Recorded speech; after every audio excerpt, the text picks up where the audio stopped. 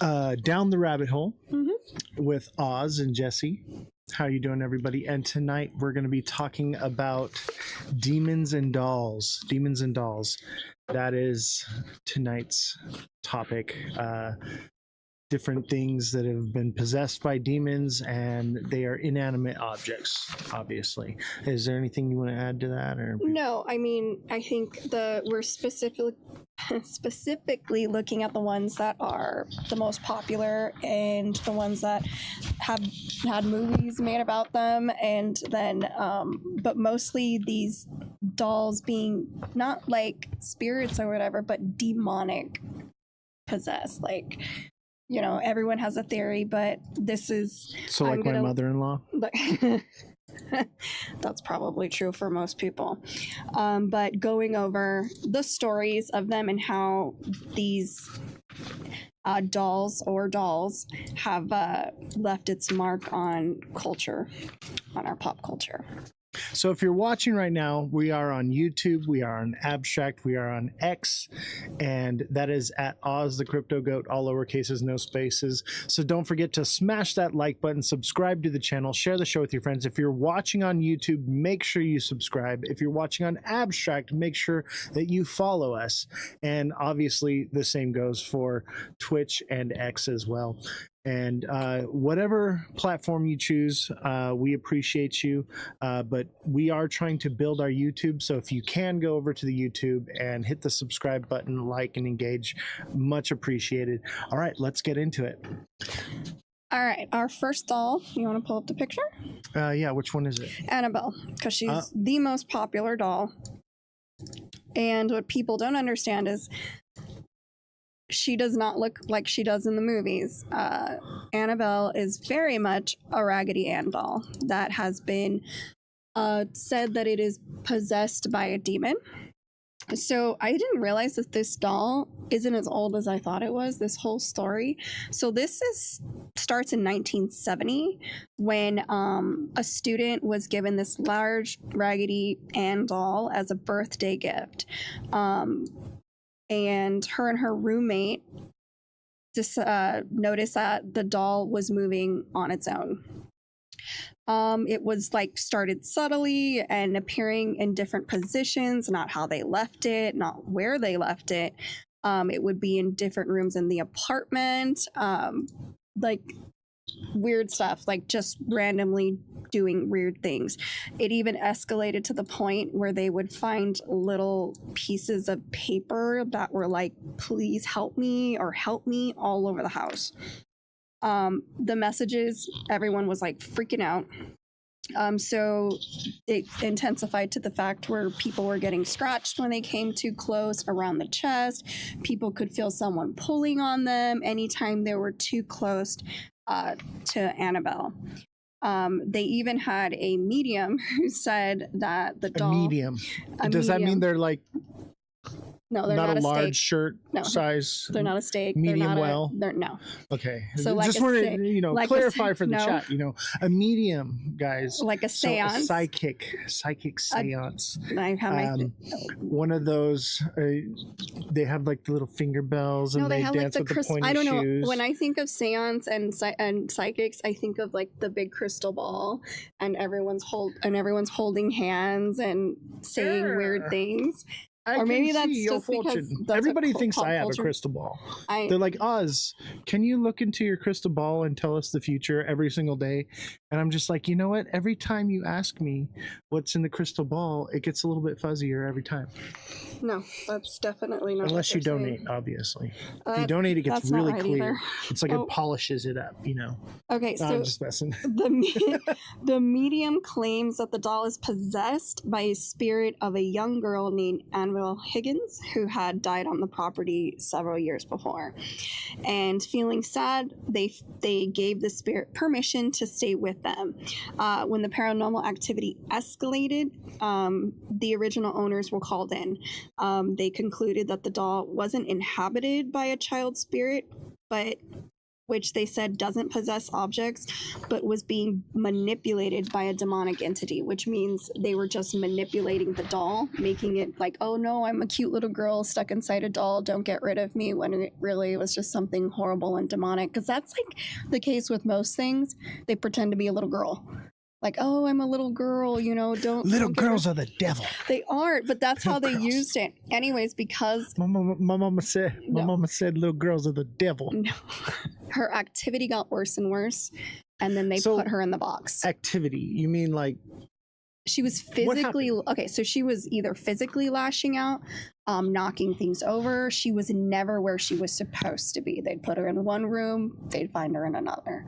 You know, there's this story I have, and we had this like tiki face thing, and me and my friends like growing up, and there were a couple of girls that were in the house, you know, my friends' girlfriends at the time, and we were pretending that this thing was alive and it was doing things, and it would move, and we would turn it upside down and put it in different places. They'd wake up in the morning and be like right next to them on the pillow.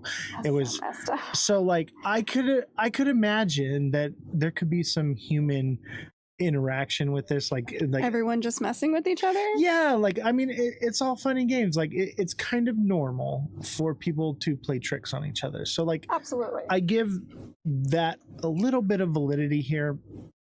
I mean, I could see where you're going with that, but according to these people who experienced it, from visitors and everything, the scratching, the feeling like they're overheating to where they're gonna pass out. Like, I mean, that's like moving something. What do you want? Like moving something, that kind of stuff, that's a whole different ball game. Like scratching people, these people really believe these things happen. So is it in their head? I mean, how do you fake some scratch marks on your back? So here's the thing. This is what makes it valid for me. Okay. Ed and Lorraine Warren. Okay. They work with the Catholic Church. They were ordained ministers with the church. And if you know anything about the churches, they do not allow you to do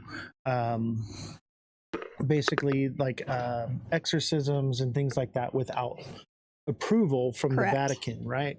So you have to have approval from the church. Somebody has to come forward and say, hey, there's some validity here. It has to be proven that there is something, because they do take into account, you know, for mischief and mental health and different things like that, right? Well, they didn't always used to do that. That's fairly new. Right, but they were, at that time, they were doing that, okay? So when Ed and Lorraine got involved, that was the case. So the fact that the church got involved and were like, this is serious enough to do something about it, is what makes me feel like there's some validity to what happened, because there had to be some type of thing that they saw in the doll that, you know, made them take it. Otherwise, they just thought it was a collector's item, and they were like, you know what, we could totally just take this thing and we'll put it in this little case and it'll become very valuable. But I don't see that. It's not valuable. It's terrifying. It's very valuable. It was stolen. It was stolen. That was actually debunked. That never happened. No. It never happened, but people wanted to. See. This is another and thing. Here people comes the play conspiracies. Pranks. No, but people play pranks. And I looked into that because I thought that too. And I was like, well, that's not great. I don't like dolls. I've always made that very clear. I hate dolls. Dolls are creepy. Their eyes follow you. It's odd. Like, I never owned dolls growing up. But the fact that they were so scared of it, it literally says, warning, positively do not open. The box gets taken. She does not get taken out of it. Okay, so here's my thing is, if Annabelle is this supernatural doll thing, right? And they decide, oh, we're going to take it on tour and we're going to show it off to people. And yeah, because people are weird and they like being around that. Right, and I get it. But who's to say if this thing that literally, when they brought it to Louisiana, the plantation burnt down, okay? And I have a clip. We're going to watch the clip here in just a minute. But what I want to say is if it did go missing and it was gone, would you believe the official story that, oh, we totally found it, it was never lost? No, I would. First thing I would do is I would go get a Raggedy Ann doll, stuff it in the box, and say, look, we found Annabelle. There she is. For all we know, Annabelle is lurking in the shadows behind your bed, in your closet right now, prying from around the corner, looking to menace society right now, for all we know. As far as I'm concerned, I do not trust the official story. I think she could potentially be out there like Chucky, roaming around, doing little things and whatnot. I refuse to believe the idea that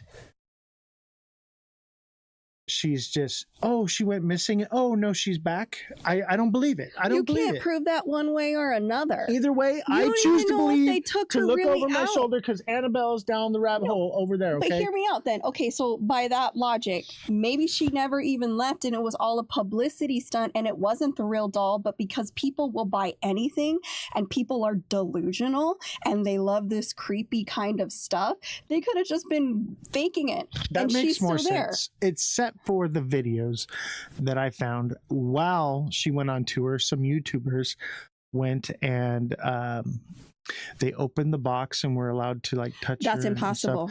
So we're gonna watch the because video. then it's not the real box. There's just no way. You're not real, man. None of us are real, technically. All right, so let's start with this, okay? Let's give this a little gander here. I'm gonna put my headphones on so I can hear. Or do you want to hear it? Drop my stuff. Because I already heard it. Okay. All right. Make sure it's on the screen. So you can just put this up to your ear like this and take a little listen.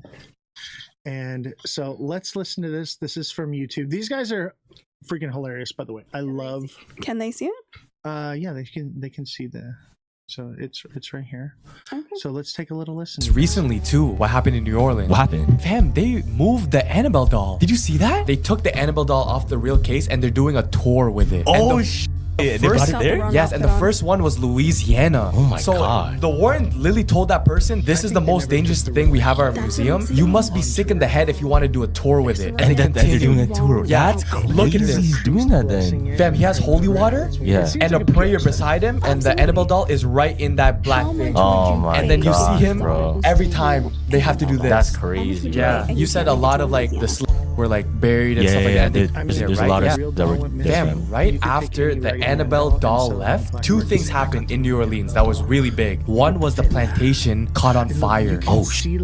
One of the longest standing plantation houses burned. I saw a video where people are saying when they took pictures of the fire, there would be silhouettes everywhere, ghosts. And I'm like, yo, that makes sense because if people died there. So boom, if you see right here, zoom in on the circles, the ancestors. Damn, so right away they brought the doll into the fire. That's crazy. The Nottoway plantation started burning. That's crazy. Yeah. You see all these silhouettes like actual like ghosts, fam. No, and just recently too, what happened in New Orleans? What happened? Fam, they moved the Annabelle doll. Did you see that? They took the Annabelle doll. Okay. You want a real answer to that? Because I got a better answer than the doll. Okay, tell me. What are the history of these huge plantations that have been around for over 100 years? And what kind of apparitions or ghosts would be lurking there wanting to set it on fire? Let's go back in history a little bit. Master sir, please, master sir. And So he'd if be like, anyone go wanted- pick my cotton. if He's like, anyone I'm wanted- gonna voodoo the ghost of Annabelle on you. If anybody wanted to burn it down, that's all I'm saying. All I'm saying is I want to burn it all down. That's I'm a with little it. different. Let's leave the government shut down. Let's just leave it that way. Anyway, let's not get too political on that. No. But yes, so the plantation did burn down, and also I believe it was 12 inmates escaped from prison And that I don't the know. same time. So let's pull that one up here. Oh my gosh. So the rabbit hole gets deep, chat. All right, the rabbit hole is deep. So they're moving the Annabelle doll to the French Quarter. He's blessing it and praying over it. Right, this is their little ritual thingy that they're doing. Right, and that's his little prayer. He's got to read. He's got it written down so he doesn't forget. Just like Jesse, she got Most gracious Virgin Mary, thou She did who her was homework. crushed the head of the serpent, protect us from vengeance from the evil one. We offer prayers, supplications, sufferings, and good works to thee, so that thou may purify them, sanctify them, and present them to thy Son. I'm gonna open up the case. So, You're gonna quickly, man. Annabelle I mean quick. in the case, right? Grab it and put it in. This is obviously not the real Annabelle. It's Annabelle is worn looking, not bright, Right. and So this is a regular. They this said they can't video see it. right here. You guys can't. Close it Oh, up fast. sorry. Let's go back Close it to. up quick. So look, he's blessing it. We saw him blessing it, right? And then this is the Annabelle doll. They're supposedly are moving. That is not the real Annabelle. it's not. It's that red. 100% That hair is too red. Yeah, and they move it into this other box. This is, I don't know what this is. Maybe it's a haunted house or something. It's all right. That's not the real doll. There, In the name of the Father, in the Son, other and Holy video we Ghost. just watched. Hail Mary, that full of was grace, the the Lord is with thee. Blessed art thou You know what's amongst crazy women, is and blessed is the Any fruit one of that thy I womb, had, yeah. Jesus. I had a Holy raggedy Mary, Mother Ann of God, and Andy pray for us sinners, Yeah. now and at the hour of our my death. parents had. Amen. And Yeah. one year for Halloween, Let me see your hands my again. sister and I dressed up as Raggedy Ann. Yeah, okay. And now she's That's transferred. Well, my parents always Oh, chose nice. it. He's got to watch. Now she's transferred over. It's actually whole water. And we're going to keep her in there temporarily. Do you It's remember not when Lorraine that Warren said this about the raggedy Annabelle doll? Don't What? ever touch It's any of Raggedy it. Ann. And if you do, let me know. It's a long video. This is the Yeah, worst so thing. that's And the actual. that job. But I guess some people forgot about That's that not because it. she's on tour right now. Right? So they took her to New Orleans, and why does a plantation house from There's no- 1859 burn down after? No. So This here's mansion the was thing: about is 53,000 What square happened feet in with 1859 on 64 that, little rooms, plantation and it there, burns my down friend? after Annabelle You tell decides me. to visit the city. The fire is Slavery. still Well, under hold on. investigation, Well, so yeah, you we could- know that, but let's. There's rewind. more things at play than a doll. Is that and it burns Let me down tell after you. right? But If I was that is not the actual doll. This is the one So that was then- supposed to be on so if tour. it's still in New Orleans and nothing's ever happened because they kept it in the box, why would the fires? That doesn't sound right. I think they took a fake doll on tour. Yeah, that's what I'm saying. Right. That's why they're like, But- oh, we lost it to cause hysteria because people Right. are dumb. So if there's like a spirit or something, and there's supposed to be like a legion of demonic entities attached. I to can believe Annabelle. that. It's called Legion, and if you ask it its name or whatever, it identifies itself as like thousands of entities. Right? Who's to say that a spiritual force couldn't attach itself to this doll? Just based off of the rhetoric, behind it and everything that they're doing, it could have created a whole new entity, or not created, but a new entity could have latched onto it. Who knows? They could have done some kind of ritual thing to it. Who knows, right? Demons don't like other demons. That's not true, because Legion is one that possesses, like Judas was possessed That's- by Legion, right? There's Which is no actual right. But if you go off of structure to biblical, that. right. But But that's the problem. it doesn't have to be one entity. People can be possessed, and objects can be possessed by more than one entity. Okay? No. Yes. Read your Bible. No. In the Bible, it states that there was a man that was he was full of demons, and Jesus cast out the demons and sent them into a herd of pigs, because there were so many demons. They went into all the pigs, Well, and the those pigs pigs ran didn't deserve it. into the sea and drowned themselves. Poor pork chop. I'm just saying that No, this is it doesn't make any sense. Take the Bible out. Explain it to me. there. Take the Bible There's more- out. Explain it to me. It's a spiritual entity. It's not like it's taking up physical Because real there's estate. a difference between demon, spirit, and Haven't ghost you- if you see it that way. Haven't you seen people okay, so there were these people that I interacted with, and I'll tell this full story later on. Now is not the time and the place, but I'm going to breadcrumb you guys a little bit right now. This is part of the breadcrumb trail that I am leaving for you guys. But there was this man, and he would talk, and sometimes he would talk really like this, and then yeah, you know, and he went from Elmo to Louis Armstrong. yeah, Okay, he got was it. like, I see skies of green, And now you're just Schwarzenegger. plantations too. I whip them too. Don't sing. All right, just me and you, and I think to myself. Okay, I'll stop singing. What a wonderful world. I have to hear this like live. Yeah. Please So- feel sorry for me. This guy was possessed by multiple entities, and each one of these entities that he had in him had a different ability. One of them was this, Schizophrenia. I mean, if that's what you want to scientifically call it, but I seen it in a way where God showed me through my path and my walk and my journey that there was something more than that. Take the Bible out of it. And then there's no argument anymore. And that's, I mean, you can label it as whatever you want, but here's the thing is we have to have an open mind that there are some things that science cannot explain. Well, clearly, or we wouldn't be doing this. Exactly. So tell me when I can unmute. What do you mean unmute? So Unmute what? Are we muted? I don't know, but basically the Oh, he's talking about your horrible singing. Now I know what he's talking oh about. my God, You are correct. you're not allowed to mute say me. that. Okay, you I have get to it. watch I the can't whole mute, show. but you mute for me. Okay, so we have to understand that yes, we can put a scientific explanation on everything, okay, and we can look at it from a logical perspective, but we have to, especially with these things that we're talking about, that we're looking into, we need to have an open mind, and we need to start, in my personal opinion, I think we should blend science with spirituality. I think that they go hand in hand.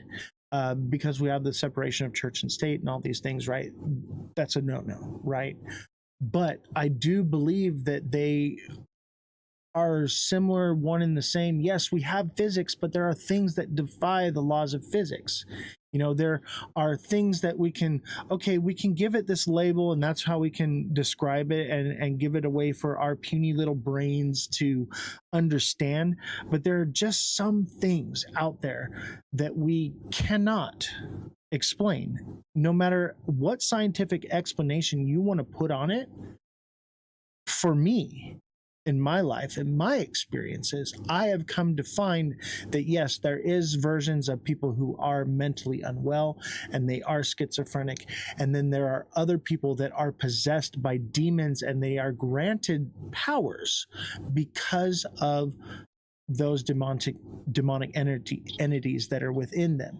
And that's what I'm referring to with this guy. This is how I knew that he was possessed by demons and that he was not schizophrenic, because the different personalities or whatever that he had, they gave him abilities that no human could do.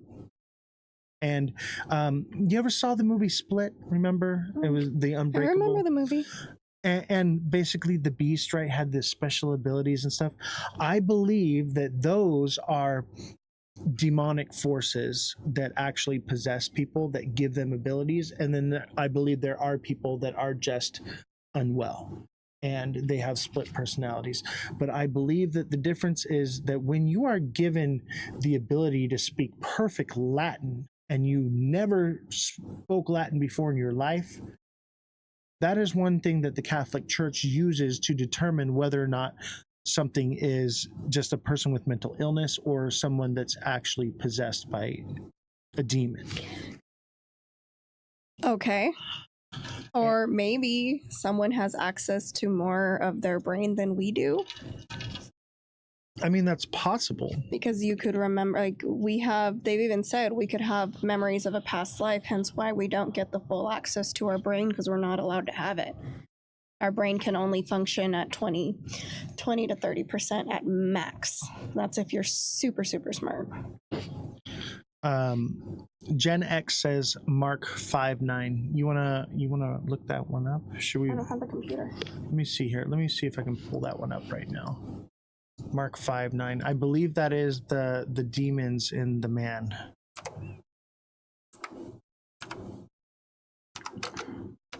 So I have actually read every page in the Bible. So have I. We both went to Christian school. Well, most people who went to We Christian got school tested never on actually. it. Okay, so here it is. And this is from the King James Version, Mark 5:9. And he asked him, "What is thy name?" And he answered, saying, "My name is Legion, for there are many." If you believe the Bible, right? I do believe the Bible. I don't. And you're entitled to have that opinion. But those of you who don't believe in the Bible, I would encourage you to read it. And as you read it, reach out to God and say, "I would like for you to reveal yourself to me," and he will, and you will see that it is real. Okay, I'm not having a Bible lesson with you today. I'm just saying. And the reason that we aren't allowed to use our full capacity of our brain, we have no idea. But as of now, most people don't ever use more than 20%, and only the high elite use a little bit higher percentage. But for whatever reason, our bodies cannot actually process using our brain at 100% capacity. And I think there's they think that we would be telepathic or whatever that case. There's a block that we're just only allowed to use bits and pieces of each part of our brain to answer that question. And I agree with that. And I think that that is a real explanation for some cases. And in some cases, I believe that there is a more likelihood of a demonic possession. And there's a list of things that, the church That's my for. whole issue is the church. And I'll tell you this, Creating I do not this demonic possession thing to make experiments out of people, or to be like, these are the same people who are like, mental health isn't real, you need God, when they really just needed medication. And I agree with that. But I think that there's also something else that is real out there that can't be explained. Possible. How do you explain the spirit box thing? I believe that ghosts are real. Right. And I believe that I don't believe that all of them are ghosts. I think that some of them are demons, which are basically the fallen angels, and whatever you want to call it. Like in any religion, right? First of all, I'm not religious. Okay. I just understand that there's something bigger out there that we can't begin to understand. I do not believe in church as a religion. I think that most churches and the people that are in churches are very hypocritical and are probably some of the worst people, and I do not find myself equally yoked with them because they have these righteous blinders on, and they refuse to see the truth because they think they're holier than thou.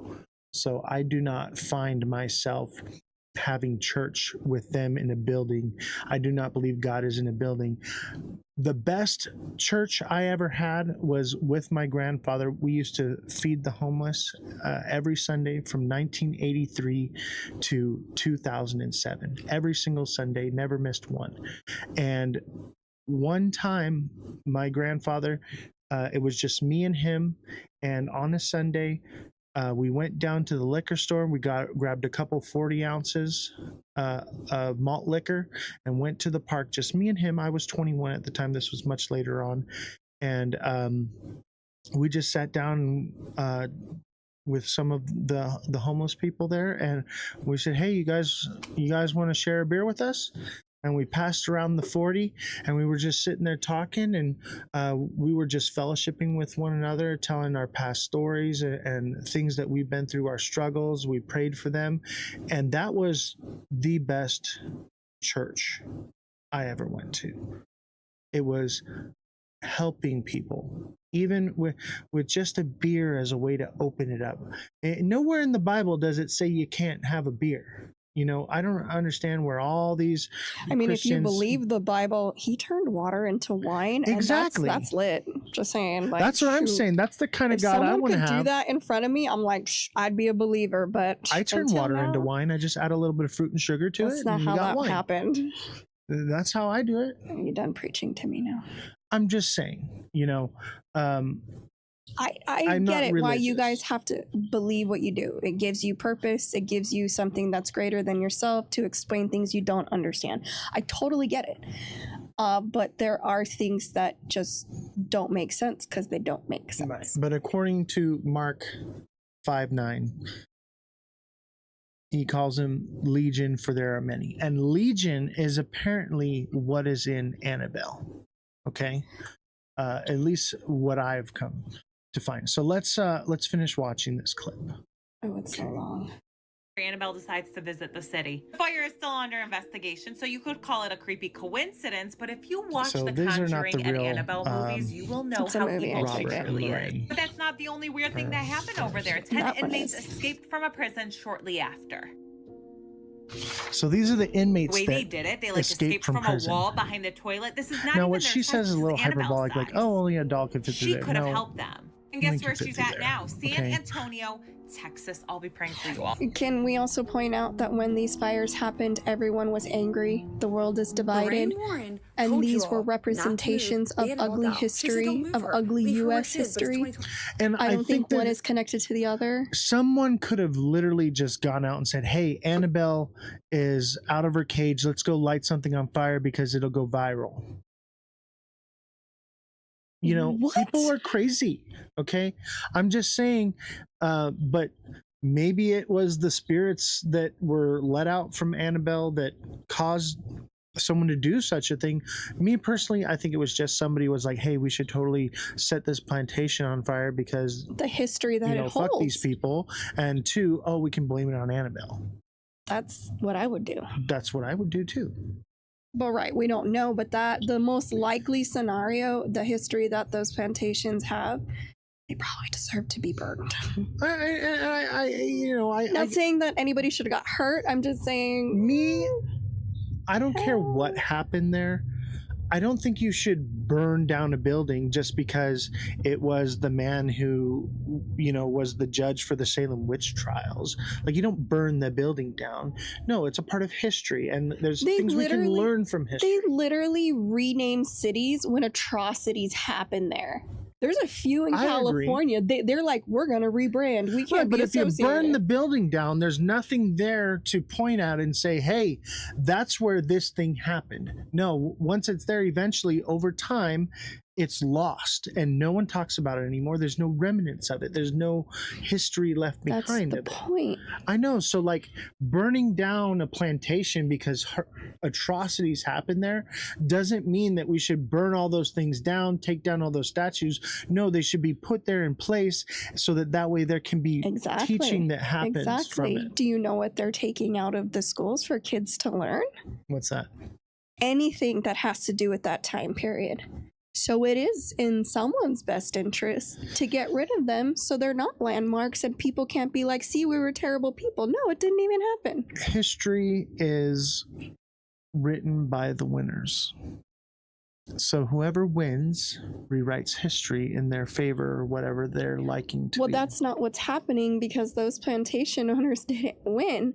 And so if you take out there were no losers and the Confederate Army really won, where are we at here? The South will live on. Like, it's so weird because, like, I see that flag and I'm like, you know, you lost, right? Like, that's a loser We're proud flag. people here. I'm being hyperbolic, by the way. I'm poking fun at the idea. I believe there's some sort of balance between spirituality and logic, but I'm always going to lean towards that logic angle. Right. And for me, I'm going to be in the middle with both. I'm going to give there some validity to the mind is a powerful thing and give some validity to that there just might be something supernatural. So I'm going to be open to both aspects and not discount one or the other just because one is easy for our mind to wrap around. Okay.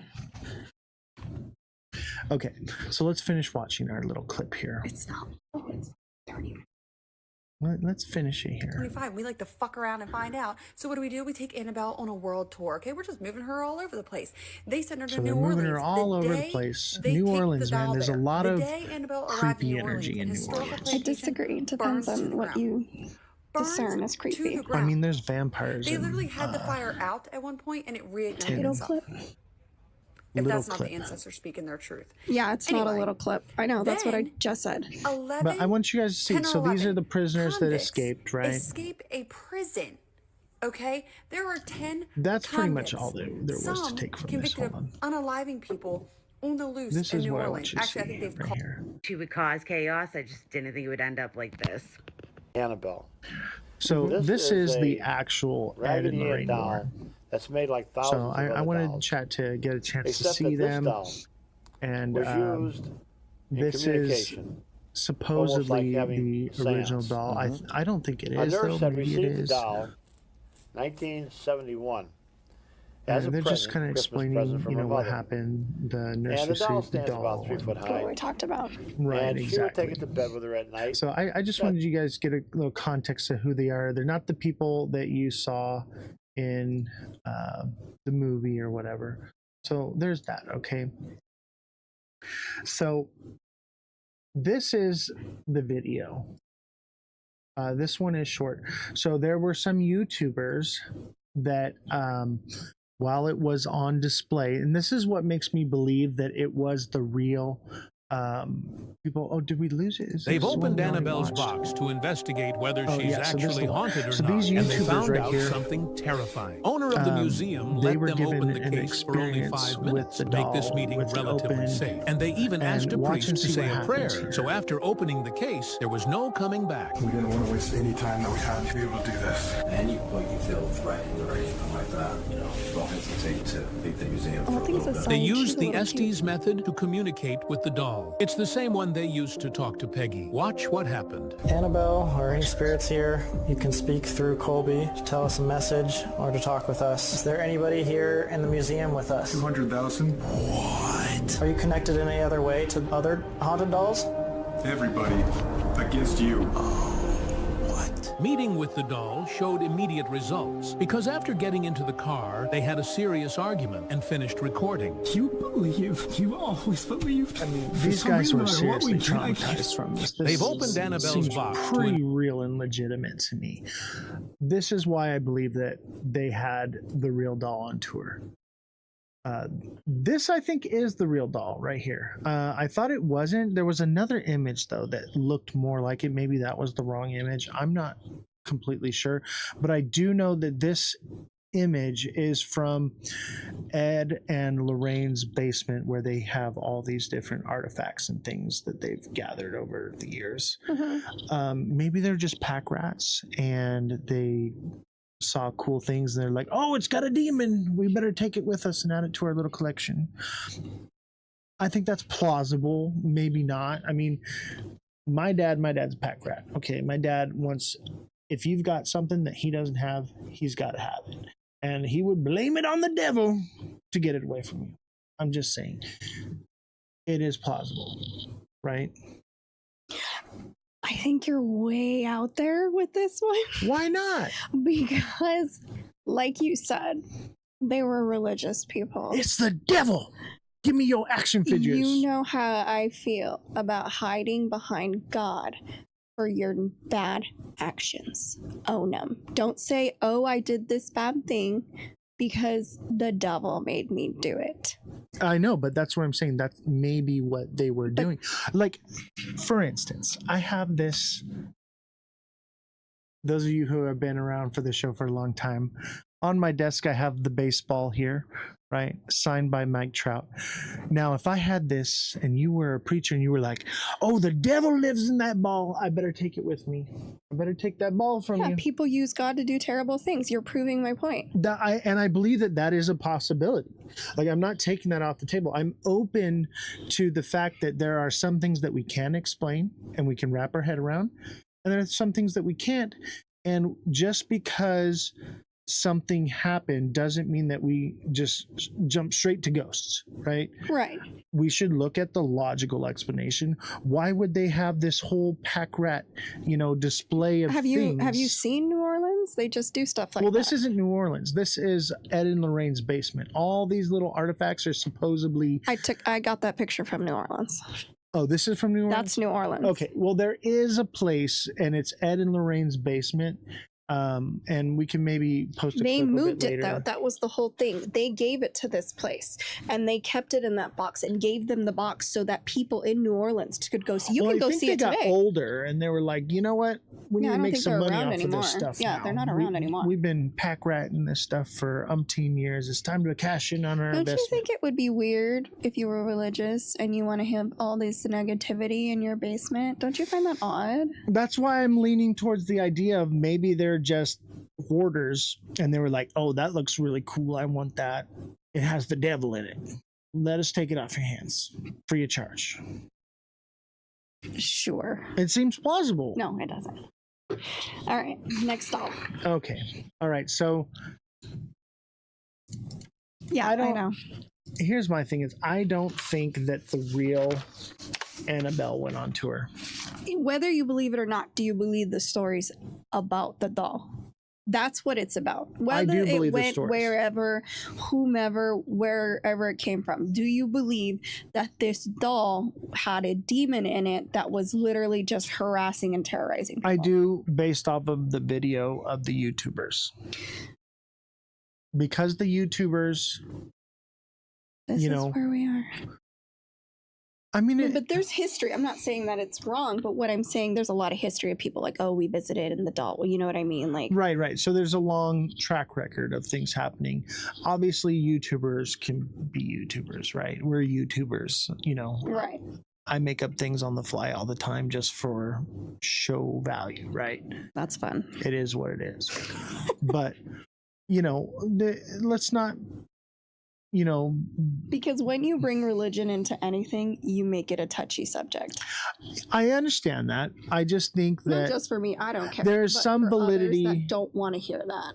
There's some validity in the fact that it may have been the real Annabelle doll that went on tour. There's some validity in the fact that it possibly does have demon possession because of what happened with the YouTuber. And there is some validity to the fact that it may or may not have gone missing and is still out there lurking in the shadows underneath your bed, waiting, watching. In this world, all of those are very, that could happen. I don't know. Yeah, and that's the main thing here. It's like, let's think about it. Let's have an open mind, chat. Like, let's, you know, explore every possibility that it possibly could be, because we don't know. We have no hard facts here.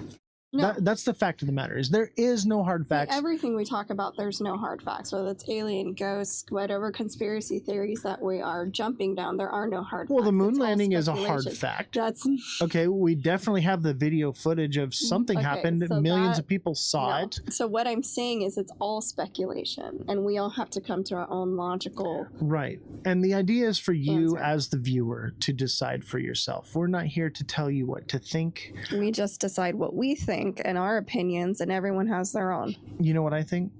Little girls are the devil. That might be true. The devil is in the doll. I'm raising them. Psychological warfare. All right, bring up Robert the doll. All right, Robert the doll. This story is a little older. This one's freaky. Okay, I'm not gonna It lie. looks so sweet and innocent, but oh my goodness. I'm not gonna lie. This Okay, one so is the freaking story, weird. this one. Hold on, before let me just set the room real quick. I had never heard this story. I did. Until you told me about it. And then I started deep diving into it for the show. And I got a little freaked out. Okay. Yeah. This is crazy, chat. If you haven't heard Robert of is Robert something the else. Doll. Robert the Doll. So tell us who is Robert the Doll? I'm sure most of you haven't heard of Robert the Doll. I would say Robert the Doll is creepier than Annabelle. Oh yeah, and not only that, Robert's been around for a very long time. Right. So tell us about Robert the Doll. Who is he? What does he do? So Robert the Doll, this toy was given to a little boy in 1904. 1904. He was originally given to Robert Eugene Otto, a young boy from the Key West. So that's 120 years ago. Yeah. Yeah, 121 years ago. Dang. The doll was manufactured in Germany and was brought to Otto's grandfather during a trip abroad. They speculated that the doll may have originally intended for a window display, and it was not to be for sale, but the grandfather convinced them to sell it to him. A variation of the origin story claims that a Bohemian servant, like somebody off the street, is the one who sold it to him, or practiced voodoo, cursed the doll, you know, the same old rhetoric. Voodoo. Right. It comes Voodoo, back voodoo, to that, voodoo. that kind of rhetoric. Young Robert Eugene Otto became so attached to the doll that he gave it its own name and instead on being called Gene. So this boy goes, okay, this doll is named Robert and my name's Gene now because I love this doll so much. Wait a minute. So let's jump down the rabbit hole a little bit here before Okay. we go any deeper. So the little boy's name's Robert. Robert Eugene, yes. Right. And so the boy says, I want the doll's name to be Robert and for me to be Gene. Right. Now that is a sign of demonic possession. Well, that's a sign of some kind of connection where the doll, either the doll's like, I want your name, call your name. Right. Or basically he's like, I no longer live in my body. I'm a vessel for this entity to take me over.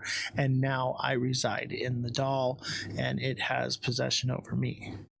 So that is, it is odd. Sign number one. It is odd for the little possession. for a little child to be like, I'm Gene now. The doll is Robert. Like that's it.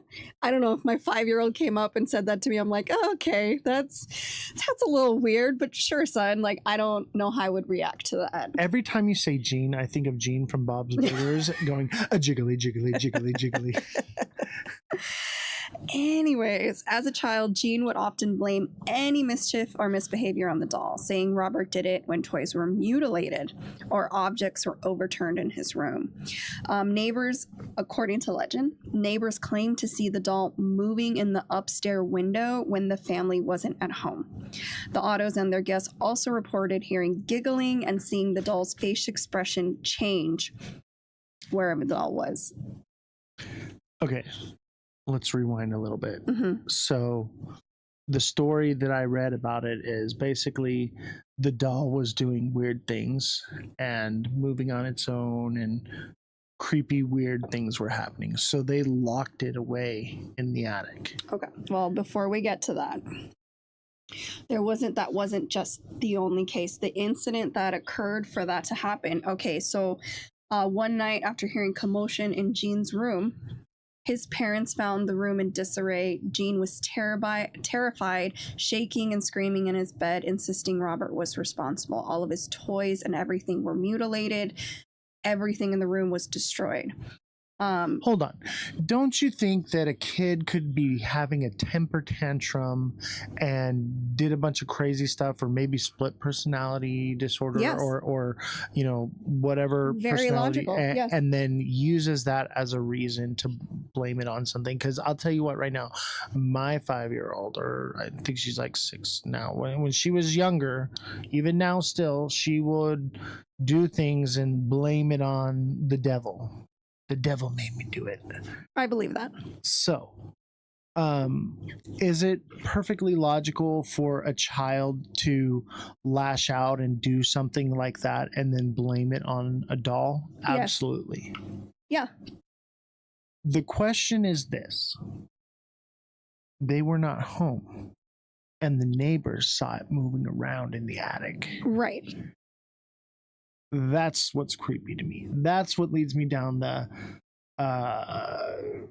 crazy rabbit hole of this is some demonic thing, right? But here's my issue. So Gene, and he stayed with this name. He never went back to Robert, even after he went to college. And he kept the doll.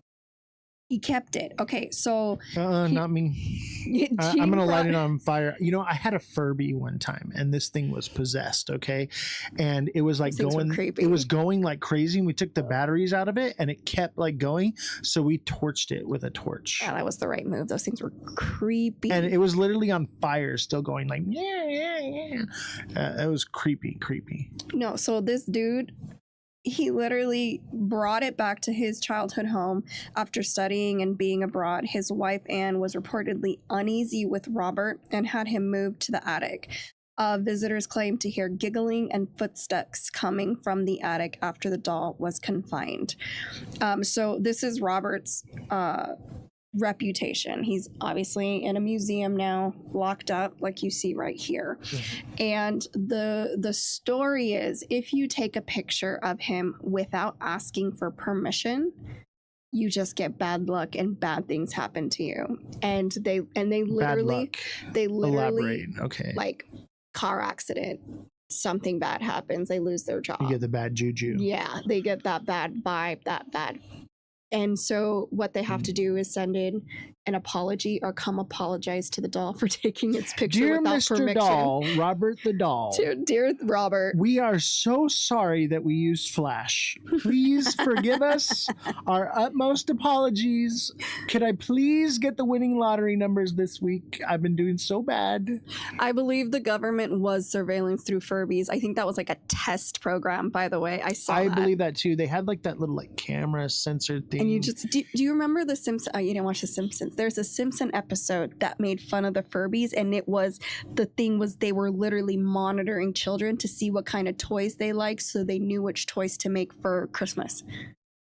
I mean, it checks out. It does, right? Yeah. I would not. When it comes to the government, anything's possible. I would not put it past any government entity to do something with toys, especially toys, right? Because children, because it's about money, right? Like that's why they monitor everything we do online. They want the data. The data can literally, Facebook knows when you have to poop. They know you have to poop before you do. This is a real thing. Are you talking about that? This is how we all only watch cartoons. Are you talking about that American Dad episode where she finally got a conspiracy theory right, and it was Project Poop, and they were filming everyone while they were people who were on the toilet looking at their phones, and they were filming them? Yeah. and like, so the camera's looking at you and it's looking down. So if you're beating it in the bathroom, the CIA's got footage on you. They're watching you. Big Brother is watching you. Spank the monkey. All right. So you just remember that. And one day when you run for Congress, they're going to say, you better play ball, or we're going to show them videos. We got a whole spank bank full of them, baby. Spank bank. No. I mean, it makes sense. Why, next time you're beating your meat and you're in the bathroom, look at what direction the cameras are looking right at your face. Who takes their phone in the bathroom? That's disgusting. That's where germs live. I mean, never, I get, I put when I have music, when I take a shower, but when I'm using the restroom, why would you take your phone in there where germs and poop and pee live? What the hell is wrong with people? I get my best TikTok work done while I'm on the toilet. Oh, that's so disgusting. Those are my best lives ever. No. Yeah. And you know what? As long as you're using a mic, they don't know, because, if you got your regular phone mic, they hear the echo, right? But if you got your little mic going, and then you're good, they don't even know it. That's disgusting. True story, chat. That's disgusting. True story, chat. No. Yeah. Next time I'm live, I'm just going to say this is a TP live, and all y'all from YouTube are going to know what I'm talking about. We are on a TP live right now. I don't understand it. I guess that's a toilet paper. I'm not gross, so I'm not. Oh, gross. I'm just kidding. Come on, Don't lie. Entertainment. Don't lie. You're a man. I've seen every male do it. Just take their phone in there, and I have teenagers. I can hear the YouTube videos coming out of there.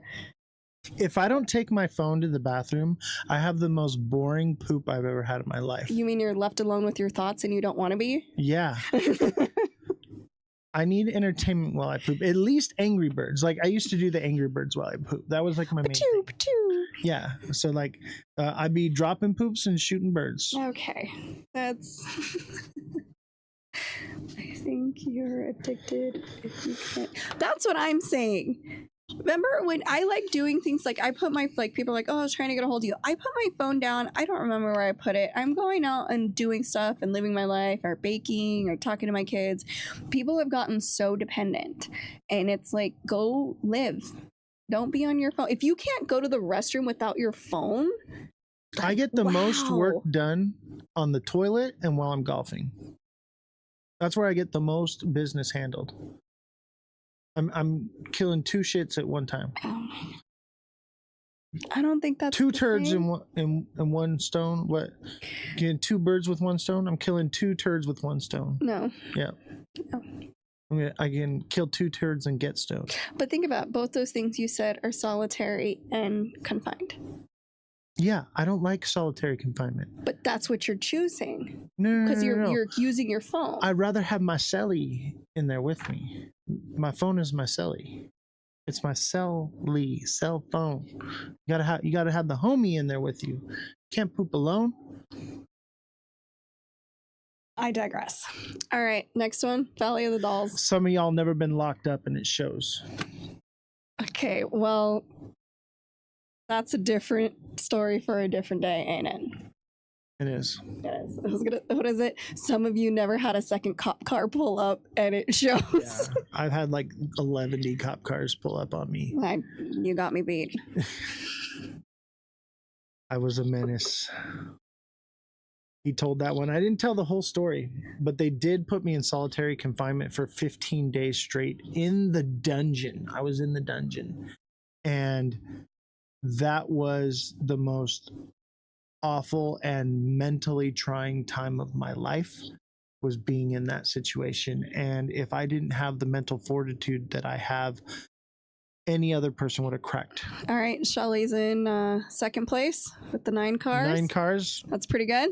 I only had 2 because I was 9 pregnant cars. and What, I beat someone up. what did you do? You got caught stealing cats, didn't you?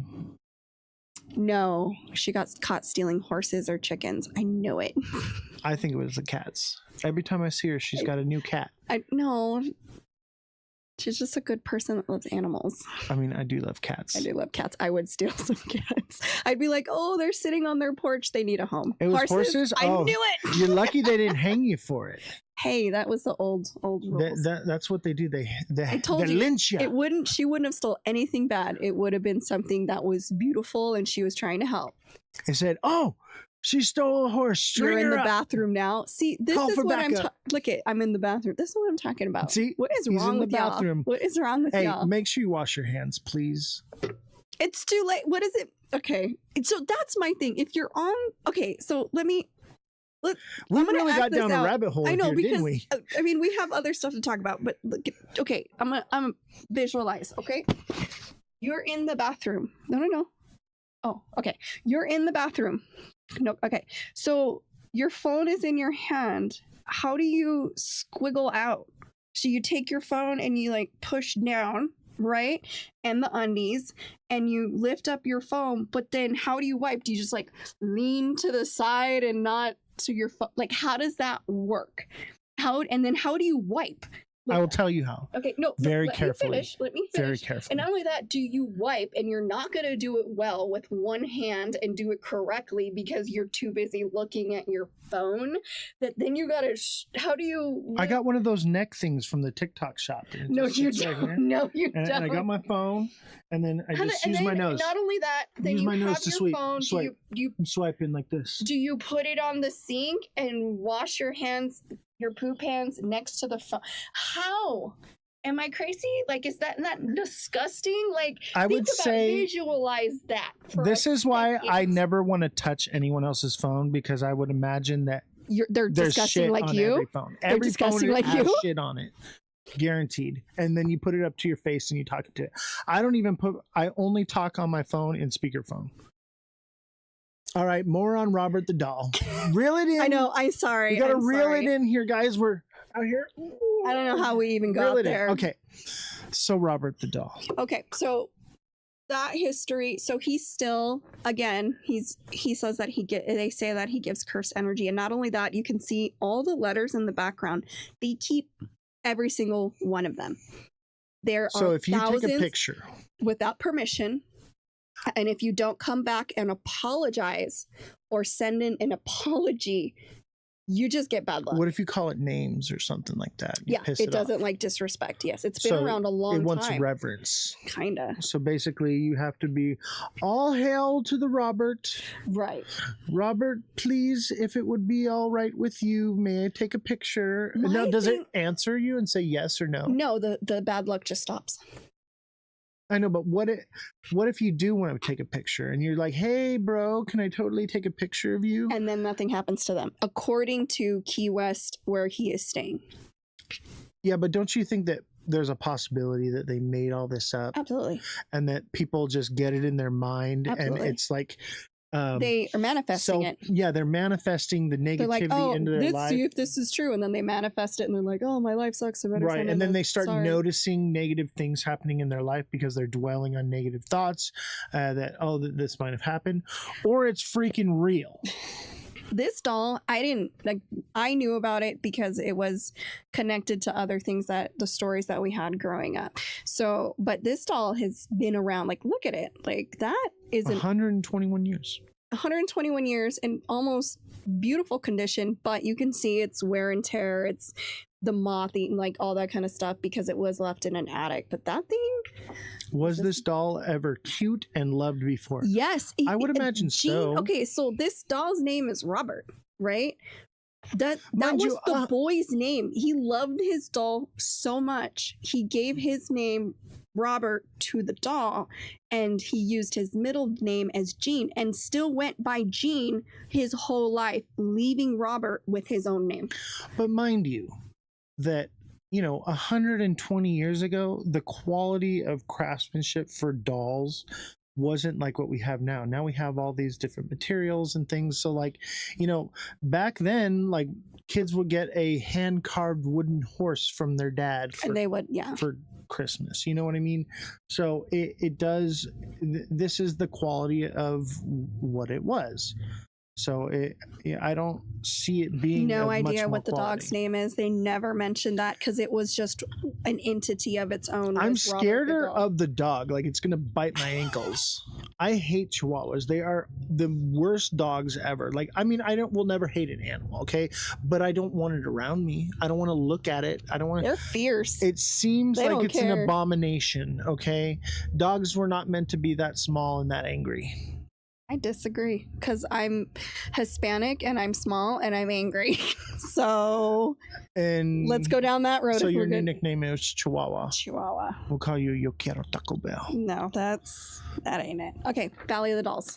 All right, Valley of. So that's it. For this one, yes. So- There is a hard to find history on this one, except for people are terrified. So don't piss off Robert, Don't or go you're take gonna have to a write a picture. letter. Don't do that. If you don't like homework, don't go visit Robert. And if you're gonna go take a picture, please ask for permission. this dude don't play. I don't know. Okay. I'm not buying it.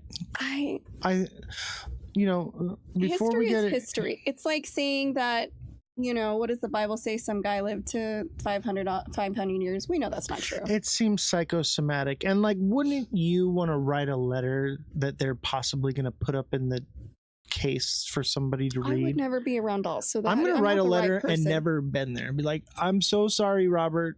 I didn't mean to piss you off. What if you do that and it's like this lying piece of? I didn't curse him. I feel He's like- cursed now. I feel like we need to write a letter just for talking about it right now.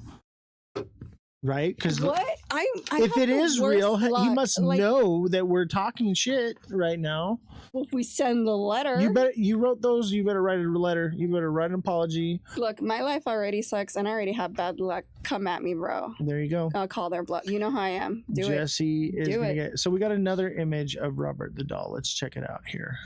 it. Cutie pie. Let's take a look. I just here. can't see how this doll did so many bad things. So this is another image of the doll from the side, and what I want to know is who is this guy that looking like Walt Disney right here? That's what we're focusing on. I'm just saying, did Walt Disney have something to do with this? I don't know. Maybe they had beef. This doll's been around forever. Yeah, I mean, maybe A this doll that's is- been preserved, and it's very rare, over 100 years. There had to be, whether you believe it or not, there had to be something very special about Robert for them to keep. Let's see here. That's Walt Disney. No, it's not. Actually, That looks is like Walt Disney. Remember, chat. this doll was made in Germany, and that looks like a German. That's the devil. No, it's Germans are not. Certain people. What about this? Look at this. This looks like an official seal from the government. Maybe they're the ones who own it. That looks like it a was state given to seal. Key West Historical Society. This looks like the Florida state seal. Obviously, it's a bit pixelated. You zoom out, and then this looks like maybe it says like the something.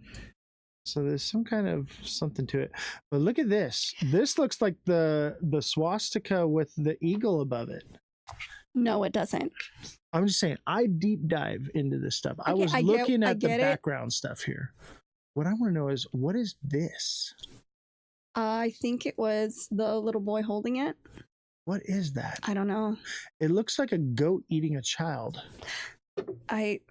What? You don't see the goat? That's a goat. I think just everything's a goat to him. That's not a goat. That's a goat. Not a goat. You always think you see goats when there's no goats. What is this? What am I looking at? I don't know. I wasn't looking at that stuff. I was looking at Robert. TikTok seller says, I blame Israel. I'm sure that you're probably Hitler Youth right. does as well. McDonald's. All right. Okay. Reel it in. Okay, where's Jesse? You keep getting off topic. It's not me. It's not me. All right. Here we are. We're back. So bring it up. The next one. I think it's this one here. Okay, that's a good one. You want to do that one? Yeah. Oh, we lost us. Oops. Oops. Hold on, chat. We're here. Okay. So the Valley of the Dolls, and I'm sure most people, especially if you're Hispanic, you know about this place and its history. But in case you don't, this is part of the Chamilago, I can't say it, canals in South Mexico City. This particular A D island, in English, Bobby. You speak English. dedicated to, okay, so there was a hermit caretaker, Julian Santiano Barrera, reportedly discovered a body. Yes, and this was in the 1950s, the body of a young girl who had drowned in the canal. This canal is infamous for the horrific things that have happened. While some say he found her body and a doll floating nearby, others, including relatives, believe he might have imagined the girl entirely due to his reclusive state. Haunted. Wait. Hold there. Yes.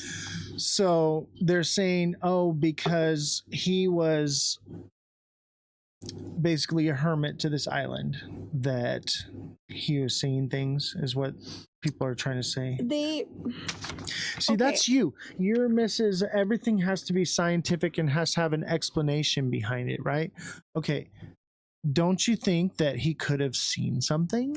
I do. Now, I'm not dismissing what he saw, because there's something that deeply troubled him that started him on the venture that he went, because I don't think he could have just decided one day, I'm gonna be weird. And when he grew his own food. He didn't bother anybody. People came and, he traded food for other stuff. Nothing about him screamed crazy. He just didn't like people. Being a hermit doesn't mean crazy. Being a hermit means I don't like people. That's my thing.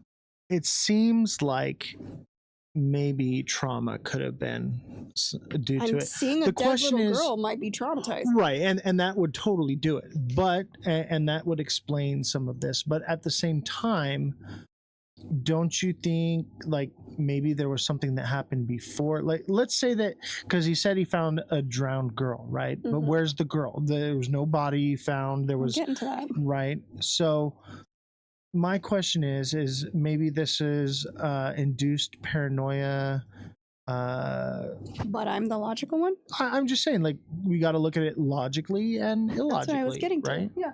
Okay, so elaborate. Okay. All right. Haunted by his inability to save her or by her spirit, Barrera hung the doll he found in a tree as a memorial, and it is still there, but it's in the spidery part of it. Driven by a perceived need to appease her restless spirit, Barrera spent the next 50 years scouring canals and trash heaps and trading produce for more dolls. He hung thousands of dolls, many of them mutilated, dirty, and broken across the island. So pretty much anybody could bring a doll and hang it as tribute to the little girl. I'm hanging a doll. In 2001, Barrera was found dead, drowned in the same spot in the canal where the little girl had said to have died decades earlier. I don't understand. Like, how is hanging dolls? It was like a tribute to the little girl. So when he found the little girl, she had a doll. He took the doll since he couldn't help the little girl. I don't think the little girl liked this. I don't think this is what the little girl meant. She was deceased. How would you know? If she existed at all. She had a little doll with her when she passed away. What are you talking? Every girl has little dolls. Well, most girls. I didn't. Yeah, dolls freak me out. Dolls freak me out. That's why we did this show, because I was like, what's something I don't like freaky? Dolls. Dolls are creepy. But my thing is that she apparently, when he found her and she was drowned, she had a little doll with her. So he took that doll, and to appease her spirit, because we don't know what the little girl just drowned, nobody came looking for her and all that kind of stuff. So his way of dealing with that trauma was collecting the dolls for her.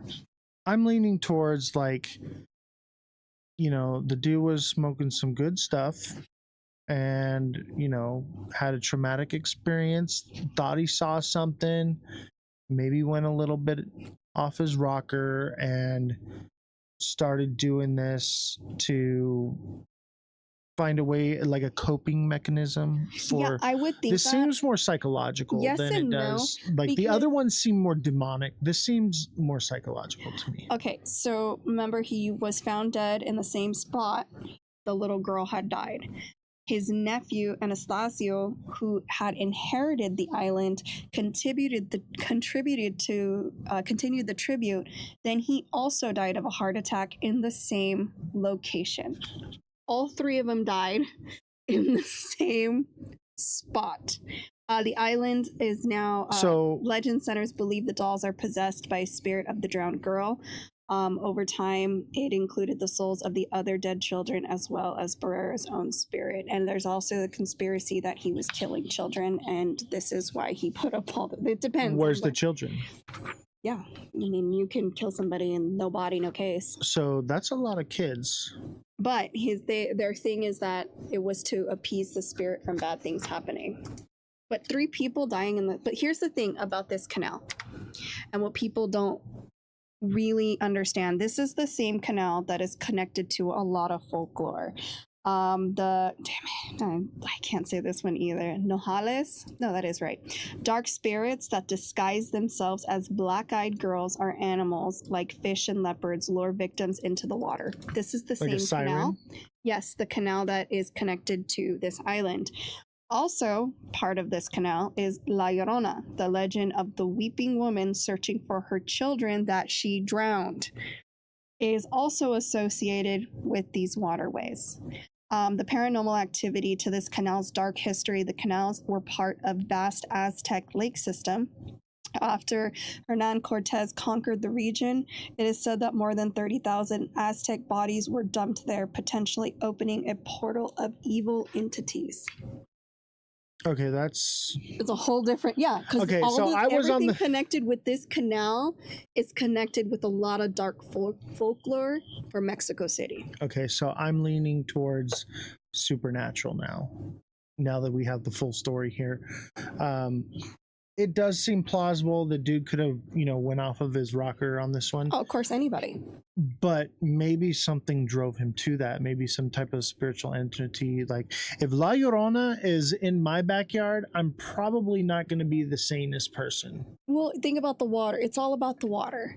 Like, this is all attributed to this canal and this island that is right next to the canal. Like, we do know drowned children and water can store energy. Right, and I don't know how familiar people are with Aztecs, but they were not kind. And if they were leaving this world, they did some horrific things. Child sacrifices. Sacrifice anything that they thought would please the gods, they did it. That's terrifying. And this is why I don't like religion. For that reason right there. I'm not a religious person. I'm a spiritual person. You know, I see it more as like a relationship. But yeah, I think when you get religious and things, it can send you down a very, very dark path. You know, they say the road to hell is paved with good intentions, right? So, you know, these people may have had good intentions. Oh, we're going to make it rain. Let's totally kill our children. That'll do it. Yeah. And a lot of people disappear, then everyone gets gaslighting into believing it never happened. And that's like what you're trying to, oh, nope, that didn't happen. There was no drowned little girl or the La Llorona. Nope, there's no dead babies. Right. That's a hard one because not only, I guess what bothers me about this one than the other ones is the bodies of the people, the little girl, the owner, and the nephew all died in the same place. In the exact same spot. In the exact same spot. So, hold on. Dude finds a little girl. Correct, with a doll. In the water, drowned, yes. Right? And then he dies there at the water in the same spot. Drowns. And then his nephew dies at the water. Heart attack, drowns. And then someone else? No, nobody else. Nobody So wanted to be on the island everyone's anymore. Like, I ain't going over that No, spot. they do allow people to visit during the day. They do not suggest you be there at night. It is very horrifying and terrifying. Bad things happen. I feel like we should go at night. Yeah, not that one. I don't like dolls. I know the history. I've been to Mexico City.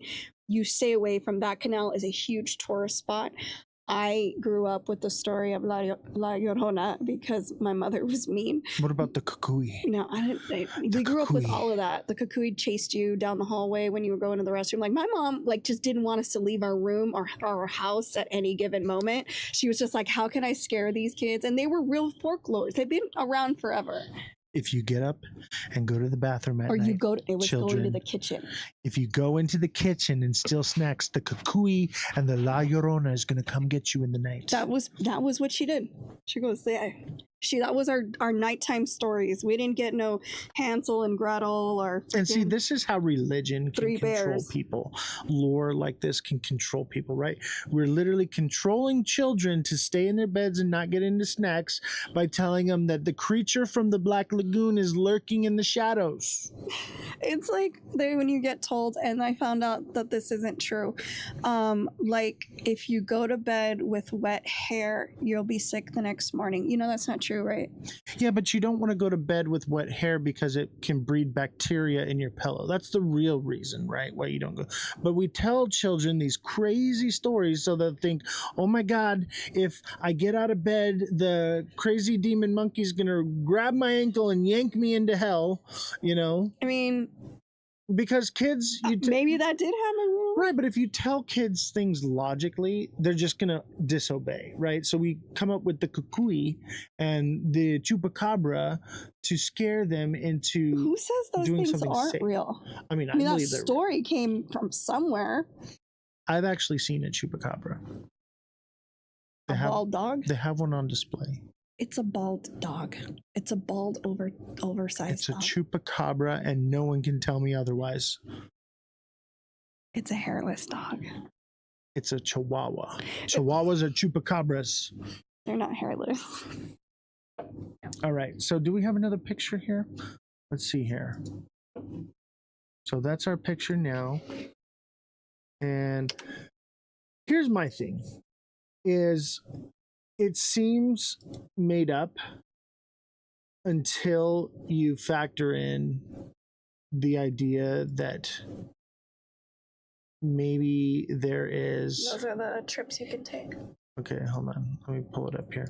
So because people all died in the same spot, that's where I'm like, okay, maybe this is the only story I give any weight to. Because they what were are you talking about? People. What about freaking Annabelle and the dude? Do you want my honest opinion on that? Now, I gave the story of the background because that's my job to do so. I think it's crap. The doll thing, the dolls being possessed, is crap. Just plain crap. I don't because think so. I believe, again, whether you believe in demons or not, demons, and even the church, they want bodies. And in your thing about this guy being possessed, like dead bodies, they want a live vessel. They have they can't get anything accomplished with a doll. They need a person.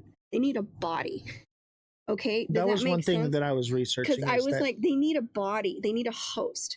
So when I see these doll ones, one, I think those people of Annabelle, they made a fortune, and they used religion to, again, not a fan of religion. They use that to push their narrative. Second, the other doll, again, why would you hold on to it? Oh, Robert made me do it, or Robert did it. That sounds like a child didn't want to get in trouble. It's mutilating toys, so we're just going to put it in the attic. I'd burn that thing. I burned my Furby. He kept it. Maybe it was because the child was so attached to it. It is weird, though, that he still let it keep its name. Like, that's still trippy. Like, he must have believed it so much. Now, again, I could be wrong. These things could be totally real. But in my brain, the two dolls are complete bullshit. To me, it's crap. I want to believe. I get it. And people do. People do. But the Valley of the Dolls, knowing Mexico City, knowing the lore behind this canal, pushes me in the other way. Because I know there's some especially, so my native heritage who settled here in California, in Southern California, are the sister tribe to the Aztecs. So you sacrificed humans and children. They did. They for sure did. It explains why I'm so mean. But here's my thing. They did horrific things on that land.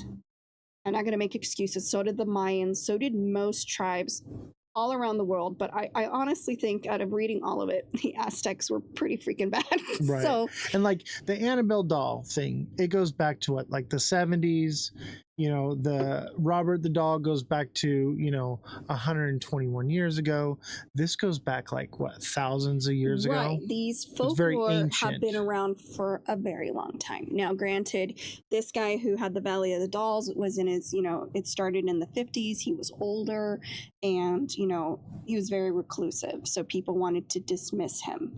And he literally traded like fruits and vegetables for dolls to keep her happy, to keep her spirit alive. I saw that he was literally farming to basically survive and to buy dolls and to get the dolls for the little girl. What would he wasn't asking for money. Well, I will tell you this. He wasn't asking for anything. He just wanted to appease this little girl that he couldn't help, and he felt so devastated he couldn't help her.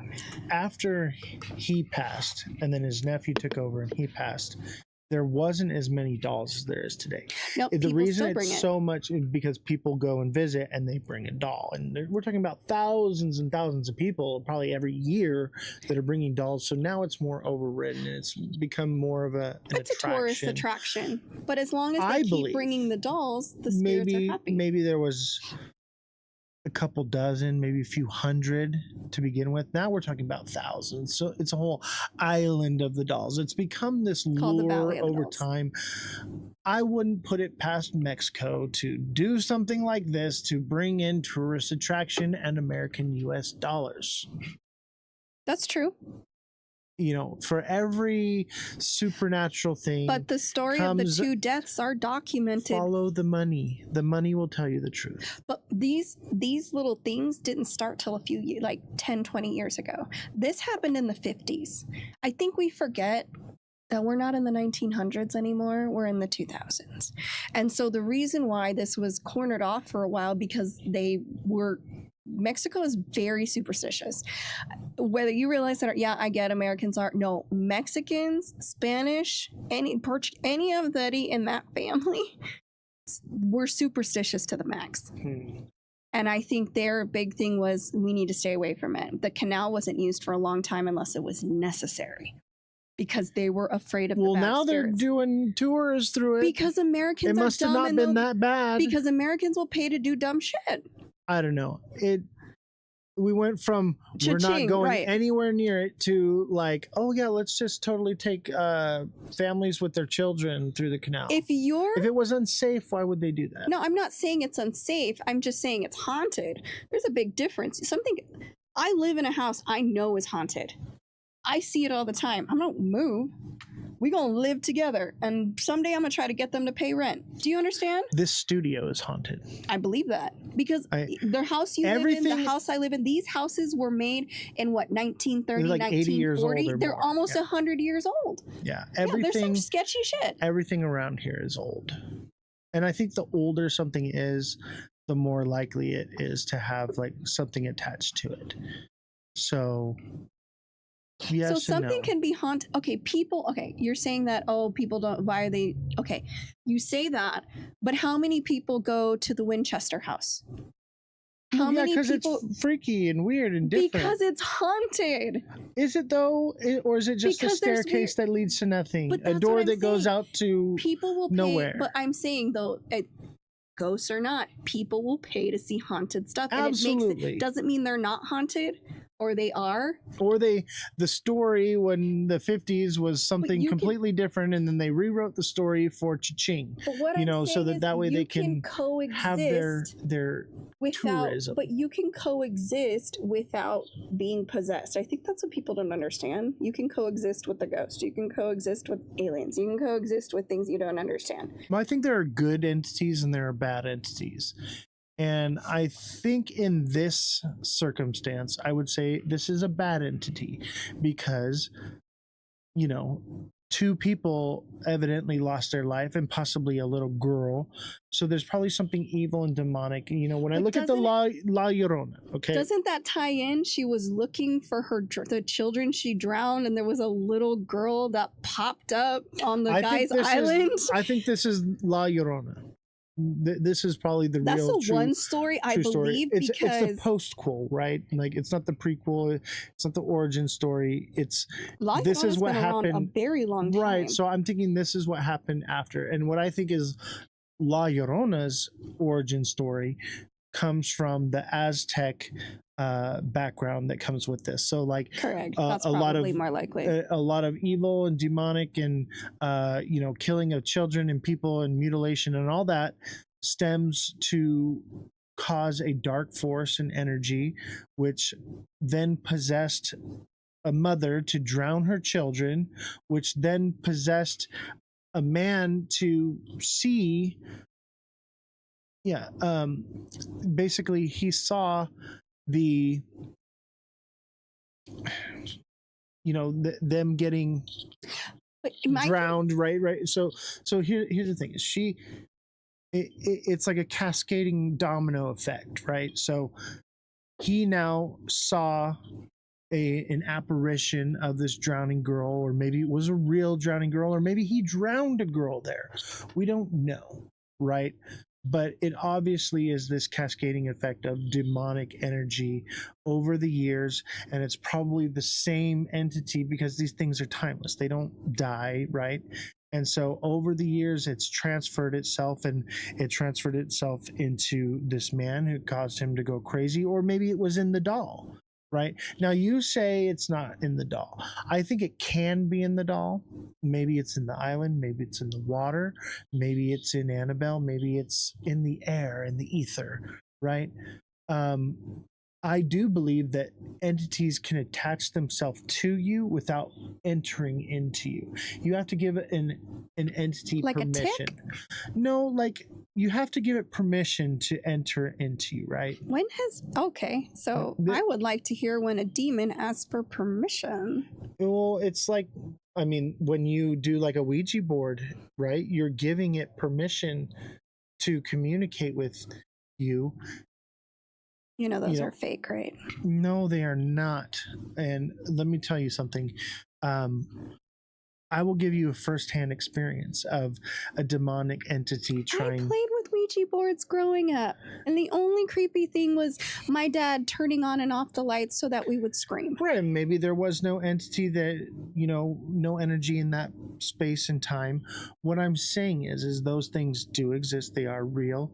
There is a scientific explanation for the Ouija board, and we'll do a whole thing on Ouija boards probably one of these days. But what I'm saying is I know for a fact from my personal experience, I have dealt with demonic entities. I've dealt with these spiritual forces and battles that have happened, and I have seen, or not seen, but interacted, and they would basically tell me that, I'm getting chills just thinking about it. Every single time I've encountered one of these things, it's always said the same words: let me in. Let me in. And I always am like, you can get off, but you can't come in. Bye. Get out of here. Okay, so you've experienced that. Yes. Okay. So then you should believe all the other stuff, right? You weren't I there. do believe it. We were talking about, I'm saying, like, we need to have an open mind to scientific reasoning and to supernatural. I just can't buy the supernatural part on this one. The only one I can, and it's not so much the Valley of the Dolls. I believe he saw what he saw. I believe that he believed what he believed. But I also know with the folklore that I was raised with, the reason she drowned her kids was, you were correct, the Aztec Indians were going to sacrifice them, and the better way so that they weren't mutilated and slit their throats, she drowned them. And then she cried because that was her way of saving her own children from a horrible fate. They do say that drowning is one of the most peaceful deaths. I mean, I don't really want to try it, but I know the most peaceful death is actually freezing to death. Yeah, but I mean also drowning though, because really? you go into a dream state. You obviously there's some panic behind it. Yes, if you're panicking. That sounds horrifying. But like there are people who have drowned, died, and then were resuscitated, and their experiences, what they talk about is that it's not a painful death. It's not, basically you go into like a dreamlike state of hallucination and you're just gone. According to science, it's better to die from freezing to death because your sensors just start shutting off. I don't know, man. I feel like being cold, shivering. You stop shivering at some point. Yeah, but it seems like that would be long and drug out, Whereas drowning, it's a few minutes. At least you can still breathe. That's the difference. But you actually breathing in water. You get to a point you? where you breathe in the water and like you don't get that gas. You know how like when you're holding your breath drowned. and you have to. It is horrifying. That's the panic state of it. But I've actually saved someone's life and resuscitated them. I had a pool at one time, and we were all heavily drinking, and this girl, she was very drunk. She dove into the pool off the diving board and was like swimming around, and because she was so drunk and got disorientated, she couldn't find her way up. And I actually had to jump in and dive and grab her and take her to the top and do CPR. And, someone in that state, they're drunk, they don't know which way is up, they're just swimming around. They're probably not thinking, it's probably not a horrific thing. You're drunk, you're not okay. So all under there. The right circumstances, drowning is fun. I mean, no, listen, I'm just saying. But I get what you're saying, and you're getting frustrated with me. But that sounds insane. That does not sound like like heat exhaustion would even be better. Like you just fall asleep and you just don't wake up. I want one that I can just fall asleep. I and feel you don't like wake low up. oxygen would be the way. Whereas That's what I'm saying. Cold. That is. Anywhere you go, the best way to die is to freeze to death because your oxygen slowly lowers, your sensors slowly turn off, you just fall asleep and you never wake up. Yeah, and I mean, so like I used to collect insects, and one of the ways that we would collect insects is we would collect them and then put them in the freezer, and they would fall asleep, and that's how they would go. That's what I'm saying. It's a humane way to do it. So I could see that. Okay. Also, lack of oxygen. Basically, you get really tired and you take a nap and you don't wake up. I don't know. I hate the heat. I hate. But if you were hot. to go lay down because you were so hot and your breathing starts to, you're doing. So hot.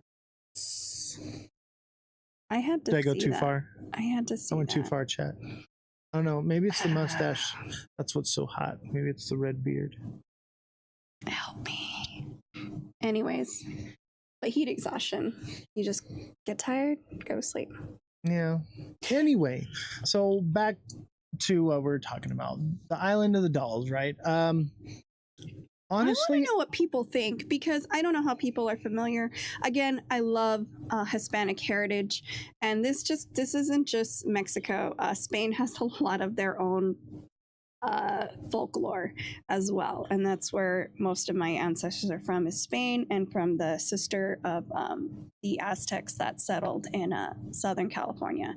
But my thing is that what is the difference between taking this tour bus to this haunted island that it is all these Americans and foreigners who go to the haunted houses that are all over California, or I mean the United States? How is that any different?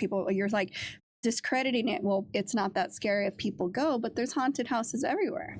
I think people will find any reason to monetize something. Well, yeah, but this wasn't monetized till, I guess you want to call it that, for a while back. Right. So, yeah, maybe it was just ancient lure that turned into something that they could market. But what the point is for, this is why this all comes together for me, is the drowned children, the black-eyed girls luring people into the water. Doesn't that seem like, even though came at different times, doesn't that seem like it's all connected? That's the only one that I could find that was connected to something else, to something else, to something else. Yes, I think that this is the most likely to be real. Right. But at the same time, I think there's some truth in all of it. I'm leaning towards all of it is real. Every single one of them. No. I think the least likely one is the Robert one. The oldest one? Right. Well, it's not the oldest because this goes back to the ancient Aztecs, right? Right. But I would say that one, because I would write a letter just to get my letter posted up there. Of course you would. Yeah. Why would? Who would? So many. Because I'm not weird. It's not.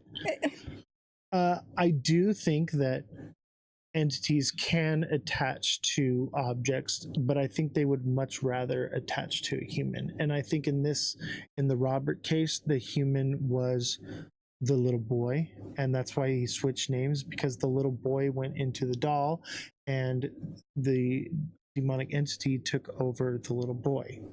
But Gene, what he called himself, had a fairly normal life. Went to college, married, had kids. And there's lots of people that are demon possessed that live normal lives. This is all based on the fact that and then demons next are thing real. you know, one day they snap. I think you and me have different words for demon. Possibly. Yeah. When I think of demon, I think of fallen angel, nefarious and I can't entity. Wrap my head around a religious answer. Like when I say ghost, I'm thinking of a disembodied soul, right? Roaming the earth. That I believe. Limbo, that's where people get stuck at. I mean, I don't believe in whatever, but I do believe that we either reincarnate or we get to have we get just the same life over and over in a multi-universe. Like, we don't know anything. When I say demon, I'm referring to some nefarious, evil entity that has, ill intentions. Okay. That's what I refer to as demon. I think that ghosts can be good or bad. I think more or less the ghosts that are bad are more likely demons, and the ghosts are more likely just disembodied people. And I think people inherently are good. I think people do evil things. And I think there are very, very evil people out there. Correct. And those are probably some evil spirits, But I think generally if you're going to encounter a spirit, it's more likely for it to not be evil, because people, I think, the majority of people inherently want to be good. At least I feel that way, because I want to be good. I want to be a good person. I want to help people. I want to do good things. I think, people as a group, as a whole, as a society are very ugly and gross and very malicious and selfish. And, yes and no. but I think the individual deep down inside has a yearning want to be good, right? Okay, but that's not what we're talking about. You're talking about, I don't believe in this whole demonic thing. I do believe in lost spirits, I guess what you would call them, ghosts, spirits that are stuck in limbo and they have nowhere to go. The reason I don't believe in the whole demonic thing is, one, science can prove that it could be mental illness, schizophrenia. But one of my problems is most criminals, do you know what they hide behind? The devil made me do it. And if that isn't there a show called The Devil Made Me Do It? Yes, which I've watched in its entirety. But here's my thing. That is my issue with this whole demonic thing. It needs to be labeled as something else. Do you understand what I'm saying? I get it. It's a that's cop why out. it's a religious. That's why I have my whole thing with people who are like, oh, you have to one, I don't forgive and I don't forget, but one, oh, you have to forgive them, the devil made me do it. First of all, that is not an excuse. Do you know right from wrong? Great. Now people who don't know right from wrong, who suffer from psychopathy, that's different. They don't know right from wrong. They think what they're doing is okay. I know you don't like my logical answer right now, and I'm not discrediting that maybe I'm completely wrong and demons are real and I have no idea what I'm talking about, but from a psychology perspective, it sounds more like a scapegoat. Do I believe in spirits that live on this planet? Did you just say goat? I heard goat. Scapegoat. I'm the scapegoat. Just a goat. But I do believe in spirits being lost, because whatever happened that led them to that limbo.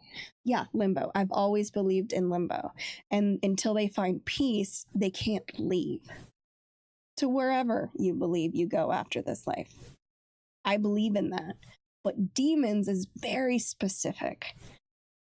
All these personalities stuck inside of you. And I know the movie Split, great movie. Like, if you had to think of something demonic, but that wasn't who he was, what did they classify it? Schizophrenia. Right, it was classified as schizophrenia, but I think the difference is someone that's schizophrenic, split personality disorder, they have those different personalities, they have different things. I think what makes it demonic is those same characteristics, but with abilities attached to it. And that could be very true, but they could have always had those abilities. No, like there was one I was seeing, and the girl took an apple and I know what you're talking about. We're going to cover that story. Yeah, and so like it's like that's a supernatural ability. Or okay, so here's my thing. You can't just do that. You just, I'm sorry, not but with these arms, but I mean, if I pump some, metal, I would challenge like a really ripped. We'll get John Cena, because you can't see him. We can't see him. We're just going to see an apple explode. Just see an apple, right? Okay.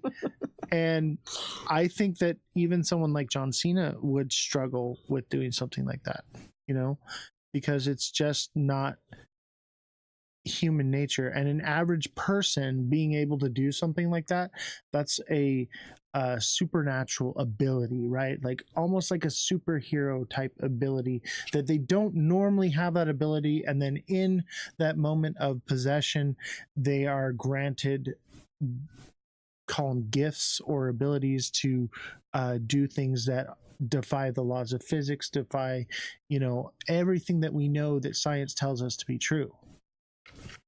Okay. So that's the difference. No. So do the demons, do they know that the demons live in them? I think some people don't. I think some people are full of demons and don't even know it. I mean, that is, if that's what you call it, that's very probable. But my thing is like, okay, people aren't going to like this one, but Hitler could have been like at the end, demons maybe do it. I'm not actually crazy. I'm not saying that blaming it on a demon, it's not a reason for but that's why it gets to absolve you. But that's why it gets discredited, and that's what my issue is with it. Now, if you were telling me this back, and this is even back in the 60s with killers and people creating atrocities, and that was their thing, I was, demon had me, or the devil made me do it, and that maybe that's what bothers me so much. But and then it makes it so like it's not real. It's a cop out, but I don't think that just because something possessed you to do it doesn't mean that you get a free pass. Exactly. I think you still have the consequences. I believe that if you are possessed by a demon, you have to give it the ability to do so, and basically have to grant it permission. Therefore, you I don't are think you just said responsible. it doesn't need permission, though. It just jumped into little Robert. No, I think that children are easily manipulated, so it's easier for entities to go after children because they can manipulate those children into doing different things. That's why, you know, children are not allowed to have consent, because their brains are not mature enough to understand the ramifications of the decisions that they're making. You know, that's one thing about when you read up on demons and stuff, they always look like children because you feel bad for children. Right. Like, if that's real, and I could be wrong, if that's real, that is genius, because I would help a little girl. I would help a little boy if they needed my help. And you wouldn't think twice. You'd be like, they'd be like, oh my God, you know, be there and crying, and you'd go hug them, and then they're like, zoop.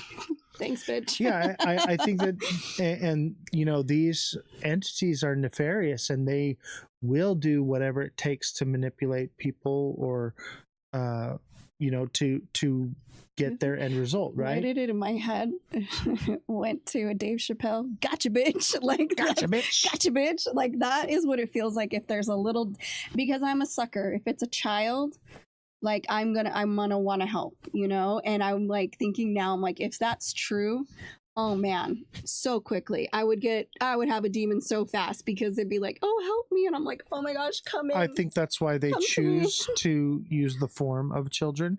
I think that's why they go after children. One, because children are easily manipulated, and to be in the form of a child is because it's easy to manipulate someone else to help a child. Just like the guy at the Valley of the Dolls, right? He wanted to help the child, and therefore it drew him to the water, and it evidently you know, entered into him and attached itself to him. I do think that the entities can not enter in you and possess you, but can latch onto you and follow you, like drain you. Right. So like, you don't necessarily have to be possessed by the entity. You can just be what is the word, like it can follow you, and it can, you know, my thing wreak about havoc on you. These dolls, and they're like, oh, they're demonic. My thing is, things that are really demonic just drain you of everything. The worst that most of these dolls, vampires, right? Like they're just but these dolls were just jerks. They're freaking assholes, throwing shit, jumping everywhere, scratching people. Like they were just jerks. Like even if that's the case, and they were somehow, these dolls were just jerks. I think they feed off of fear, because fear is a form of energy. Even with like the adrenochrome, they have to, you know, the adrenochrome is stronger and more pure the more stress and torment that we're not talking about Monsters Inc. right now. I'm just saying is that they do this because it's energy. They're energy vampires. They feed off energy. That's why if they feed off fear, right? But if you believe in the entity, then it gives it more power. And if you are more fearful of it, then it will more likely communicate with you, you know, whereas like somebody's like, whatever, it's all bullshit. They're never going to have those experiences because it doesn't have the energy to feed off of. It's too draining on the spirit to interact with you. Whereas if it can make the hair stand up on you know, the back of your neck, then it's more likely that it can feed off of those emotions and that energy. Okay, so look, I believe in spirits and ghosts. I do not believe in demons. I just don't. I believe just in can't. demons. I can't, because I've encountered them personally, is why I believe it. And I guess because I don't, I never will. But I believe in spirits. Exactly what I'm saying. I believe in like spirits and ghosts. And that that's makes sense to probably me. why the ghost actually talked to you on the spirit box. And I believe in spirits and ghosts too. That's why when I talked to it, I got the same result when I started asking the right questions, same as you. we believe. I think someone that doesn't believe, it has a harder time. Doesn't that seem convenient though? Wouldn't you want to go after the people that don't believe? Well, look at Elon. Elon does not believe whatsoever. No.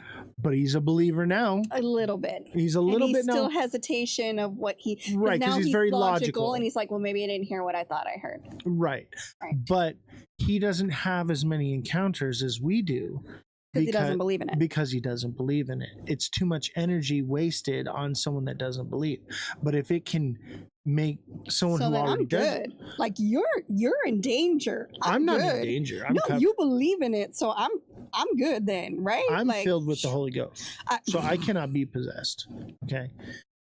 Me personally, I feel like you're in danger because you don't believe. People, the majority of people that do get these demons are religious. Look at it. Look into the history of all of it. They're religious people because you guys buy into it. And I don't believe that you have to be a religious person in order to be saved. So if you are someone, you call it whatever you want, but if you believe that you are protected, then therefore you are.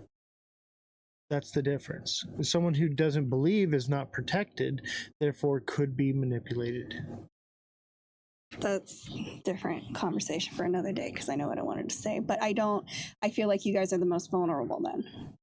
I think because you believe in it and you're religious, and if God can't save you, no one can. I think me personally, I feel like I'm I'm not vulnerable whatsoever because I have that protection, but it also does say in the Bible that you should not, engage in those types of behaviors, right? And what are you trying to do? I don't want to engage. I didn't even want to do that thing. Honestly, I was just like trying to see, okay, was this actually interference? And I probably should have never done it, but the curiosity killed the cat. Okay. True. So curiosity got the best of me. I'm a human being. I make mistakes. I'm not perfect. But I because you don't know what you were talking to. I do not know what I was talking to, but I do know this, that I am safe and I am protected. None of us are. I believe I am. I believe, therefore I am. I believe I'm a cat. You see how that works? You need a cat box? Cat box. My thing is this whole, I guess because we're on different ends of the spectrum. I'm going to be okay because I'm choosing to be okay. You need something to protect you because you don't think you're strong enough to do it yourself? No, from like demons or whatever? I do myself, but I have... You need to believe in something? I have a hedge of protection, like a shield. Like what if it's not it's called real? Putting on the but armor. My thing is, I've listened to your sermon this and if whole it's time. not real, what if you're wrong, and this is all a simulation or whatever it is, and we reincarnate? What if you're wrong? Then I just slept at night, and I'm okay with being wrong. Yeah, but then what if But for me, I don't feel like I'm wrong because of the things that I have seen. But why can't people who have a whole bunch of demons just be schizophrenic? I think they very well could be, and that would be a scientific explanation. The difference is the supernatural abilities. Having a mental disorder doesn't give you the ability to do things that you just can't do or possibly know. Well, maybe they didn't know they couldn't do it, and then they did it. If you've never been exposed to certain languages and then all of a sudden you start speaking them fluently. The first time you're exposed to food, you eat it as soon as you smell it. You don't have questions. You're just like, oh my gosh, this is it. Speaking in a different language, for instance, if someone who's never even heard the Latin language just part of their brain, and we just don't know. How did it get there? We have a whole bunch of brain. We don't know. We don't know what's in there. I believe your brain has to be exposed to something in order for it to retain it there. Now I get what you're saying, that maybe it's from a past life or something like that. Maybe, but that for makes me, more sense to me.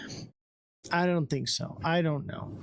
But I would say that, supernatural ability from, split personality disorder seems more likely to be demonic possession. I do believe that split personality disorder does exist. and that is a real scientific explanation. But I think when you add that other factor into it, that's when it becomes something different. And we have to be able to realize that there are just some things that we can't explain or understand. Yeah. And that we have to be open to the possibility that maybe there's something just completely that defies the law of physics, defies the laws of science, defies everything that we know, because it's something that we can't comprehend.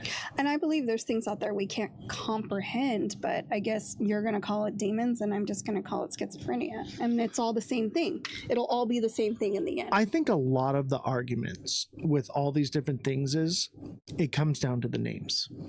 I agree. I think that's what I'm saying. Like, you call it this, I call it that, but it's the same thing. Right. We're arguing over semantics of the identity of the word that we've created for something.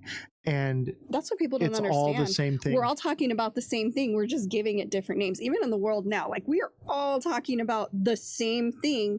We're just using different words to say right. it. And the problem is we're not moving forward with understanding what is actually happening because we're too busy arguing over the semantics of the words. Now, with that being said, I would still want to help. Even if they were schizophrenic or demonic possessed, I would still want to help.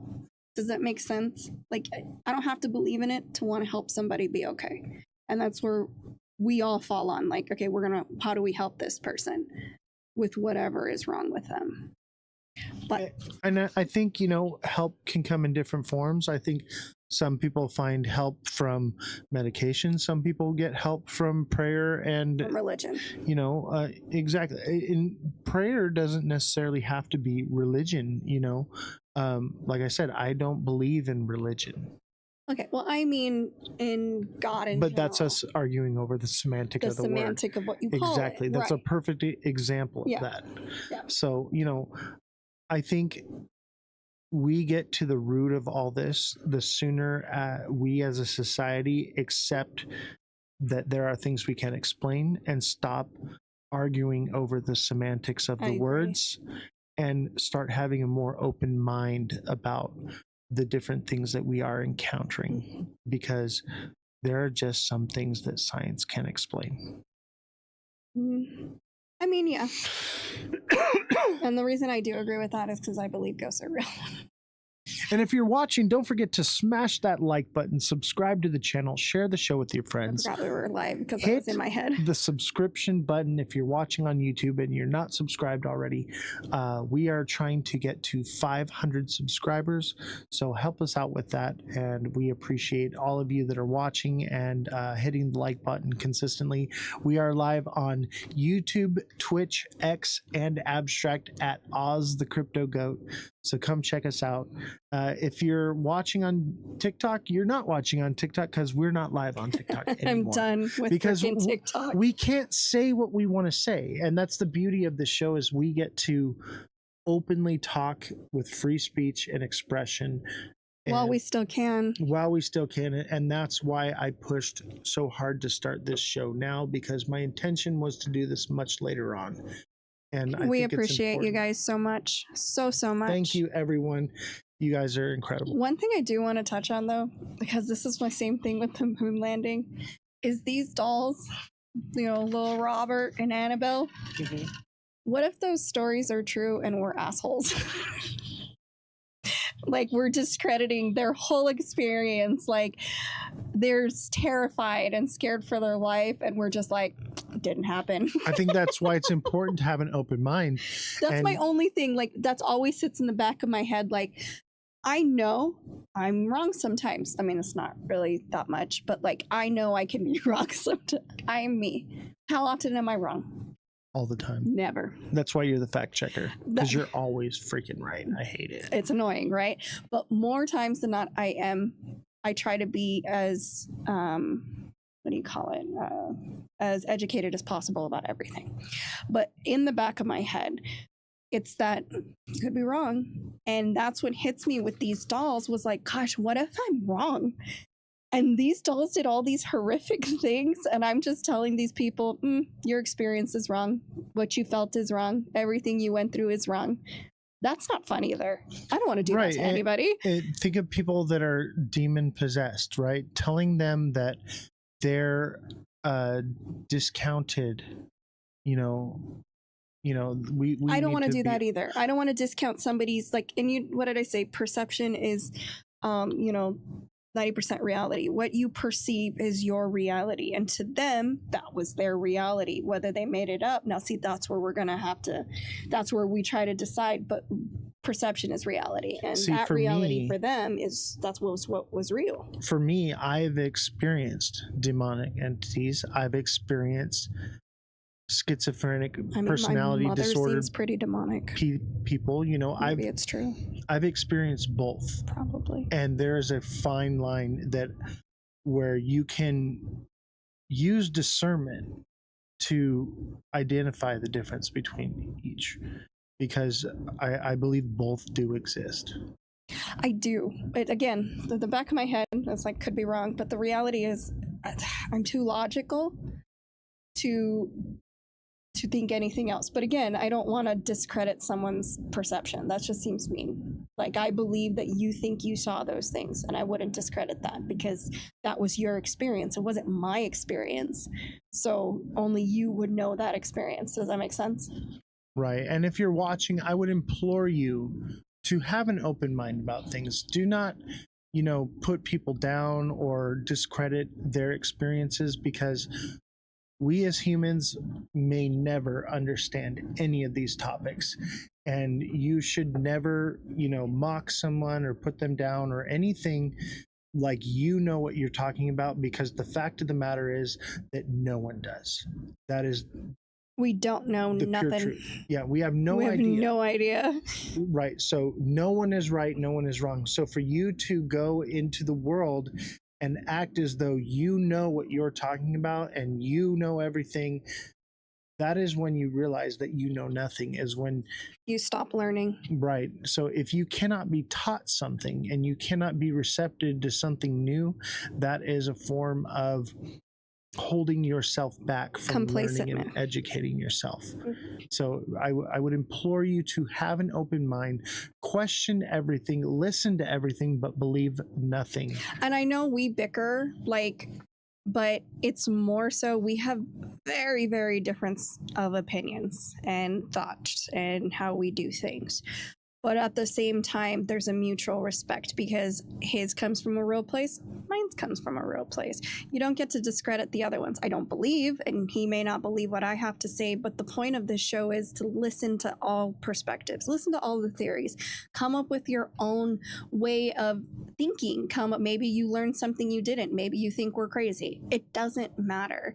Like he said, listen to everybody's point of view. And I think especially right now with the world being the way it is, just listen. You don't have to always react. You don't always have to comment. You can just listen and go from there. Just my thoughts and opinions. And that's why I brought you to be on this show, is because we are complete polar opposites. We basically agree on nothing. True. Right. And at the same time, we have the ability to sit in a room together and discuss them without yelling and calling each other names and stuff, and understanding each other's perspectives. And I think that that is something that we need to normalize as a community, as the world, and as society and humanity together. It's okay to agree to disagree. You don't have to hate someone just because they don't think the same way you do. And unfortunately, we've lost that somewhere along the way. We should stop being human beings. Just love. We're all human. That was always my thing when I was a kid and everyone hated everybody. I'm like, we're just human beings. All of us are human. Just be kind to other humans. That's all you have to do. That's my simple. goal with this show is to lead by example. Show people in the world that we do not have to hate each other because we disagree.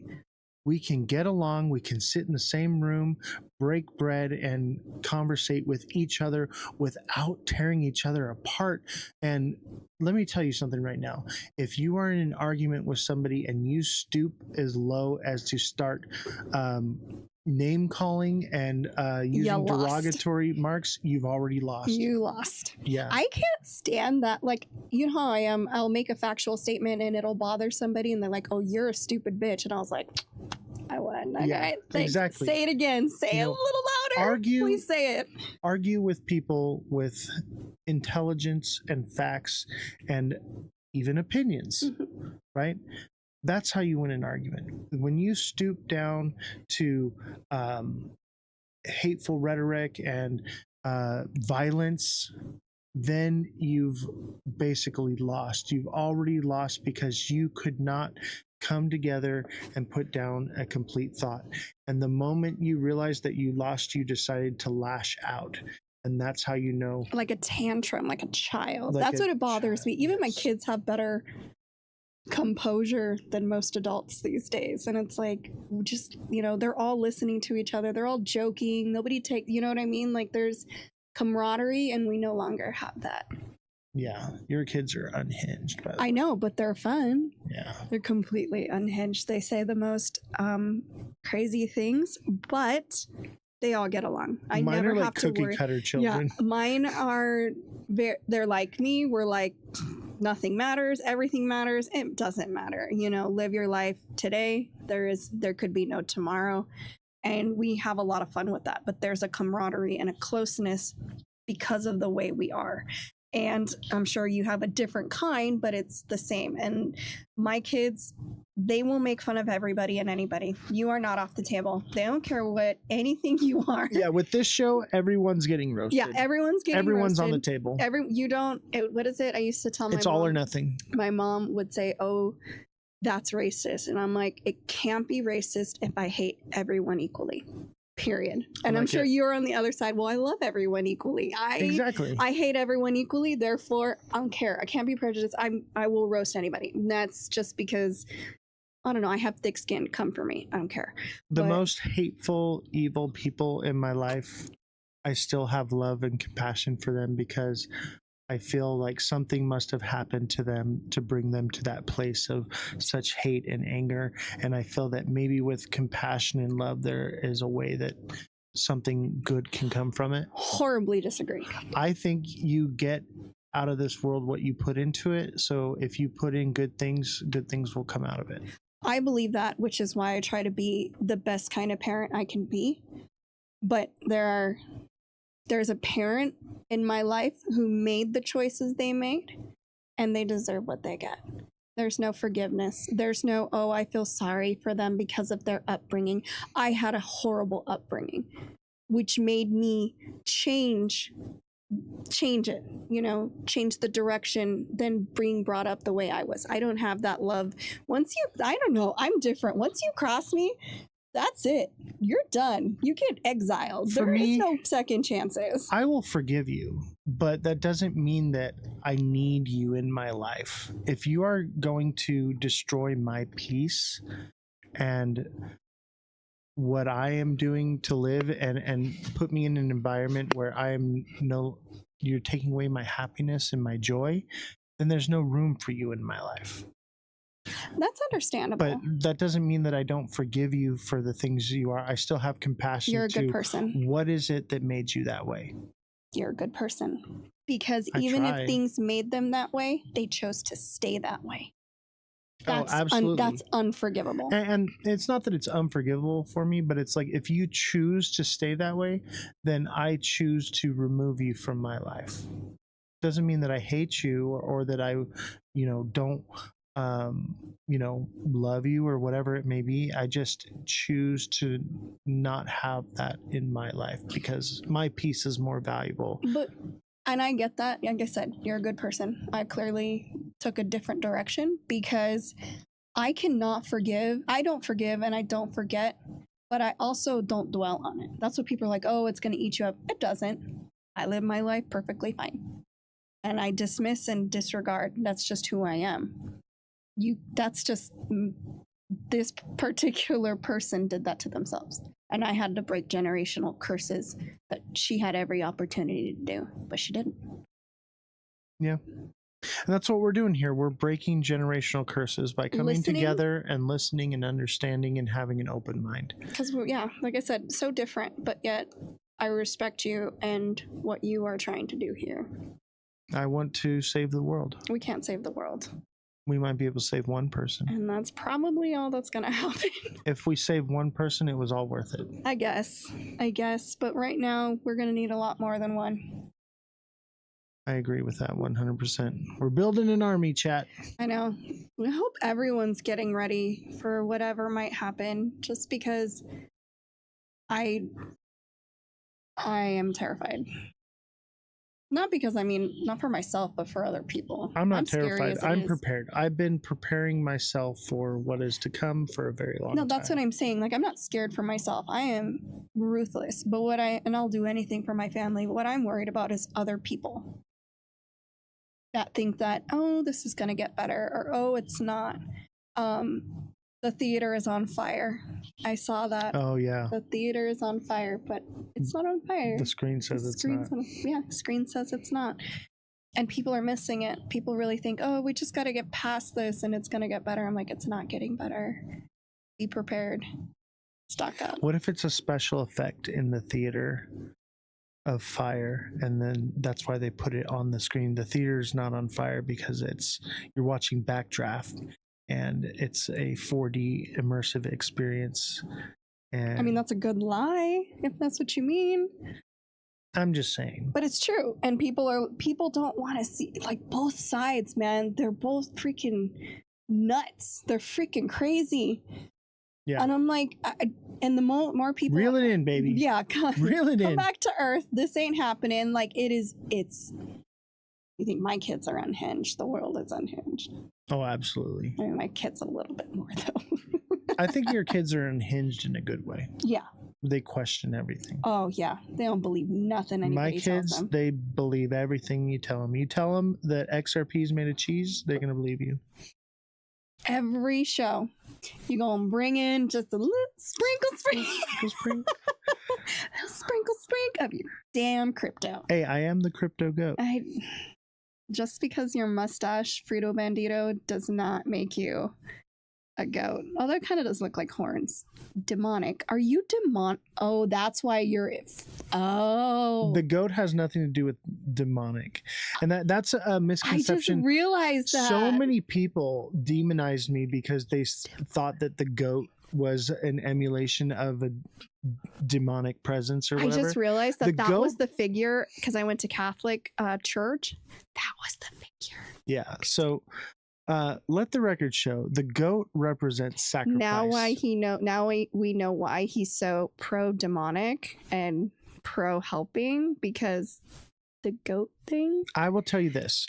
I do not need to be here. I do not need to sit in front of this camera. You're having fun. And spend obviously I am having fun, but I sacrifice a lot of my time, energy, and resources for the betterment of mankind, because I want to not only tell my story, I want to help people along the way. And so the reason I chose the goat, lady. I know, but the reason I chose the goat is because the goat represents sacrifice. They did sacrifice a lot of them in your Bible. Yes. And so that's why I chose the goat. Obviously, there's a more of a story to it. The lamb. Yes, the lamb. We went with the goat, though, because the goat, lamb, same thing. But the goat is willing to defend itself. True. We used to have baby goats. That's why I went with the goat. And also because there's an inside joke. If you were here when we first started the show, you know why we chose the goat too. Oh my gosh, I don't know. Oh, that was so annoying to listen to. It was so long ago. Too. Oh my gosh, who sent the 100? I think it was TikTok Seller. I think it was TikTok Seller. Yeah. You do know. I think it was you who sent 100. And it was like Seamont did as well. Yeah. And a couple others. At some point, the ones from the beginning, man. Yeah, those were the real OGs. They're the only ones who know the whole Switch thing, like Commodore 64 or whatever. Yeah, the Nintendo Switch live I still stream. want a Commodore. Yeah, like, I feel like I got old. I mean, you got old. I'm still young, but I'm a delight. One has nothing to. Yeah, see, I'm gorgeous. there we go. They all listen. Everybody says so. They all say the goat is the beautifulest man I've ever seen. He's the biggest, most goatiest of all the goats. Help me. They say LeBron's got nothing on the goat. I don't want to be. I'm scared. Listen, losers. Okay. It was 8 months ago, but I miss it. I know. I know. Right? What's crazy? That's so long ago. That was before. We you could know have what? made a baby You did in that time so. frame. What I don't understand Could be having birth is- right now. I know, like we're totally off topic now, but that's fine because it doesn't matter. It's late. But you know what I don't understand? Back then, you said way more crazy things, and weren't always getting banned every 5 seconds. Like The it kind of algorithms started changed. that way, and then all of a sudden, like we were fine. And you know what I noticed? Like when you got an agent, it got worse. It did. It got significantly worse. Like they were targeting people with agents because they didn't want them. I don't know. Doesn't it seem like that? I think more or less what happened is, well, I don't want to say it on camera. No, I know. But Well, I'll say it. The other they're just people are bad fucking characters. assholes. Yeah, there's just some bad characters. Those creators out are there. assholes talking shit in the same network as you, and it was being allowed. I'll say it. That's fine. And stealing my Yeah. ideas. And then there would content. we would say it one day, and the next day they're saying it, and then they're like, oh, they're copying us. Bitch, go back. Go watch the video. It's on YouTube. We know the where you problem got it from. is you can gaslight the people, and the people will always listen to their creator and listen to whatever they say. But I was doing what they were doing, watching in the background and not actually clicking on the video and listening to them talk shit. Fuck that. That's why we're not on TikTok. They can suck it. You know, I what's said great? it. You know, TikTok is the only platform where you can actually be attacked by someone that is trolling your show. Oh, and that Here- psycho crazy Right. But bitch. and she showed up here on YouTube, but there's nothing she can do I know, great, that right? we're here. No one can do anything to retaliate against us. The only people Have a that good night. can actually retaliate against us is YouTube itself, and YouTube is minding their P's and Q's because they got Right. sued like crazy during Right. COVID for the censorship. I thought.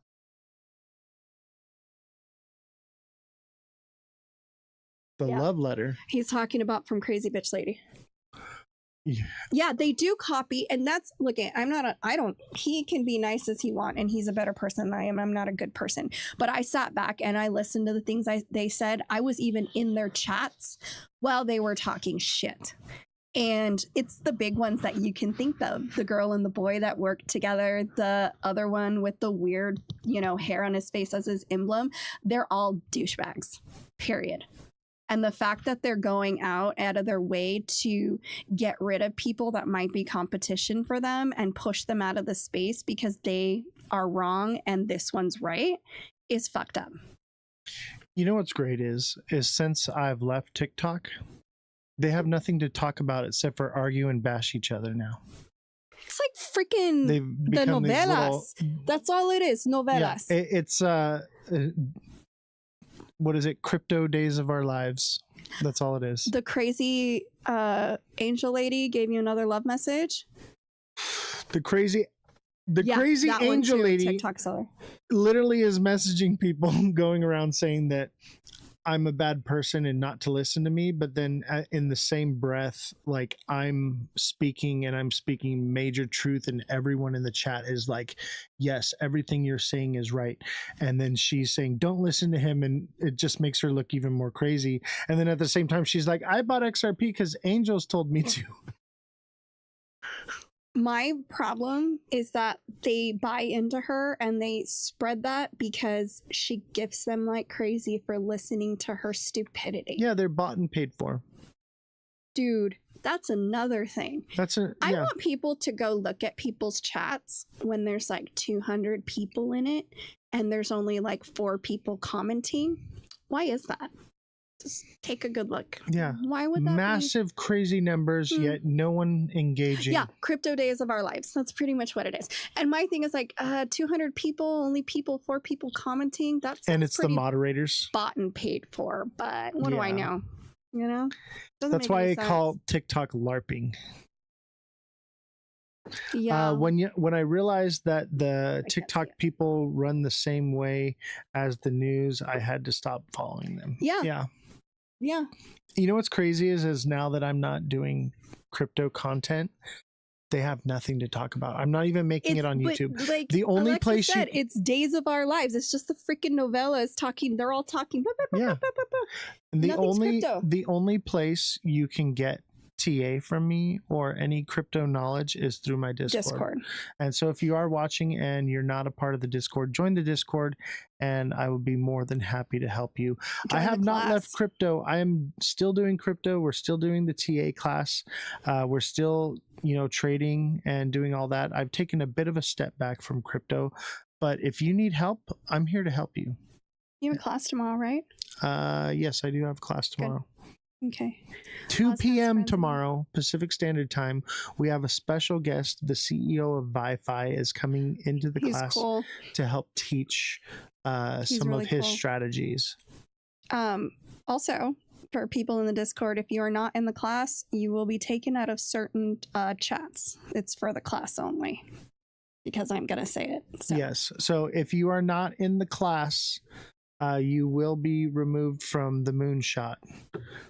Which is the funniest one. Yeah. But yeah, I can't read that. I'm just holding some right now because I'm afraid news will rug everything. So, and it's going to. Oh yeah. Please be careful with the news right now. It is so misleading. Oh my gosh. Like moon cycle. We had the full moon. Now it's time to come back down to earth. The world is on fire. Theater's on fire. The world is on fire right now. The theater is not on fire. But the screen said so. No.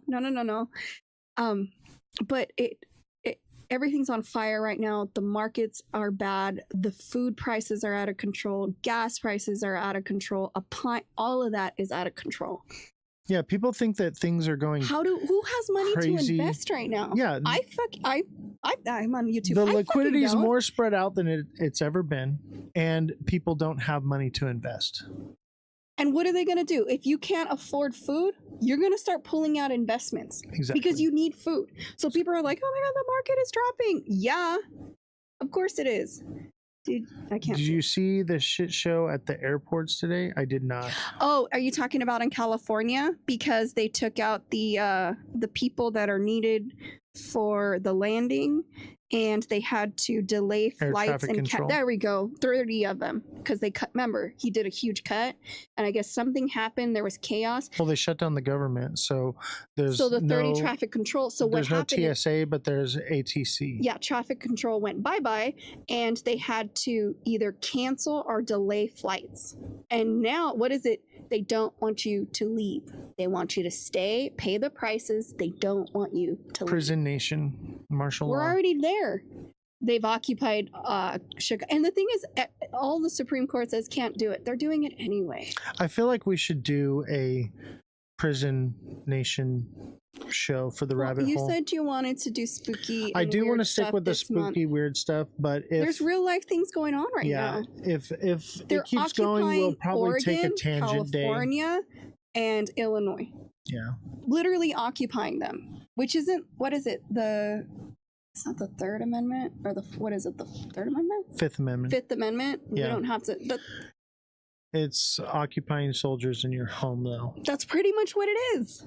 They went into an apartment building. I know we're off topic, and it doesn't matter because they went into an apartment building and ripped out people, and these children were like naked. You can watch the video online. I believe There's a couple of them. I believe it. That's occupying an apartment. Why don't we do another live in a couple days, and we can cover that one, then we'll go back to spooky stuff. You want me to go on Hinge, don't you? I do. Yeah. What do you guys think, chat? Should we do more of these lives more often? Because I was thinking like a couple times a week, but I saw that, and it was U-Haul cars too. They threw them into U-Haul trucks. That one that I'm talking about, they ran into the apartment and ripped let's all save those it for people the out. show. Let's do a whole show on it. And they're slowly moving into red states, and they're telling them it's for your protection. We can do a political rabbit hole show. What do you think? That's fine. What do you think, chat? Should we do a political rabbit hole show? In like a couple days. And I have to research. I'll post it to the Discord when we're gonna do it. I research everything. I type it all out because I can't. The news show needs to come back. We can do news once a week. I can do the news show, I guess. But it'll be on here. It will not be on TikTok. If you want me involved, I will not go on TikTok. Here's the issue is the rabbit hole show gets a lot of engagement.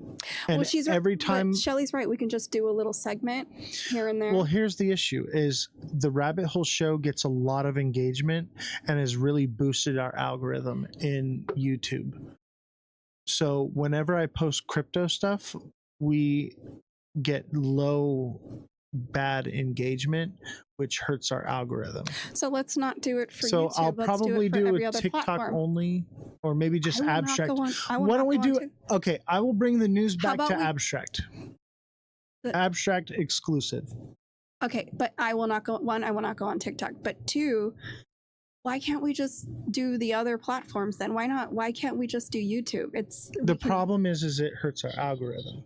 So every time I post something on YouTube that... You don't think something political isn't going to push the algorithm? No, I think political would, but we're talking about bringing the news show back, doing the news 5 days a week like I'm not doing 5 days a week. We can do I would do it, but I'll do a shorter show. I won't do 4 hours, and I'll do it 5 days a week. I won't do it if it's on TikTok. No, it would be just me. Okay, that's fine. Because That'll be your thing. I can't afford to bring you in 5 days a week. I'm doing a lot of work already. Yeah, so...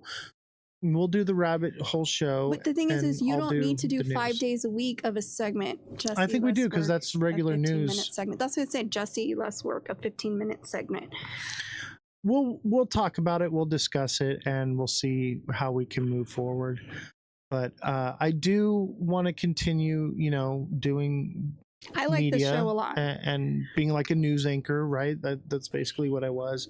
But we'll scale the hours back on that, and we'll put the long hours for the rabbit hole show. If it's TikTok, I'm not. I'm not really going to be doing TikTok.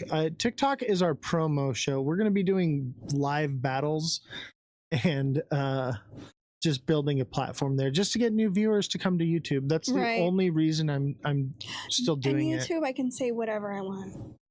Yeah.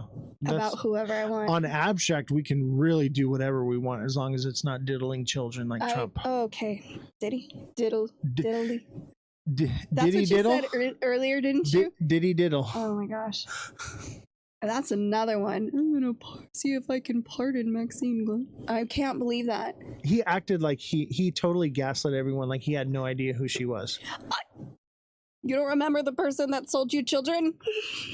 Yeah, that's crazy. 15 months. All right, if you're watching, don't forget to smash the like button, subscribe to this channel, share it the to show your with your friends so that we can all have fun together. We do look at the chat, and I know we get off subject a little bit, but it makes it a lot more entertaining seeing your feedback. And if you like this content, thank you, please. Shelly. And if you like this content, please, I'm trying to do a little promo I'm clip. sorry, I can talk too. Let's be professional for just one moment, just for a nice little clip. If you like this show, please hit the subscribe button if you're watching on YouTube, and don't forget to hit that like button and share this show with your friends. When was the last time you called your mother or your mother-in-law and told them, hey, I saw an amazing show, you gotta check it out. We'll see y'all next time.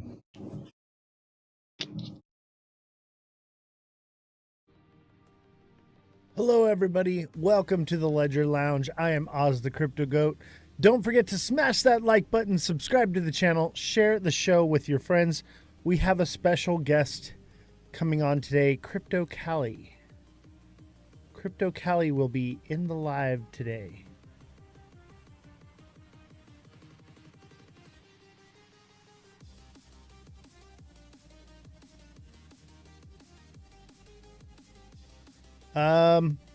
Probably guest. I'm gonna have Jesse on as a co-host in a little bit, so guest is probably the way to go.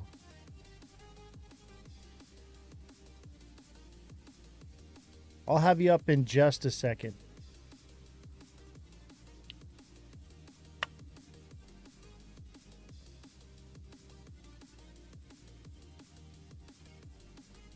For some reason, it only lets me have one co-host.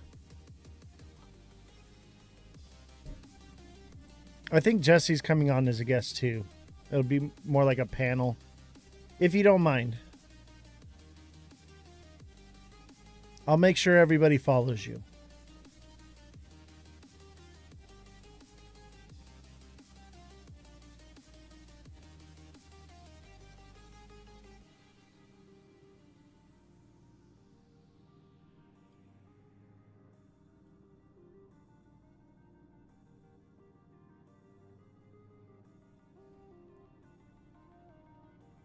Sounds good. Make sure you tell them to come over. Everybody double tap.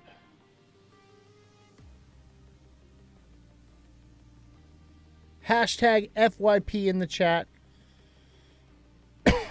What's up, Eric? How you doing? Everybody spam the chat today. Everybody hashtag FYP, hashtag must watch. Let's get the views up so that we can have a good show for our special guest here.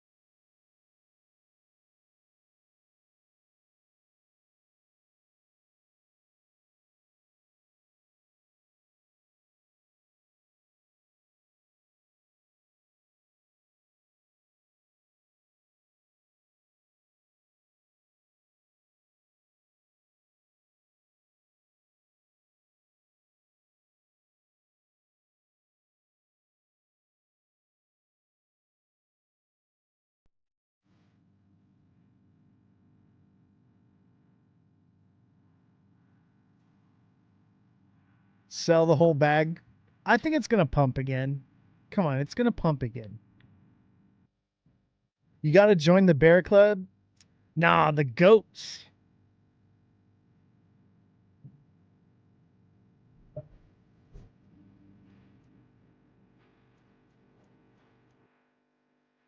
Join the bear club, huh? You know what I say is don't be a bear, don't be a bull, be a goat. Goats love when the price goes up and they love when the price comes down. CRV is doing pretty well. You know what? I saw SXT was doing like a bull flag too earlier.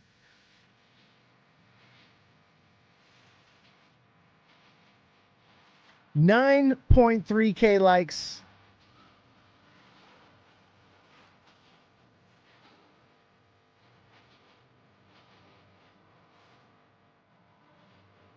We're going to get started in just a few minutes here. Make sure you're hitting that like button. Don't just hit it. Don't just tap it. Smash it. And that's 10K, baby. Let's bring up Callie.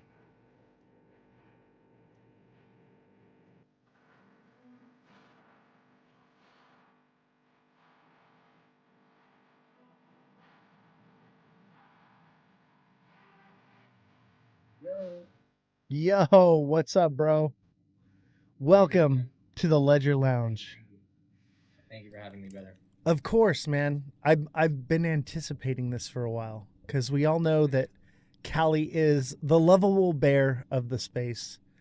And some might say that I'm a bear too. I don't think so. I love when the markets go up. I love when they go down. We had a nice chat yesterday with Josh and MMG Crypto about XRP. And my question for you is, do you think XRP is a rug? Do you think it's a scam? Where are you at, brother?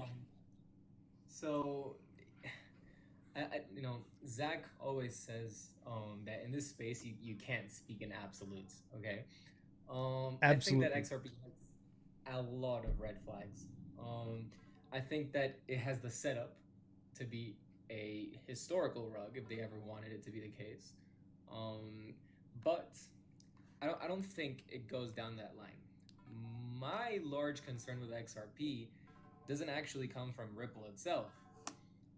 What I do believe is that there is, you know, a larger level of MLM scheme, multi-level marketing scheme, you know, which is of course, you know, financed by some really, really big whales in XRP who are obviously going to benefit a lot from, you know, pushing price above its, you know, potential true value. Not that in crypto there's really anything that you can call a true value, but you know, push it way, way, way above its potential true value. And that's kind of what my concern is with XRP. Yeah, I think it's a bit of a red flag. I think with Ripple holding 44% of the supply, and then they've restructured their escrow.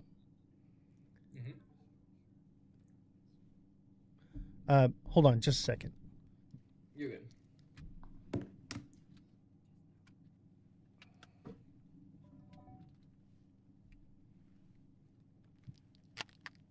Sorry about that. Okay. But yeah, they've restructured their escrow and they're moving way. They used to take and put like, I forget what the amount was. It was like $1 billion would get released and they put like 750 million back into the escrow. And now what they do is they move it into private wallets and they're holding all of it there. And it's just accumulating in these massive wallets that are just, honestly, that looks like a rug to me, you know? Very dangerous. Very dangerous. I don't, like, it's just the number of red flags for me makes it not worth it of taking that risk, you know? Yeah, I'm not too keen on it. I think you'd be better off holding XLM than holding XRP, to be honest with you. I'm with you on that. Yeah, and XLM is owned by it's like a private company, right? It's not actually owned by Ripple.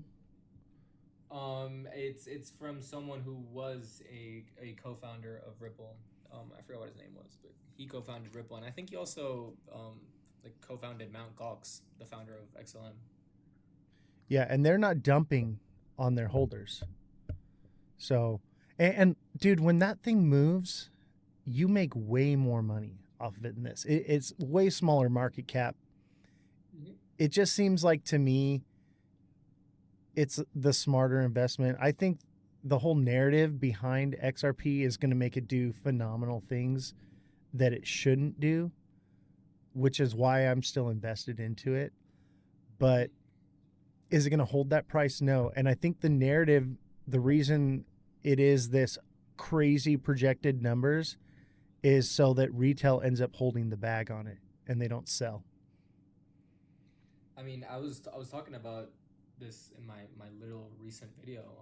I said, like, all these influencers that are pushing, $100, $200 valuations on XRP and all these tokens, where do you think their sell targets are at? Do you really think they're going to hold themselves up until then? Absolutely not. They're going to be selling at $10, $15 if it even gets there. So if it even gets there. I'm thinking $8, dude. What do you think?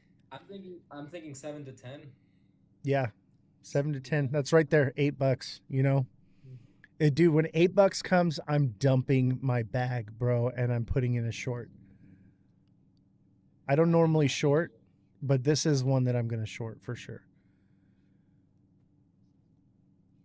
I think you can't go wrong because you're already taking your profits on the long, so you're already like on your spot bag, so you're already reducing that risk, especially if you play the shorts, with discipline and whatnot. Like, you're setting yourself up for literally making money on both sides, and that's, for me, that's the way to play this market. Yeah, I don't normally short, man, and a lot of people here in the chat, they don't do shorts, they don't do leverage trading. What would be your, obviously not financial advice, but what would be your take on that? And like, because I know that you do a lot of leverage trading, you do a lot of shorts. What would you tell the viewer? I would tell them to not do it. Don't do. Yeah, no, genuinely, the market always humbles you. That's the thing. I'm a very, very, I'm educated in finance, okay? My degree's in economics and finance, and I've studied a lot of, quantitative finance, and I've looked at the statistics of trading, like, very, very, very in depth. And, just because I'm having, 1, 2, 3 profitable years in leverage trading doesn't mean that's going to stay like that forever. And I'm aware of that, right? And I'm just taking advantage of the conditions that the market finds itself in, because I feel like I've been very, very lucky to understand the way that this market moves under the Trump administration. As a matter of fact, the last 2 weeks for me have been absolutely horrendous. I've been very, very, I've been taking very poor trades. I've been taking really big losses, and fortunately I kind of had a time period pretty much from February until, about a month after Liberation Day, where I made so much money that, losing right now isn't really a problem, but like, genuinely, if this isn't the environment to start to leverage trade, and if you truly want to start, then you really have to take the time to learn. I'll tell you, I never leverage trade. I never short. And I was seeing bullish thing. I was too bullish, man. I got way too bullish, and I decided I'm going to try doing a little leverage trade, right? So I did, I don't want to say too much what I did and what I did it with, but I got burned, bro. I got burned really bad the last couple days. I was too bullish, and I got humbled a little bit. I made some memes about it too, like Stewie crying himself to sleep. I got rugged so bad, dude. So it happens to everybody, man. It doesn't matter how seasoned of a trader you are, how educated you are. You're gonna have mistakes, and what I would tell you is that learn from them, dust yourself off, and keep trying. Indeed. I mean, it's a game that reflects your entire mental headspace, right? And I've had a couple of weeks that have been very stressful for me, at a business level and at a personal level, and that clearly has reflected in my trading. Yeah, it's been a difficult week for me for sure. Cause dude, everything looked bullish. Everything looked like we were going, and like I was telling you, I was like, I think I was in your live. I was like, end of the week, right? You were in shorts already, and I was like, no, wait till the weekend, right? The weekend came, and I didn't listen to my own damn advice, and I went in long again, and I should have shorted, and yeah, I got burned. It happens, because I mean, it's very risky. That's why I try to take it day by day, right? Normally when I give like like the following weeks I think this is gonna happen and stuff, I always let people know that that opinion is subject to changing very quickly because this market you have to take it day by day. It's consistently pricing in new information, right? And there's always news and there's always events that are developing all over the world. And since crypto has been so overreactionary to absolutely everything, then we have to really take it slowly, right? Because you never know when WAR is going to kick in, or when something extremely bullish is going to happen. So exactly. And like it's funny because I get like the haters though. I'll be like, oh, we're bearish, and I've been pretty much the bear of XRP for the last like 6 months. And then I kind of changed my tune on the 9th after we found out the tariff pause thing. I was like, all right, I'm bullish. And it's funny because after it pumps, those trolls come back into the live and they're like, oh, I thought you said it was going down. I'm like, it was going down. Now it's going up. But obviously, you're not watching every single day and you're not paying attention to the show because the markets change. It goes up some days and it goes down some days. You got to be able to adapt. That's why I say don't be a bear or a bull, be a goat. The goat is adaptable.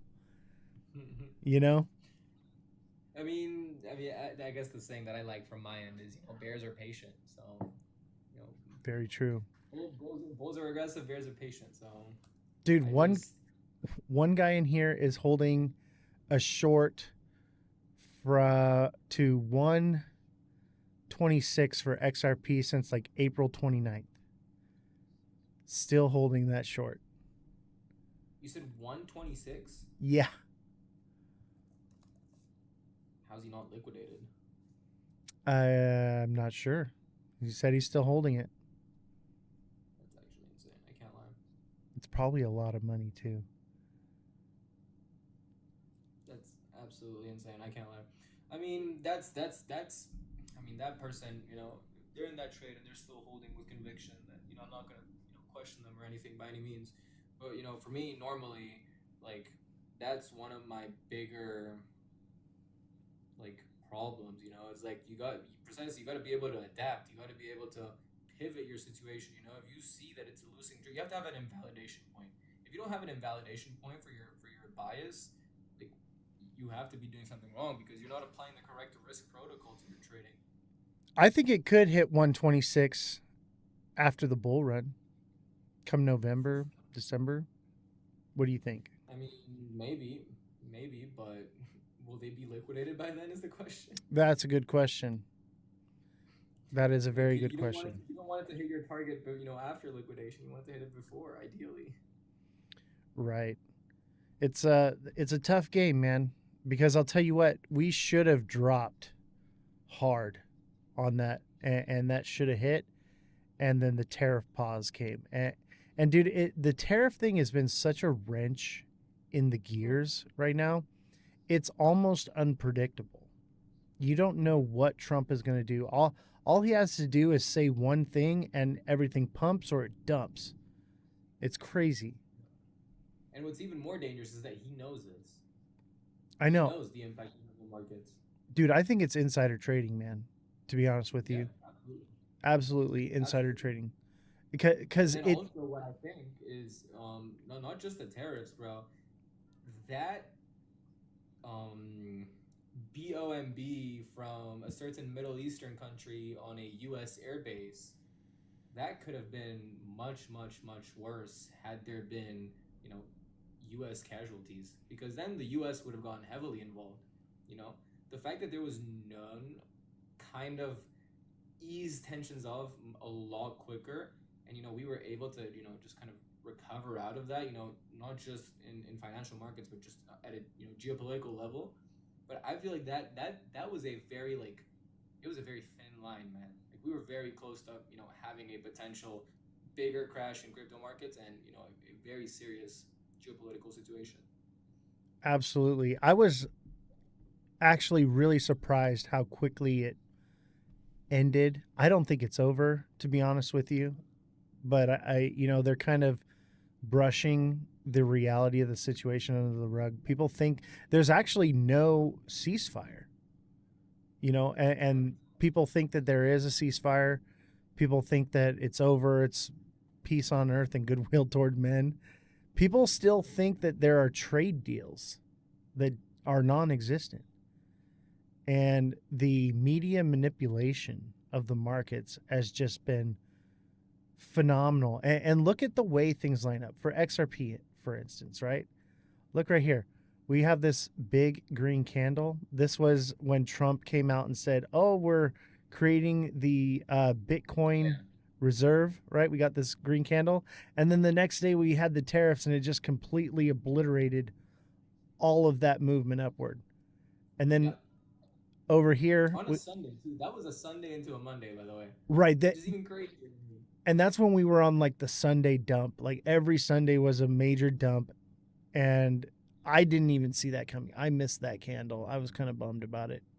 But I did catch this candle right here. This formed a nice inverted head and shoulders on the 1 hour in a lower time frame right before. And then Brad Garlinghouse came out the next day and was like, oh, the case is over.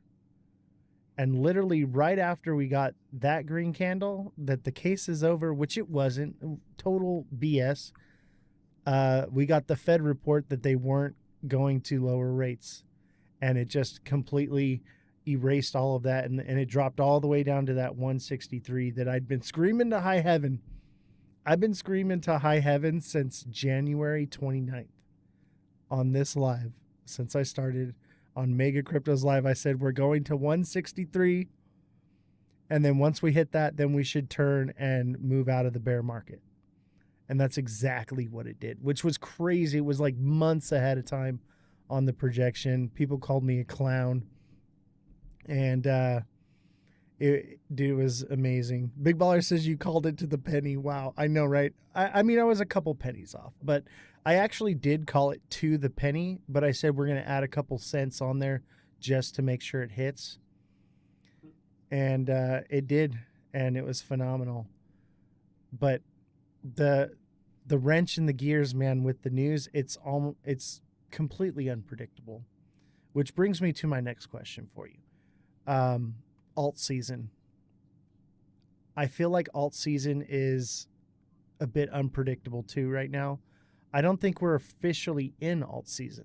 A lot of people are saying, oh yeah, it's alt season, it's alt season. It's like one of the number one Googled things right now is it alt season? What do you think? Do you think we're moving into alt season, or do you think this is a fake out? So I have a few things that I look for when I'm looking for alt season, because realistically, the Bitcoin dominance chart, if you look at the 3-day time frame, if you look at the weekly time frame, they're actually still a pretty bullish outlook on Bitcoin dominance. But there's a few things that I look for that I've seen in previous cycles. Number one, for alt season to start, I've been in crypto since 2016. Okay, so I've had the 2017, 2021 cycle. Same. For alt season to start, I've seen a 3% absolute dominance drops. And when I say absolute, I mean like from 63 to 60 dominance drop in 1 to 1.5 days. Okay, that's number one. And number two is actually Litecoin. Litecoin has been a fantastic indicator for alt season starting and alt season ending. So when Litecoin closes and holds above the range of 130 to 140, really it's 140, alt season is beginning at that point. And when Litecoin crosses $300, it front runs the end of alt season. And that's happened the last 2 cycles. And at first, I thought maybe it's a little bit different this time because, well, you know, we have the speculation of the altcoin, the Litecoin ETF, right? And also, I just saw the price and I was like, oh, like wait, this is way too low. You know, it was at low 80s, even 70s. I think after Liberation Day, it went to 60s, and I was like, oh, maybe not, you know. And then I've seen Litecoin run. Well, we've had this, you know, alt relief kind of period, and I see that it's reached, you know, its kind of previous psychological level to that final level, which is 120. And I'm like, oh, okay. So right now I'm actually looking at Litecoin very, very closely, you know, because I think that potentially that can help us understand whether if we are entering alt season or not. That being said, you know, from a buying perspective, I'll get a bit closer. Sorry, guys in chat. It's on my from a end. oh, it's on your end. Yeah. Okay. So from a buying perspective, of course, you want to buy when dominance is topping out, right? You don't want to buy when you're already starting alt season because that means you're just buying in the middle and you're kind of just chasing the trade. So you know, I've told you this. I'm 40% Bitcoin. I'm 30% stable DAO, and everything else is altcoins, right?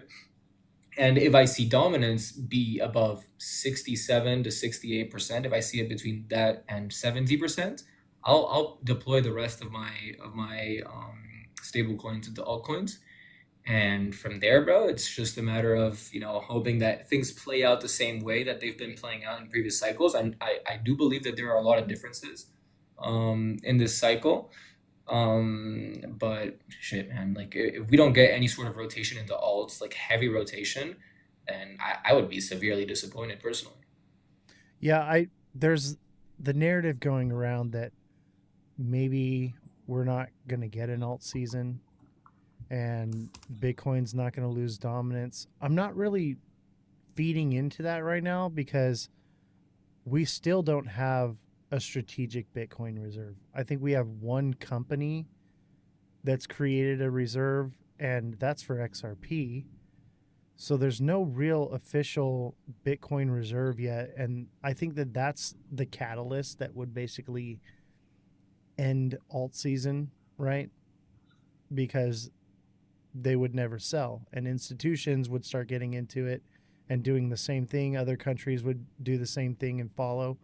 And that would basically never allow the price of Bitcoin to come back down again. But the public doesn't know that there isn't a reserve yet. Yeah, so that's an interesting point, man, because what I do see is we have a lot of Bitcoin treasury companies. And I'll tell you something, dude, they're not going to hold forever, in my opinion. You know, they're companies. They, you know, the executive team has a, you know, responsibility of delivering value and maximizing value to their shareholders. And so they're going to do that. And at some point for that to happen, you have to take profits, right? You know, unless of course, you know, we evolve Bitcoin into some sort of like truly highly valuable asset to lend against. At which point I feel like a lot of companies could probably benefit more, borrow against. They could benefit a lot more from borrowing against their Bitcoin and whatnot, right? But, you know, you look at the Bitcoin treasury companies right now, and for me, the problem is the same problem that we've had with every financial crisis historically, and it's leveraging and over leveraging. So many of these companies, these Bitcoin treasury companies, are so heavily over leveraged, dude. We go to something like 90s, and so many of these companies have to start liquidating their positions, right? And of course, we already know that Saylor wants to buy it all, you know? Right. But And he's heavily leveraged on Bitcoin. That's the thing. So if you cause, we've seen what retail driven liquidation cascades look like in crypto. We've never seen a corporate driven liquidation cascade. So if you have all these companies, all of a sudden, you have Mara Holdings, which hold 50K, XXI, they hold 37K, Bitcoin Standard Treasury Company, 30K, Riot Platforms, 20K. You see all these companies, if they start dumping their Bitcoin, we see a really, really, really, really big liquidation cascade. And honestly, I don't even think Saylor has time to eat it all up. Absolutely. Absolutely. I keep saying this, that Saylor is going to end up in prison. Jesse, what was the name of the guy that did that? I think it was in the 80s or the 90s. He was taking... Bernie Madoff. Bernie Madoff. Michael Saylor is the new Bernie Madoff. Do you know that story, Kelly? Oh, yeah. Yeah, dude. And history doesn't repeat itself, but it rhymes. And that's what I think is happening. And that's, what we've seen with the banks. The banks have been over leveraged and they've had to be bailed out. There's no one to bail out crypto. Mm-hmm. So I think the bubble has to pop at some point, and then the alts have to run. That's kind of been my concern this whole time, right? It looks like we're trying to, evolve crypto and continuously develop the environment around it such that we can implement it into, our traditional finance space, at which point I do believe that there would be some sort of fallback plan, right? But as of now, I think crypto is still a little bit too young, too immature, and still doesn't have the regulatory clarity, even with all the bills that are being passed, to say crypto gets bailed out. If a lot of people think that if Tether fails, they get bailed out, and this is something I talk about. And of course, I get all the hate in the world for it. But the thing is, I'm never not going to pay a lot of attention to those stable coins, because we saw what happened with Luna. And I ignored Luna. I was warned about Luna. I was trading Luna. I was warned about it. I was told that, their algorithmic stablecoin system was easily exploitable, and I completely ignored that. And then when it started happening, I was like, oh, maybe I should look into this, right? So ever since, I paid a lot of attention to stablecoins. I paid a lot of attention to FDUSD when Justin Sun started flooding it, and it started becoming a flight risk for Binance. So the thing is, if something like Tether fails, and I know that sounds absolutely bananas to say, but if something like Tether fails, I don't know how much market share the rest of the stable coins are able to eat up during that time period where it's failing, and the panic that it's going to cause in crypto. And I don't know how much there would be for it to get bailed out, and whatnot. So I don't know, man. That's where the true bear in me comes out, and it's the fact that I'm trying to be prepared for the truly, truly worst case scenario. Do they even have the funds to bail it out? You know what I mean? Where does the money come from? It has to come from somewhere.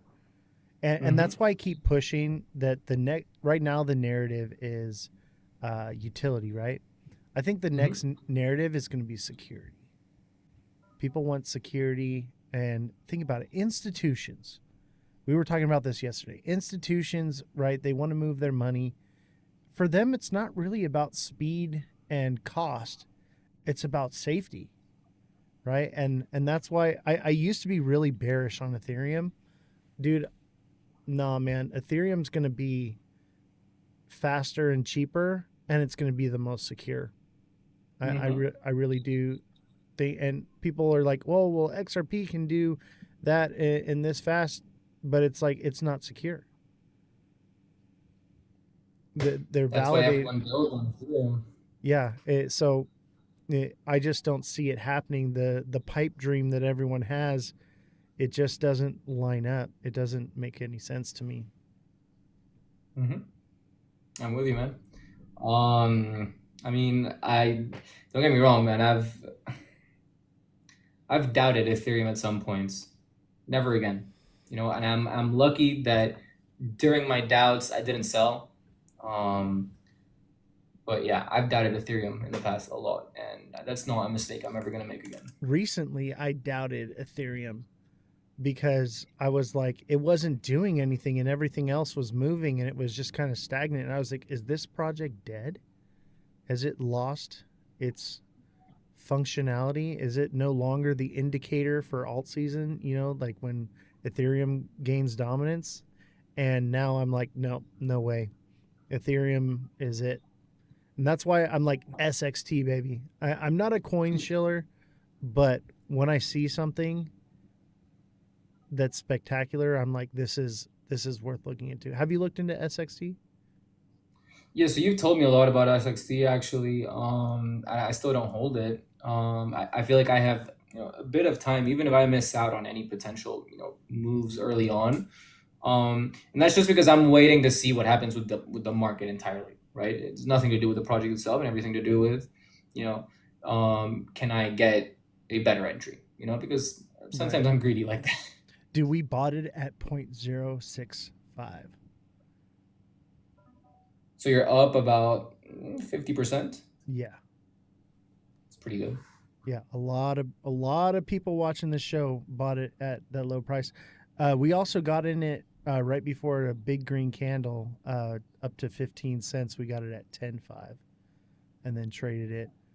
But when it moves, man, it moves. It prints money moving sideways if you got enough in it and you're trading it. It's kind of phenomenal. I love the supply is low and the market cap's low, so it doesn't have to move much in order to like do something spectacular. And it got a double pump the other day. So it pumped like hard and then jumped out, and then it ran way back down, jumped back in it, and ran right back up again, and then jumped out and then got back in it. And dude, it was phenomenal. It was like adding to that 50% we're already up, adding another 40% on top of it. I mean, and that's why I tell people, the thing for me is that I don't trade the low liquidity. Like, I mean, I don't know how low liquidity it actually is, but like for me, it's a little bit scary to trade those because I do go in with a lot of size on my leverage trades. So I mean, to each their own, but a lot of us, we don't do leverage, right?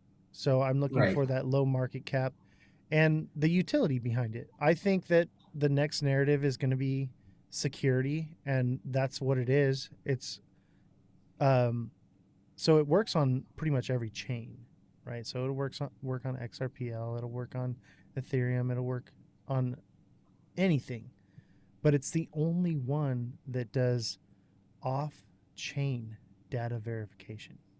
The only one. It's a one of a kind. So I'm like, this is something spectacular. Like, not every day does something like that come across your desk so early and have a chance to get in on it. And so I'm like, this could be something. TikTok Seller says next cycle could be huge. I think it could be huge this cycle, to be honest with you. I think it could do 50 cents to $1. there's never harm in just getting some exposure just in case. I normally do that when someone shows me a token, or well, not shows me, you get what I mean, but when someone shows me a token and it's someone that I trust to some extent in the space, that's what I normally do. I get some exposure while I research it, and then I just go in with a lot of size. So shit, what was I gonna say? I forgot what I was gonna say about it. Damn it. You're good. Yeah, it's awesome though. It's amazing, and it being partnered with Microsoft and Chainlink, it's legitimate, But I don't think that it's going anywhere, and the fact that it's through Ethereum makes me even more bullish on it. But it'll work on any chain. It's awesome. I love that, man. I'll take a look at it, bro. I'd recommend. Obviously, it's a low market cap, but I remember what I was going to say is it didn't have narrative, right? XRP's got the narrative, and it's phenomenal. SXT doesn't have a narrative, so I'm noticing lately over the last couple days, the SXT narrative is starting to come out. Everyone is starting to talk about it. Everyone is making a lot of money off of it. And that is a good indicator for me that this alt season, it's going to fly, because it's just now getting the narrative right before alt season is about to happen. I think we're moving toward it. We're not necessarily in it yet, but I'm preparing for alt season right now. I'm starting to load up on the stuff that hasn't pumped yet, right? That, bro. And it's one of them. It's one of them, man. And the narrative is finally there. I went into whose live was I don't even remember whose live it was, and there were just random people asking about SXT yesterday in the live. People that have never watched my show, I've never seen or heard from them, didn't say anything about SXT, were like, have you heard of SXT? So the narrative's starting to build. Like, that's a good indicator for me. Like, I'm buying it and I'm holding it, and I can't wait. And I'm trading it too, but that's because I'm just growing the bag. You know, I'm selling the top and putting it back in the bottom. Mother of Dragon says, I've noticed more people starting to talk about it now. Yeah. I'm wondering if I'm part of the reason why, because I've just been like totally like screaming to high heaven SXT. Maybe it's me, but I'm seeing it in spaces that I'm not normally in. I'm seeing it on J-Dan's live. You know J-Dan, right? Yeah, yeah. Yeah, I go in there and people that I've never seen or heard or talked to, they're talking about it. So that's a good indicator for me. I think that's very good. I mean, at the end of the day, you're talking about a project that you actually believe has value and whatnot. So, you know, even if it is partially caused by you, I don't think there's anything wrong with that. You know, but I did go into Jada's stream yesterday, and I actually saw 2 comments about SXT. So yeah, that's confirmation for me, man. And dude, Jdan's live is massive. So 1 or 2 people talking about it in there, it's going to spread like wildfire. I agree.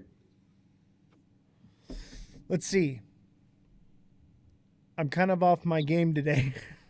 You're good, brother. Yeah, dude. Yesterday, Starlink went out.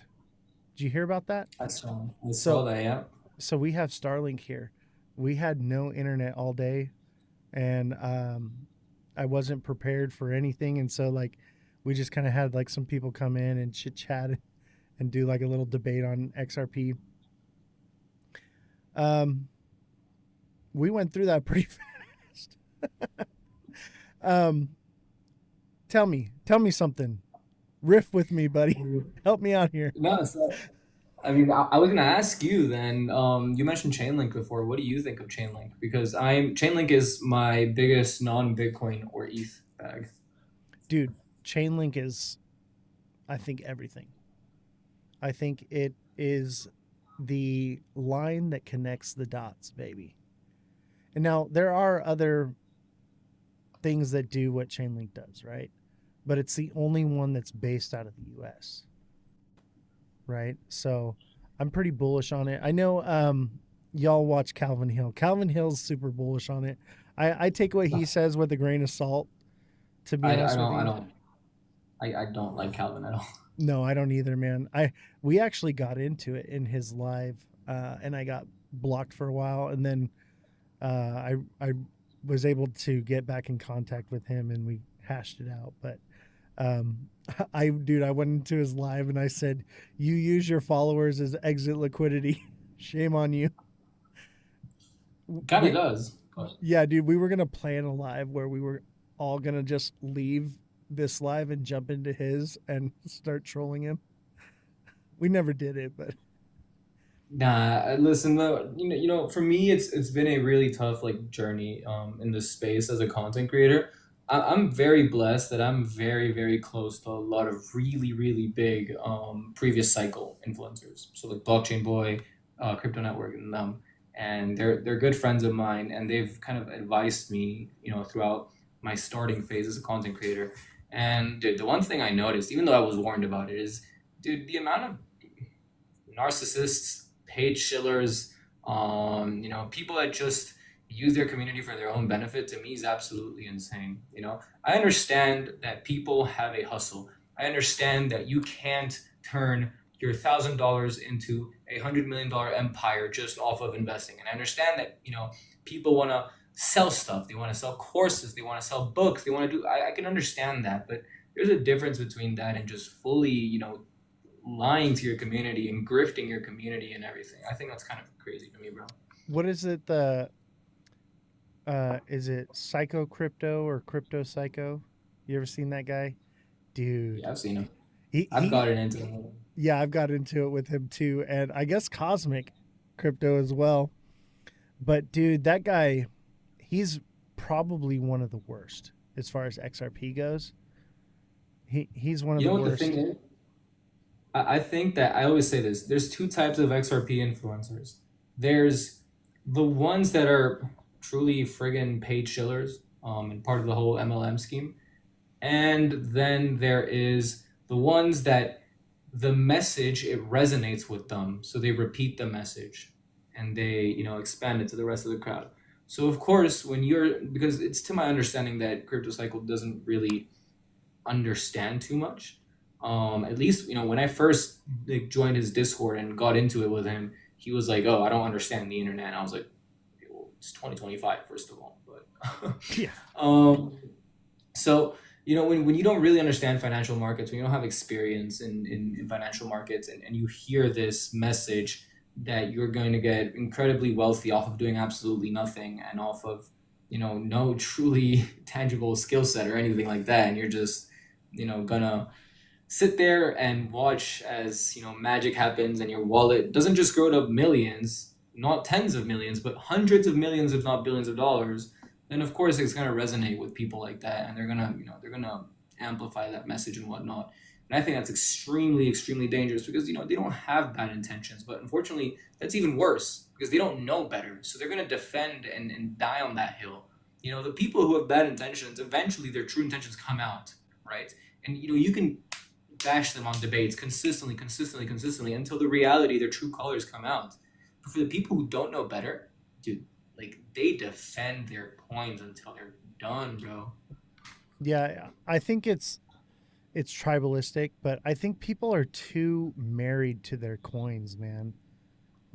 And I notice a lot of the influencers here, they're like, I never sell any of my coins. I'm just buying. And I'm like, you're trying to buy a lottery ticket when you're doing that. You know what I mean? Oh, thank you. Thank you very much. Thank you for all the gifts, by the way. Don't forget to gift Callie and Revolution as well. They're both no up need here. To gift me. There's no need to gift me. But what was I talking about? We were talking about tribalistic people get married to their coins. Oh yeah. And people, they're buying a lottery ticket is what they're doing. You know what I mean? And I keep trying to say this lately has been what I'm saying. You don't need a lottery ticket. What you need is a good strategy and control of your emotions, and you're going to be a profitable trader. And you don't have to just throw it. You can literally put all the coins in a hat, right? Shake it up and pick one and pull it out, and it's going to be a winner if you're trading it. If you can get yourself a good strategy, get yourself a mentor, get someone that can help you and hold your hand through this, you're going to do well. And that's what I offer. So I offer one-on-one coaching for deluxe subscribers, and then I teach a TA class on Discord, right? And everyone that takes advantage of those services, it pays for itself. I tell people, invest in yourself before you invest in this market. Hone your skills, learn how to paper trade, and then get into it. Don't just FOMO into a project and hope for the best, because we're in crypto because of the volatility, right? That's what we're looking for. I can make what I make in a year in a matter of days, weeks, or months in crypto than what I would do in the stock market. That's why we're here. We're here for the volatility, right? It's a dream, a trader's dream come true, and it's not going to last forever. And people think that people are getting rich off of crypto by just buying something and holding it. Some of them are. They got lucky. They bought Bitcoin early, you know. They bought XRP early. I'm one of them, you know. I never traded up until like, you know, this last cycle. But I traded in the stock market mostly. And I never would trade in crypto because of the fees. And then when I realized, I was like, fuck the fees, man. Like there's something here, you know? What am I doing? There's money to be made. Mm-hmm. Yeah, there's so much money to be made. You don't need a lottery ticket if you're doing it right. Yeah, and dude, even you, like you're doing the leverage trading. I'm never doing that again. Okay. I got burned pretty hard the last couple days trying to mess around a little bit, seeing what I could do. I will never do that again. No way, Jose. Because I'm used to like if I mess up, I just wait a little longer and then it pays off. But with the leverage trading, bro, that liquidation, bro, it's over. It's over. It's so easy to lose. People underestimate it. And people win for a week, for a month, even for a year, even 5 years, and they still underestimate how easy it is to go on a losing streak and lose it all in a second. Like it's really, really, really easy.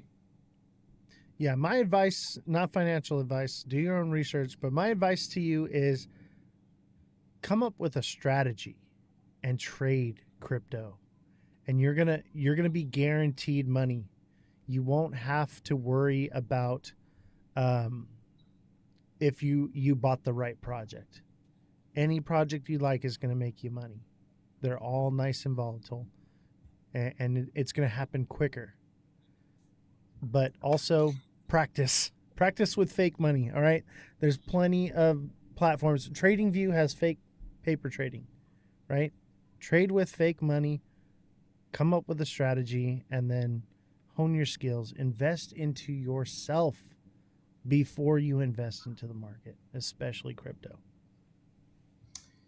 Yeah, so the one thing I would add to that is, bro, if you know how to code your strategy out on PineScript, on TradingView, and you literally take the whole paper trading period, and instead of taking a whole year to learn, you identify if your strategy is good or not in 10 seconds.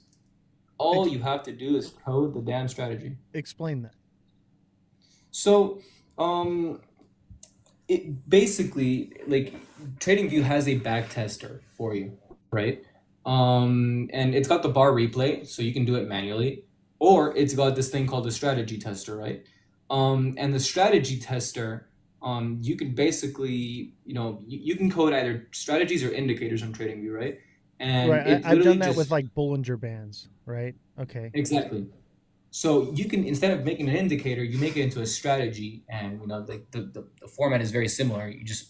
There's the initial thing where you name it an indicator, you turn it into a strategy, and yeah, you put that into your Pine editor, you run it. Of course, you have to provide it a entry condition, a risk protocol, a take profit condition, and all the indicators that you want to use with it. And then from there, you use the strategy tester. And I'm not sure, I think this might be a TradingView premium feature, but I mean, let's be honest, like you gotta invest. If you want to make money in crypto, like somewhere at some point you're gonna have to, invest some money. And TradingView premium isn't that expensive, right? So you go to the strategy tester, and it takes a time period, okay, based on the maximum amount of candles that you can have in TradingView premium, depending on the plan you have. It's like either 10,000 candles or whatnot.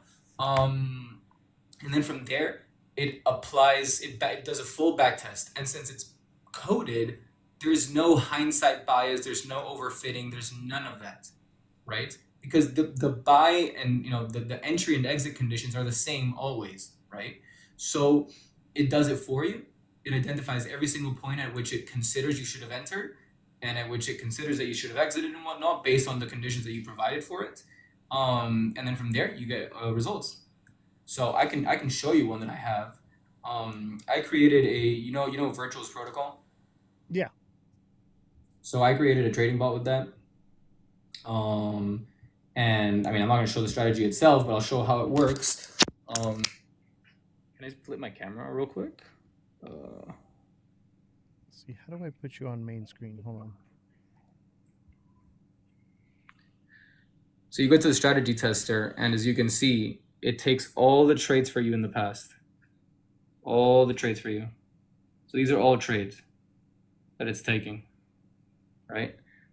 And then it gives you a full breakdown. So your total P&L, your max drawdown, number of trades taken, win-loss, profit factor. Of course, the profit factor is based on your P&L and your win-loss, and you have an expected value.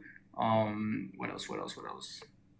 Your gross profit, total amount of commissions, and it does a full trade breakdown. You can look at every single trade that it takes. So it's taken 837, and you can look at every single trade it takes. So this is from May 19th to July 26th. It provided me a 290% return with a max drawdown of 15%. Nice. And that's literally it, man. So like PineScript is super intuitive, man. It's a very simple language. It's much easier than Python even. A lot of people prefer using Python, but like for this purpose, it genuinely serves a purpose, bro. And then from there, you can actually, whether try to create a bot out of it, or you can just use the strategy manually. And of course, there's going to be a decay to that profit that you're making, through the botted out strategy, because the bot runs 24/7 and whatnot, right? You're not going to be 24/7 in front of the screen. You're going to miss trades. You're going to take a trade late and whatnot, right? But that's where I think that coding really plays a huge advantage. Absolutely. I've done it, not like coding, but I've done tested a few strategies and played with that a little bit, but never actually really got down with it like that. That's pretty incredible, actually. You ought to teach a class on how to set that up, man, because I would take it. I mean, I've thought about it. I just don't know how many people would actually be interested in that, but I've thought about it. I would. I'd probably just put a little bit of money into something like that and then see what it does. And if it's working, I'll throw more at it, Yeah. So yeah, the complicated part for me, so we had a forward testing period. And I say we because after finding out that the strategy was profitable, I reached out to one of my friends who's a developer, and I asked for help, right? So we had a forward testing period of a month. And during that month, it actually net me a 30x. So of course, huge alpha decay, and it's normal that there's such a level of alpha decay. Your strategy isn't going to be 30xing every single month for its entire existence, because that is just highly improbable and impossible, as a matter of fact. But yeah, we had that forward testing period, and then we went on to try and deploy it on an exchange, right? The problem is, in the European Union, we don't 99% of our exchanges just suffer with USDT trading pairs because USDT isn't MiCA compliant, right? And then the ones that do work, they have horrendous APIs. So it's been impossible for us to actually deploy this, for a fully automated bot that runs on the exchange. And that's been such a problem for me. But in the meantime, I've used it as an indicator. It just tells me when to buy, when to exit. And of course, the profitability is nowhere close to the 300% that it shows here, because like I said, I have to sleep and whatnot. Albeit I sleep very little, but you still don't take every single trade, and you don't take it at the perfect microsecond it tells you to. But at least you can get something out of it. That's actually really interesting. Have you heard of Mason Versus, the creator? He's out of Canada, which I believe is EU. He has a trading bot that I've actually used. It's decently profitable. Not as profitable as I can do manually, but he does offer a trading bot through his platform that he created that should be compliant where you're at. I would look into him. And dude, I trust that you know how there's some creators that were like, no, like I won't listen to at all. I actually know him personally. He's one of those millions of followers kind of creators. I anything he says, he's on point. Like, and he'll tell you, he'll be like, "Hey, I'm promoting this coin because I'm paid to, do your own research." But there's a lot of projects that he's turned me on to over the last few years, especially like AI agents. And every single one of them has just done phenomenal. I trust him. I trust him. I mean, I respect the transparency from that. Like, I can't lie. Like, not many creators say, "Hey, I'm paid to show this" and stuff like that. But if he's got one that works, might want to ask him like how he pulled that off. Well, I'm not sure if he coded it himself or he had someone do it for him or whatever, but I know it works. I wouldn't say it's as profitable as what yours is doing, but it sounds like his is fully automated, right?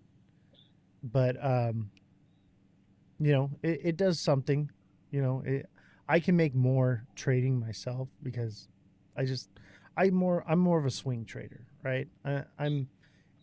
Sometimes I'm scalping, but most of the time I'm swing trading, and I think that that's a better option because you're not so married to the screen, And I used to do more high frequency trading, but since I've been doing this show, I'm pretty much swing trading now because I don't have the time to stare at the chart all day long. I got the show and the business. I got all these people working for me, and I have affiliates that I'm working for, and so it's like I don't have the time anymore.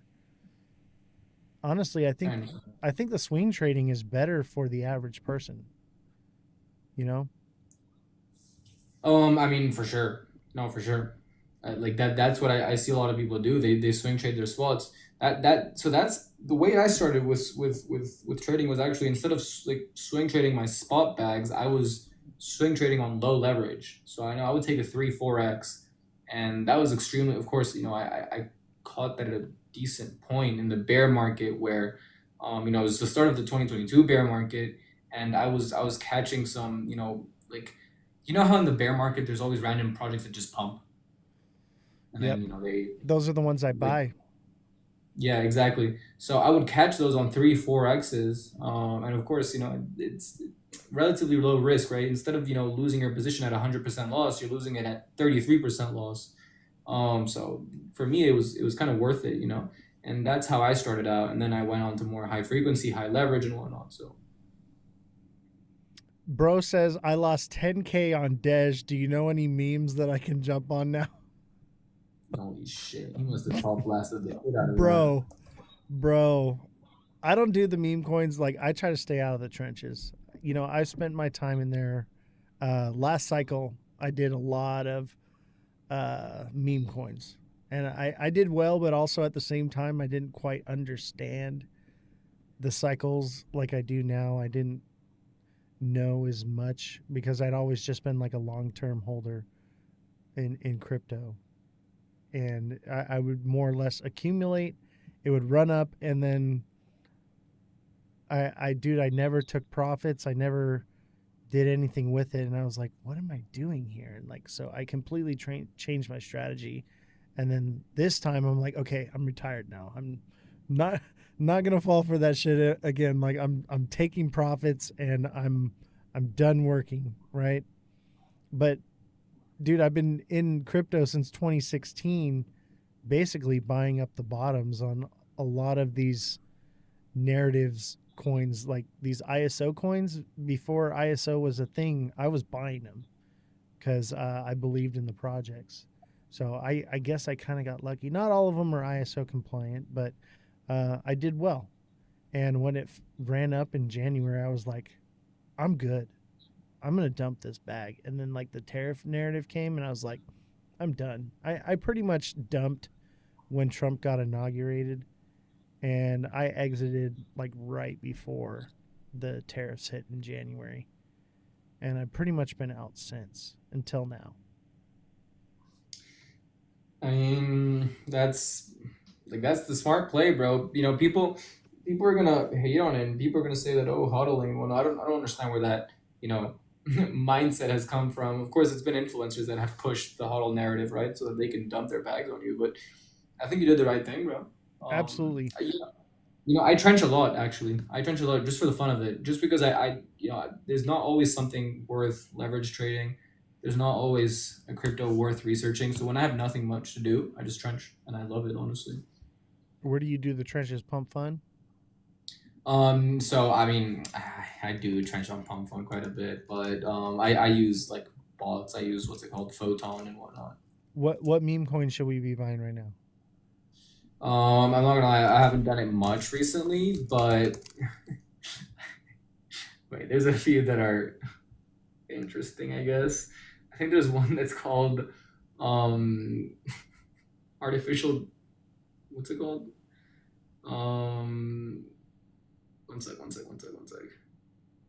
You know what I'm holding? I'm holding fart coin. Artificial gooning intelligence. That's one that I'm looking at. Artificial gooning? Intelligence, yes.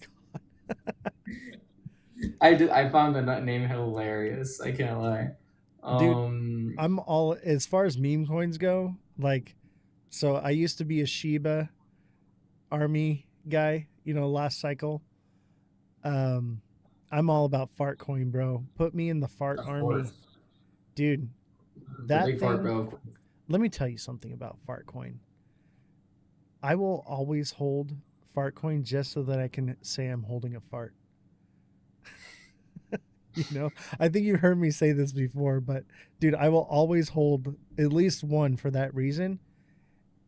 And that sentiment, that understanding that fart jokes have been around forever, for millions of years. They're not going anywhere. And as new people come into crypto, that joke is going to stay alive, right? They're going to say, oh, look at, they got a fart coin. I'm totally buying this. And be like, dude, I just sent you a fart, bro. Like, that narrative's not going anywhere. 100 years from now, that coin is still going to have that narrative behind it. That's why I'm like, all right, this is worth holding. Obviously, it could dump at any time. But, dude, that one's just been, like, ticking up, bro. Yep. No, absolutely. I mean, it's a collector's item. It's a collector's item. No, literally. The thing is, I feel like Farcoin is just so also, like, it's cabal driven like crazy. Like it's multiple cabals that are driving Farcoin. So, I don't know. I you know, it's going to be one of those that are not just for the culture, right? And I think that's kind of what I like about Farcoin. I don't know. The way that token moves is truly artificial, dude. Truly artificial. What makes you say that? Well, because we know, first of all, we know that it's cabal driven, but second of all, you look at that chart and it's almost too good to be true sometimes. You know, like the Farcoin chart is genuinely your like textbook what a crypto chart should look like. That's the thing. Especially for a meme coin, right? So it has that, you know, its initial pumps, you know, takes really hard retracements, and then just creates uptrends, you know, and whatnot. And I don't know, dude. It feels truly just artificial sometimes. Like, to me, Fartcoin literally looks like what a meme coin chart, like a textbook meme coin chart. Right? Hey, so Fartcoin is a cup and handle right now on the 1 hour. And on the 1 day, I'd say it's a solid buy. It could obviously come down a little bit more. I think this one's going to pump up to a new high. $1.75. Yeah. Fartcoin's a buy right now, ladies and gentlemen. Fartcoin is a buy right now. Sell at $1.75 though. Dude, look at it, man. And like you said, it's textbook, bro. That is textbook. NFA indeed. Yeah. I'm not gonna lie. I'm buying more of this. I'm gonna wait for it to come down here to $1.32, and I'm gonna put a buy order in. I'm gonna buy some more. $1.33. That's your price point, baby. Not financial advice. I never do meme coins, bro. Never, ever. But this is the one meme coin that I'll be like, I believe in it. I believe in it. I mean, dude, it's a mix of culture and, like I said, it's Kabbalah driven. So yeah, solid buy. $1.35 to $1.33, solid buy right now. I kind of want to pause the live and just put it in order real quick. That's where I'm at with it. I used to do the live on my phone, and I would do where I would say, hold on, I got to pause the music or change the music. And I would go in and I'd make a trade on Coinbase or whatever I was using at the time. God, for the love of God, people, don't use Coinbase. For the love of God. I'm so glad that I'm completely emptied out of my Coinbase account. And I'm just like so done with it. My wallets are empty. Dude. Did they restrict any of your cash outs at any point like they do with everyone? Dude, they restrict my cash outs. They cancel your limit orders and buy orders and sells. They sign you out when you're trying to do something and the market's moving. Anytime you're in a project and it runs and you're ready to take some profits on it, it freezes or it signs you out. And you're just completely locked out of it. Do I think that it's going anywhere? No. Coinbase is like the on-ramp and the off-ramp. I actually own Coin, right? But do I use the exchange? Hell no. Like, I would say if you're new to crypto, it's a great place to start, right? To get comfortable and kind of learn something that's easy to figure out. But don't stay there. Even Jesse's our fact checker. That's Revolution right above your head, right there. Mm-hmm. And she started on Coinbase, and she's out. She's like, I'm done with this. This is crazy. I think she had like 30 limit orders that were canceled for no reason. I would lose it. I can't lie. I've only used Coinbase ever to like send it to other exchanges, and that already caused a big problem because at one point it was the only one that I could like straight up deposit from my bank account and whatnot. So yeah, and that's why I own Coin, the Coinbase crypto, because it is the on-ramp and the off-ramp. It's linked directly to people's bank accounts. People are using it like banking. They get like their Coinbase card and they can use it. So I think it's awesome. It just needs work. It needs work. And I think it will grow and evolve and become better. But sometimes I wonder if it's on purpose, man. Right? Do you think that it's just being overused because it's like the biggest exchange out there, or do you think it's manipulation? Both. We know exchanges are notorious criminals. I mean, we see it even on Binance, bro. The scam wicks that Binance has shown at some points are absolutely insane, and the fact that Coinbase, have so much restriction over people's deposits, to me, like, it really begs the question. First of all, what level of solvency do they have? Because what if they're restricting your withdrawals because of potential like lacks of liquidity, like too many people are withdrawing at the same time, therefore they can't process your I don't know, $50,000 withdrawal. It's happened, bro. That's what I'm worried about. The equivalent to like a bank run, just at a much smaller scale, of course. So it really does beg that question. That's exactly what I'm worried about. And that's why I never will recommend anyone an exchange. They'll always say, what exchange should I use? I say, I don't recommend any of them. Not a single one. but you have I to get use them, that. right? I don't think Yeah. Coinbase is going anywhere. They almost went bankrupt a couple times, but now with them being linked up with Circle and Circle's IPO, they're not going anywhere. Hmm. But you're right, dude. I never even thought of it that way. It's like a bank run. And think could about be. it. All the coins on their exchange, they own it, right? And okay, so you're educated in finance, right? You know more than I do here. Do they earn interest or anything off of that? I mean, honestly, my guess is that they do something similar but less risky to what FTX did. They probably invest all that, bro. Yeah. That's my guess. They probably stake what they can stake. They find their ways to make money out of it that isn't just fees. I would Kind think of like what. fees is unsustainable. The overhead has to be way more than what they're making on fees. Well, I wouldn't be so certain about that. So a little bit more about me is when I was in uni, I interned for a neobank, and the CEO of that neobank was a big crypto head. And when he saw that I wanted to intern for him, he'd always dreamt of a crypto exchange. And when his CFO went on vacation, and he kind of literally put me as like an interim CFO, and I was like, dude, I'm 21, I don't know what I'm doing. He was like, don't worry, you have one task and one task only.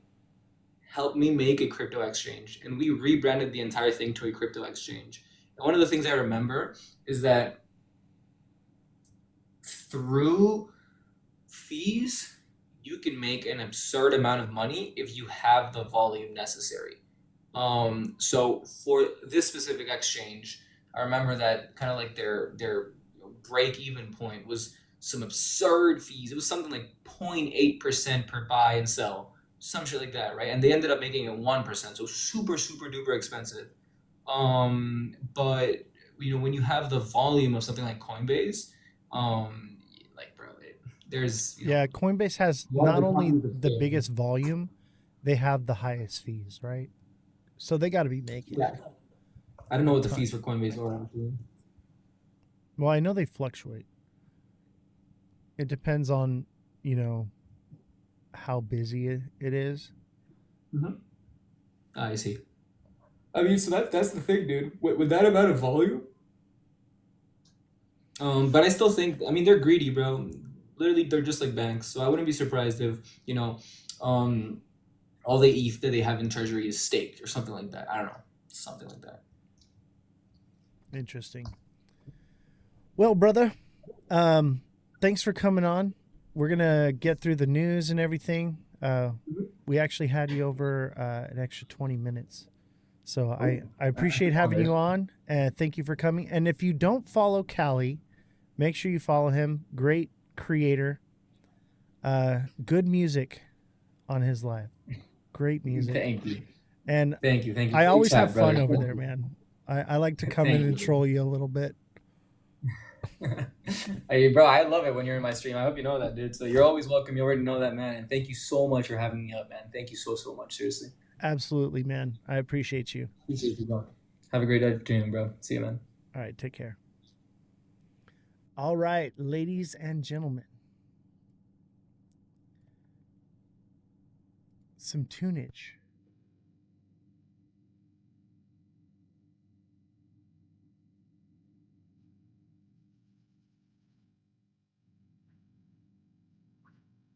Smash that like button, subscribe to the channel, share the show with your friends. Can you speak on SPET? Not really. Is it a meme coin? Can we see a quick peek of Jesse? Jesse, your fans want to see your face.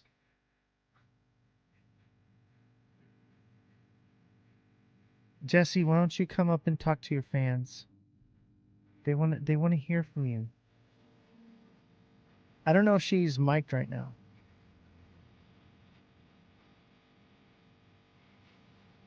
Wait till Sunday? You guys gotta wait till Yeah, we Sunday. have our show, The Queen of Chains, on Sunday. And to be honest, I'm eating pretzel pizza because that's super important. And I have cheese everywhere. So, no. Awesome, awesome. Thank you, Jesse, for being on the show. Was that a burp? Nope. Jesse just burped. All right, let's see here. Let's get into the news, guys. Let's get into the news. I'll tell you what, I feel off my game today because yesterday the music is fire today. I know, right? How'd you like that opener? That opener song is dope. I was digging it. We'll play that to end the live for sure.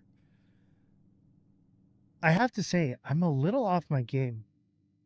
Keep the music, just lower it. All right. Let me see here. Let me see here. How's that? Is the music too low now?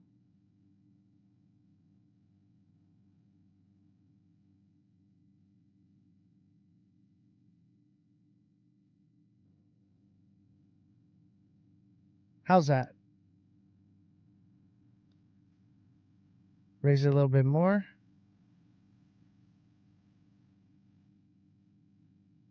How about that?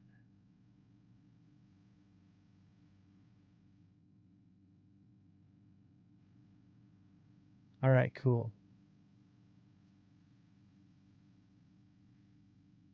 TikTok Studio finally gave me a better audio control. Do you like Jdan? All right, we could work on it. I think I want to go back to this song. This song is so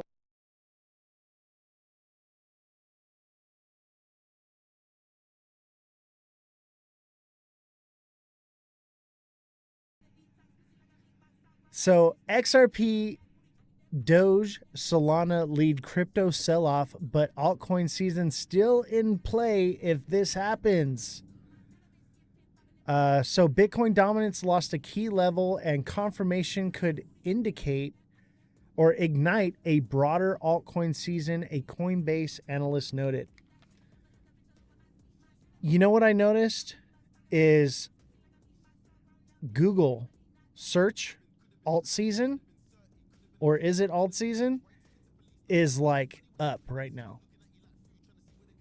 And that's not necessarily an indicator of alt season, but it's an indicator of volatility. And we love volatility, baby. So if everything just pumped right now, it could indicate that it's going to pull back and then pump again. So alt season could be in full effect. What to know? Excessive leverage on altcoins primed the market for shakeout. Coinbase David Doge said in a report, Bitcoin dominance broke below the key 200-day moving average, and staying below the level could ignite a sustained period of altcoin outperformance.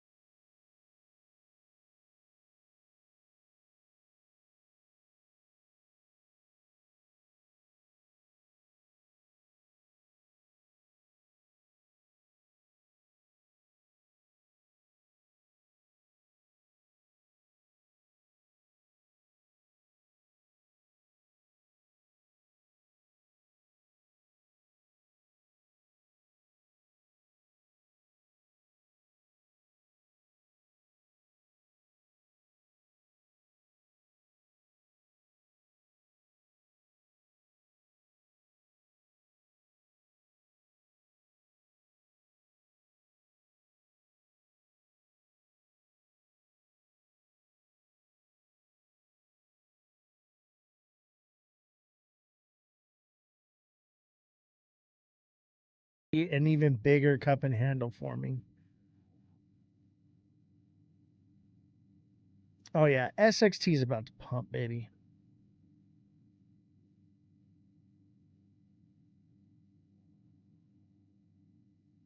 Yeah, SXT got a double bottom. It needs to break above 10 cents. So if this breaks above 10 cents, it should send it back to like 12, 15, 13 cents. And I would say a lot of orders already got filled here, so it'll probably reach a new high. Also, keep in mind this trend right here.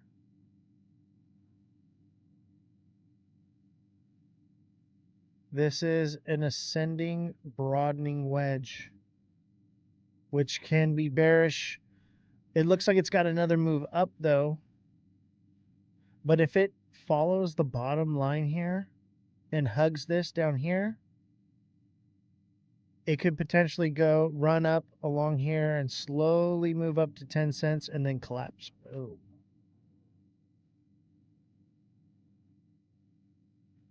I have a feeling we got in so early it would be profits from here on out. I think you're right. We're in so early.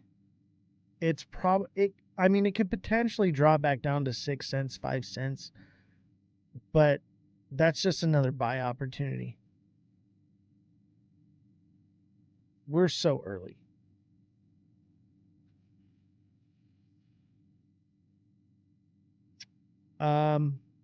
XPM.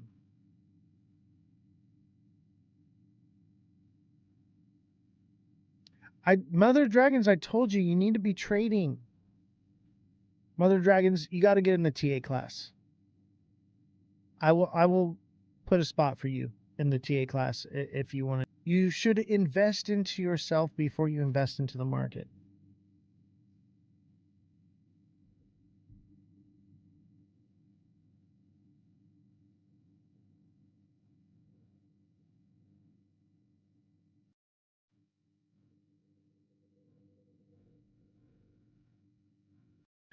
Does this look like the right one? XPM?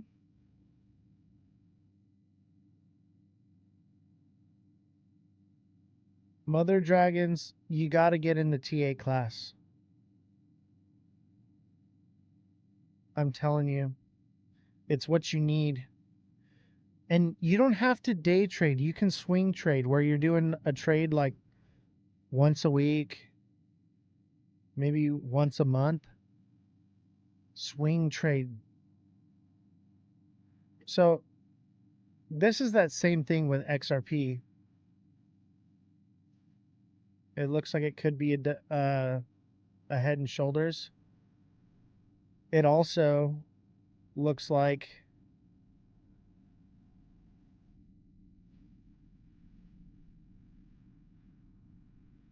possibly like a double bottom thing. This is a cup and handle, which I'm seeing a lot of those, but it's a bearish cup and handle, so it's falling into the cup. So it's less likely to pump, but it could very well if this is like a double bottom. But I think this is the double bottom, which pretty much played out. I'm not really seeing... Haven't seen me live in a while. Make sure you follow and set notifications, brother. And remember, TA is for subs only. We're doing TA for subs only now. This looks like a cup and handle thing here too. This looks like SXT, baby. This should move with SXT. I think it sends. I think everything's about to send again, to be honest with you. One last time before the end of the month. Unless things don't... We've got 5 days. 5 days for things to send. Otherwise, expect a drop. Expect it all downhill from here. I'm not too bullish. I got the white light on. I really should have the red light on, but I'm just not quite sure. Usually we get that pump right before the end of the month, and then everything falls. I think we're going to get a sell-off, though. We are 5 days away from a sell-off. So we need a pump like tomorrow. You know? We need a pump tomorrow. Problem is What's that? if I notice this in the trends because I have two different browser histories, one that's pro, one that's anti, and as long as people keep believing it's altcoin season, it's going to extend farther. But as soon as people are like, oh, it's done, it's over, people are going to back off their trades and sell shit. So, sorry. Just saying. I agree with that. Altcoin season will happen because people decide it. That is a good point. I mean, I'm holding because I think we might be going into alt season. I'm not the only one.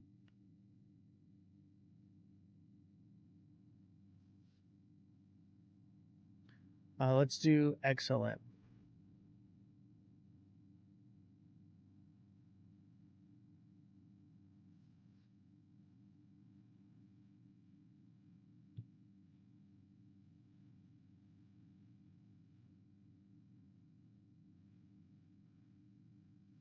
Mar Lopez says public sentiment plays a huge part with market makers. Absolutely.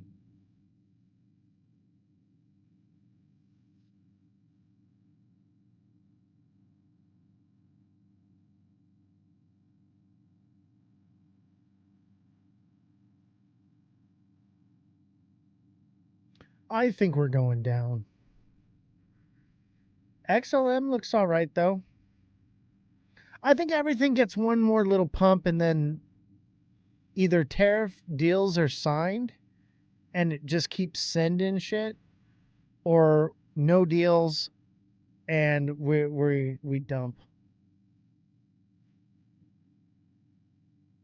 XLM looks good. The charts say yes. We got a double bottom here. That should send it back up to like 45, 40, probably like 46. 45.5 to 46. 45 to 46 is where it should retrace back up to. Look at this, was a nice bull flag and it didn't happen. Like, what happened, right?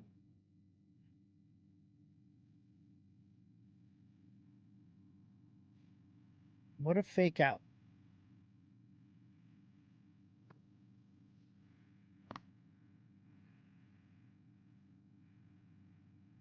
So remember, TA is for subscribers only, guys. Make sure you subscribe. Click the subscription button, become a subscriber. And with a deluxe subscription, you get one-on-one coaching with me. I think everything's about to get one last little pump, and then we'll see what happens with tariffs. That's what I think.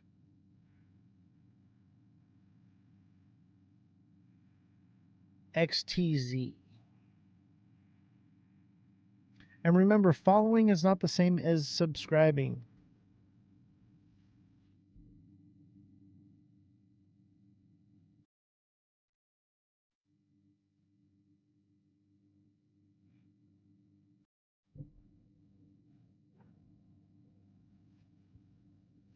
Yeah, weekend pump. That's what I'm thinking. One last pump before a big ass dump. Especially XRP. XRP is going to get an end of the month dump. Ooh, this looks promising. XTZ looks promising. This is a descending channel. That should send the price back up to $1.09 to $1.13. Let me go in a lower time frame. Maybe it's gonna fill something better than that. Look, it's also a double bottom here. $1.02 seems to be a strong resistance point.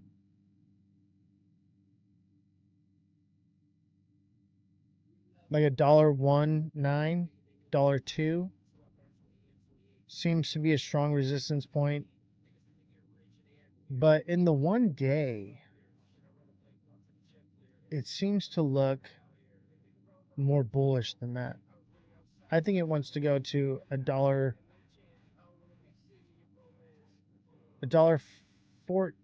to $1.15.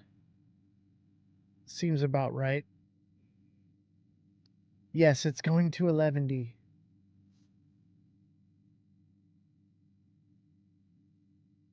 This one right here, man. $1.3385. That's the one I want to buy. I need more farts in my wallet.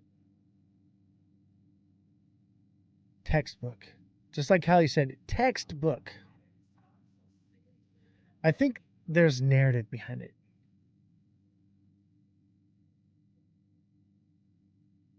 When I see a meme coin, this is what I want to see. Like, it's not going to run forever.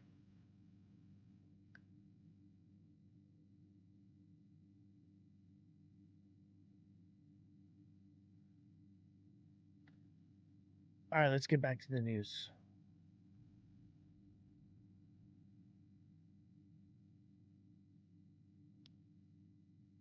All right. Let's take a listen to Senator this. Loomis says U.S. is waking up on crypto after historic legislative week. After years of lagging behind global competitors, the U.S. may finally be catching up on crypto policy, according to Senator Cynthia Loomis.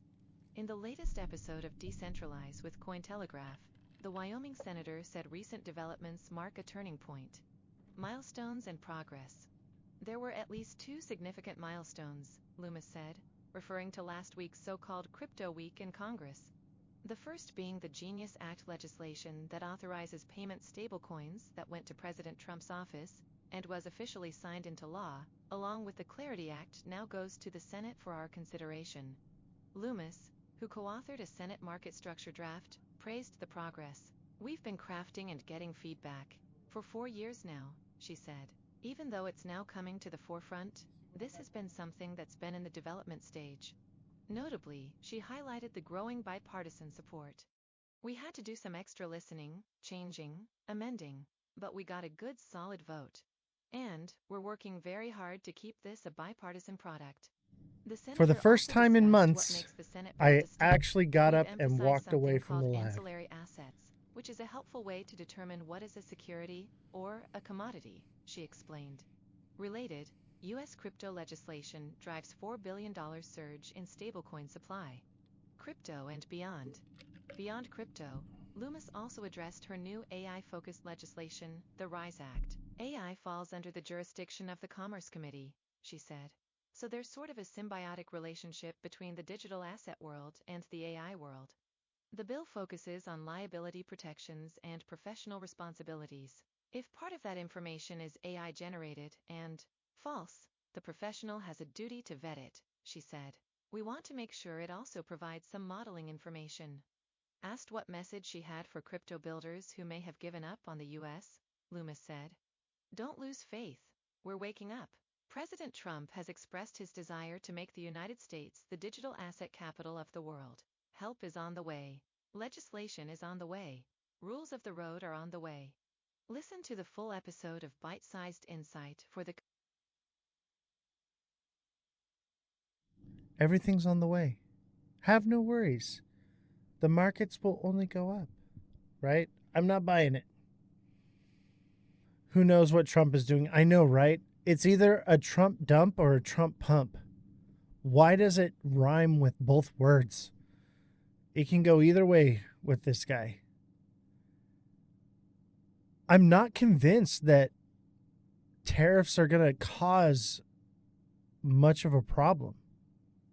I think it'll have a bit of a dip, but not like we've seen in the past. You'll see it pull back some, and that'll be your buy opportunity.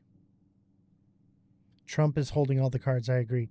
I think you're looking at your last buy opportunity come either right now or end of the month.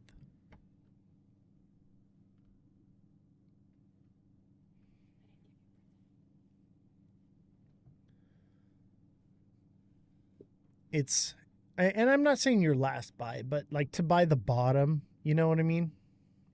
Yeah, either right now is a buy, or the beginning of the month, the first like day or two, first 3 days, that would be it. Should I buy Trump coin? I would say, if you're asking me that question, I would say become a deluxe subscriber, and you can get one-on-one coaching with me, and I will help you. I think I'm going to offer another tier of one-on-one coaching. It's going to be a higher tier coaching where you can schedule time with me on Discord for a voice interaction. So we can actually have a more in-depth look into what your situation is, or your portfolio, things like that. I'm not quite sure how it's going to work. What I'll probably do is I'll do it Sunday, like an hour before I do, or maybe like an hour after the TA class.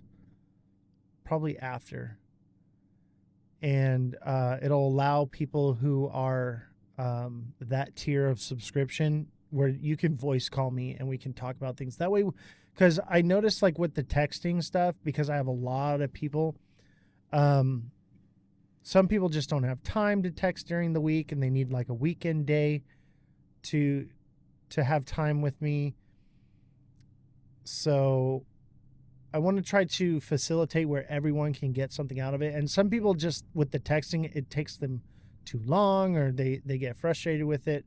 So I'm thinking like a one-on-one coaching time where with this next level, you can schedule time where we can actually sit down and talk.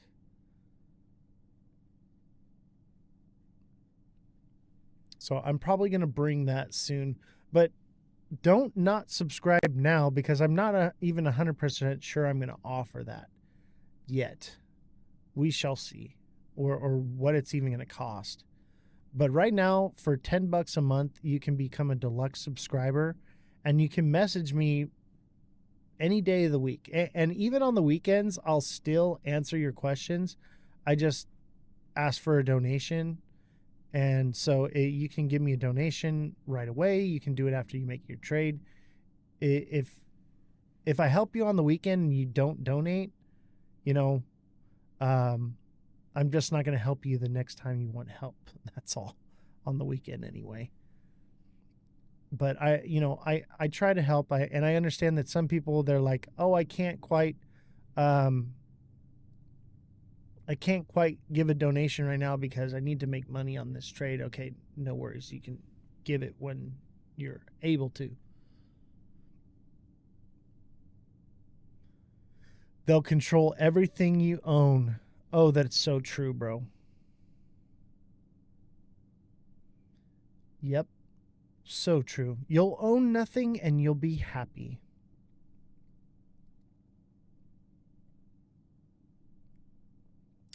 Nature Miracle launches a 20 million XRP treasury. Check this one out.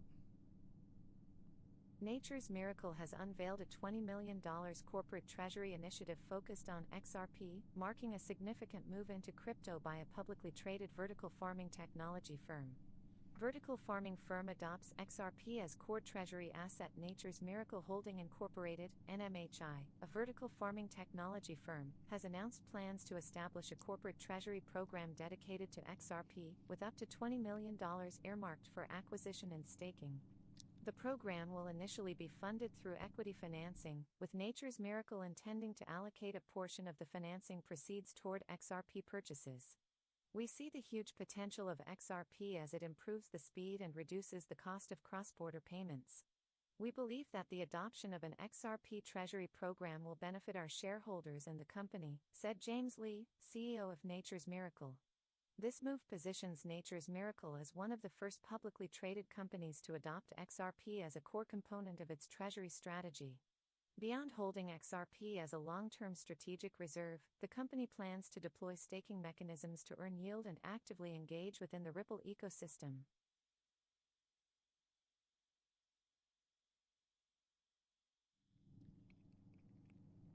That was the fastest slice of pizza I've ever eaten in my life. That was so fast.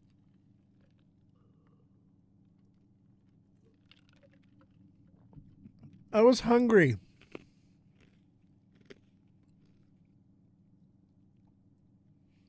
Mar Lopez,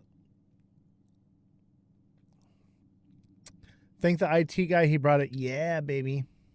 Thank you, IT guy, for bringing pizza. I will reimburse you. Because I'm like that. Thank you, IT guy, for the pizza. I will send you... yeah, Elon brought us pizza today. I'll send you some cash. Thank you, Elon.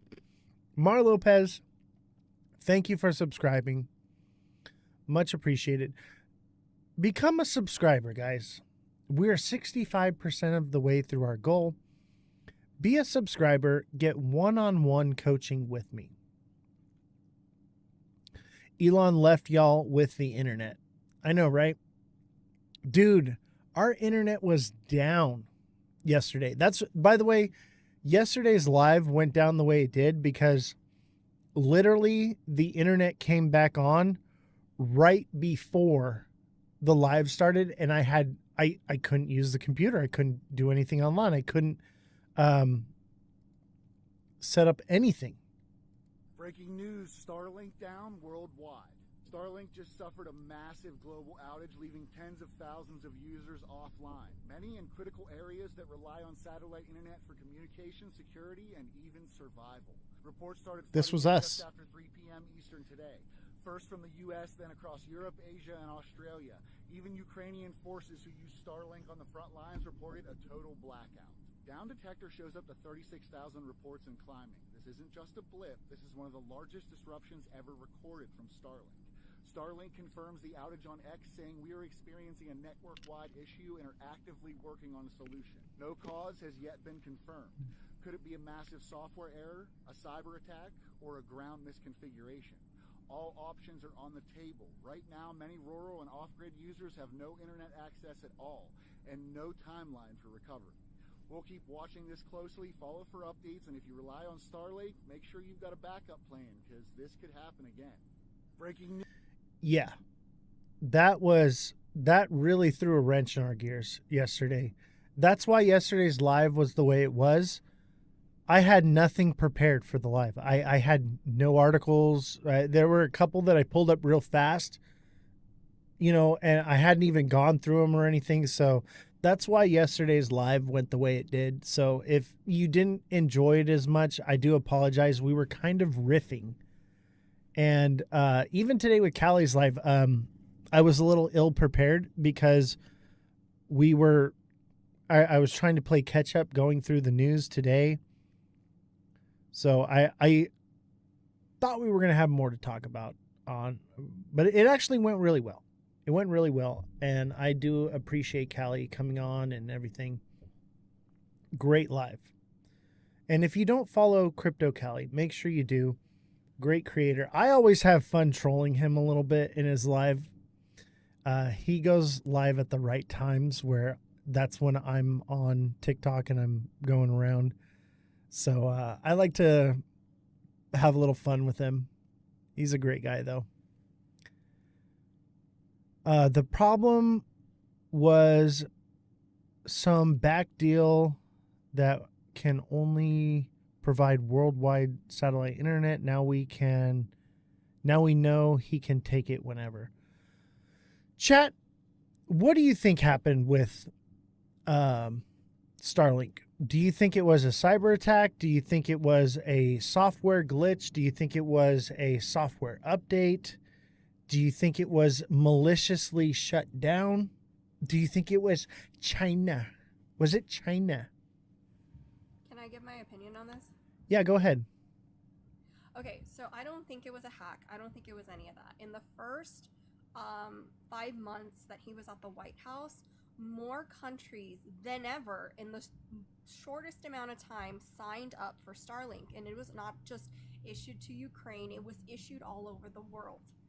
Do I think any of this, all of this was intentional? Yes, because China has discovered a new faster way satellite that can provide internet worldwide, and I think his point was, I can take it, I gave it to you, and I can take it away, and that is, to me, absolutely terrifying.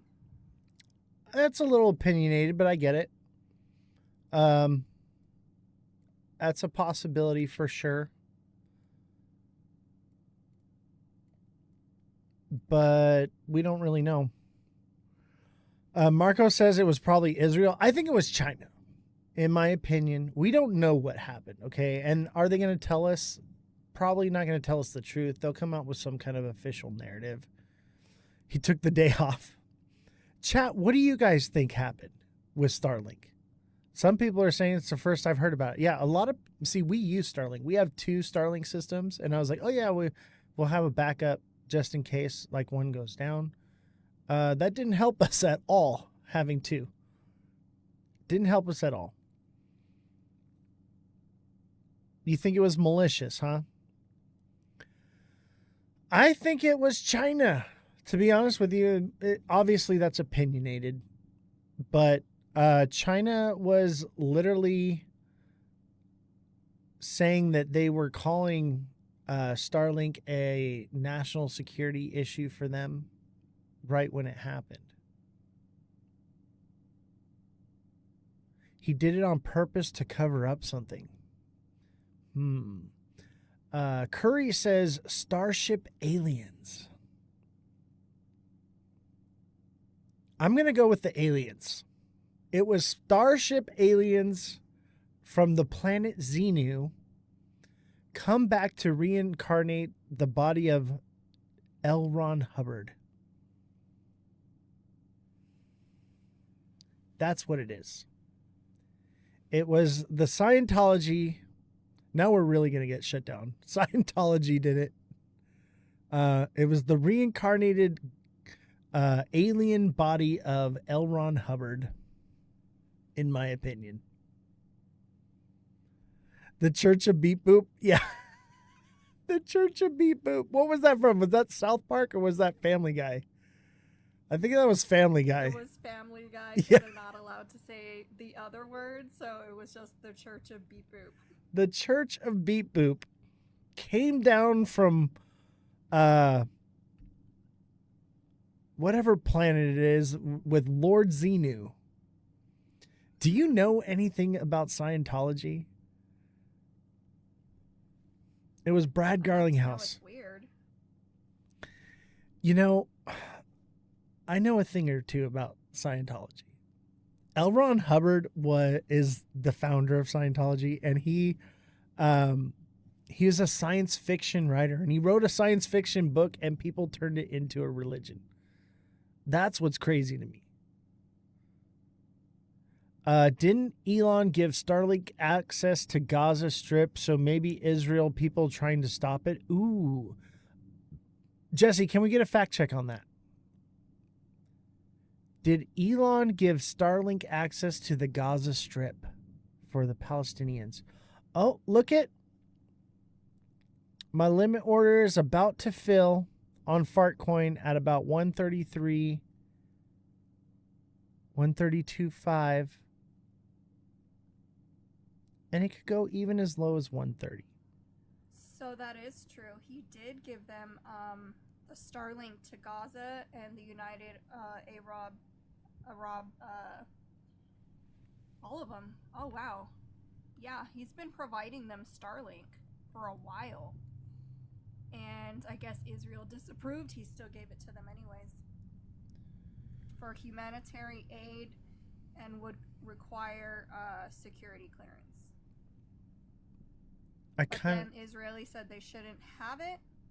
That might be something they took away, and that doesn't show me that part. because Israel lies. So I don't have that information. Interesting. Interesting indeed. Maybe it was Israel. And even if it was, would they tell us? Hell no. But I don't see why it would have to go down worldwide. But Elon himself said that everything is hackable. Everything. He said it himself.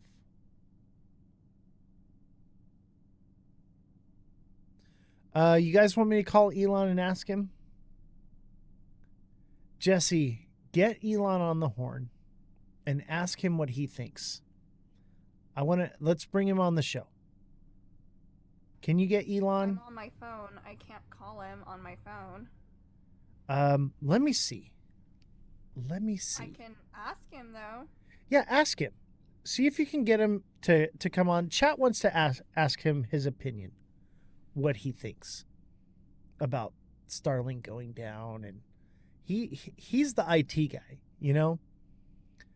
I'm curious as to what he has to say. I'm sure it's going to be some awesome conspiracy. I hope it is. I hope he thinks aliens. I want to lean towards aliens, okay? I think it was Scientologists cutting out the reception so that the aliens could enter into our atmosphere undetected. That's what I'm going with. That seems to be the most likely scenario, right? That seems most likely to me. Let's be probable here. That's the most probable explanation. We'll message the 20 Elons following me. Sure, one of them will come on your show. Elon's going to come on the show. Give him a minute. Let's get him on the show and we'll ask him. Let me get Jesse to get him on here, and we're going to ask Elon what he thinks. I'm sure he won't tell us. I think it's going to be aliens. I hope he has the craziest pipe dream idea, because that's fun. But yeah, Scientologists, aliens, lizard people, that's my story. I'm sticking to it. Okay, our IT guy is freaking smart. So his take on it is that it's a subpar product, and they didn't have enough satellites with all the satellites they've been selling. I mean, all the Starlinks they've been selling to keep up with the not that many satellites in the sky, and it was their error, and that more than likely it's just the product isn't as good as they say it is, and therefore it caused a collapse they weren't expecting. So they probably slowly integrated everybody back into the system, and they're going to have to launch more satellites for it to not happen again, which makes sense. I was hoping aliens. Dang it. I hate it, but he's usually right. He's usually right about this, and as fun as aliens and the Church of Beep Boop might be, that is the logical answer. They bit off more than they can chew. It's a subpar, internet, and it just was too much at one time. I mean, I wouldn't say it's subpar, but it's definitely in beta. I would say it's in beta. It's not. So basically, the Coinbase effect happened to Starlink. Overloaded.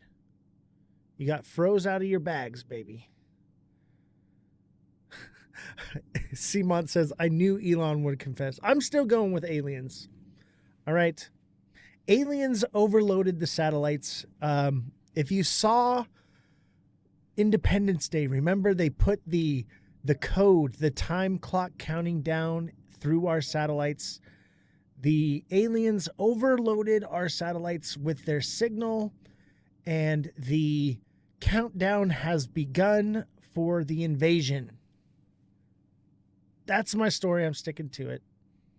Oh, look at that fart coin hit right on that 133 line and bounced right back up. Oh, like freaking beautifully. Yeah, fart coin's about to send. Fart coin's about to send. I'm going to put it in order. Hold on, chat. I need this. I need Can more. I like not get paid by the fart coin, because that's just unsettling. I don't want to tell my family, oh, I got paid by a fart. Like, that's really weird. I'm about the fart life.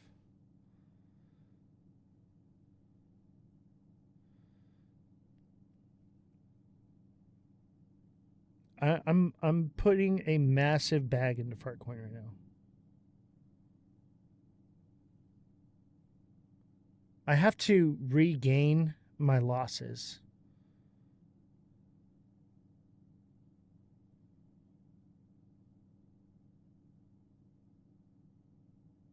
It's done.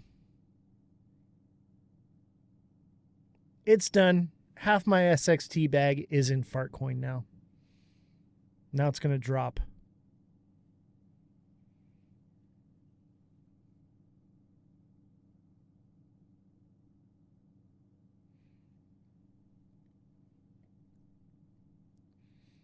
Now it's just going to drop like crazy because I bought it. That's been my luck. The last 2 days of trading has just been horrible. Mother Dragon says, how dare you? Mother Dragons, thank you for the liquidity for my fart coin. Time to get out of SXT. No, I wouldn't say that. I'm still holding. This is going to be short term. I'm just going to let this bag pump. And then I'm going to get myself out quickly. But this one should pump over the next couple days.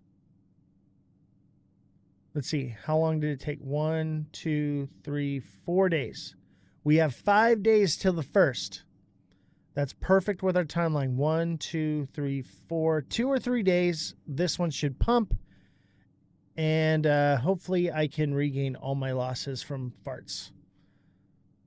Then I can pay the staff with my farts. That's the goal here. That is the goal, is to pay the staff with farts. All right?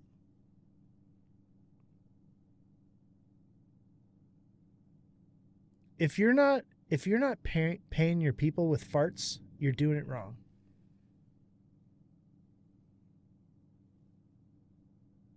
All right, I got myself a nice limit order in. Or not a limit order. I just bought it market. I did a trade. I traded some of my SXT for some fart coin. You will never see me buy a meme coin unless it's this one and it looks like this. Okay? And now it's coming back down. See, every time I buy something, it comes down. This has been my luck this week. All week, it's been like that. If I'm buying, it's coming down. Is it about to rip? It looks like it. Obviously, maybe not just yet, but it seems like a solid buy to me. This one should rip. I'm going to put my sell order at, let's see here. Let's measure this.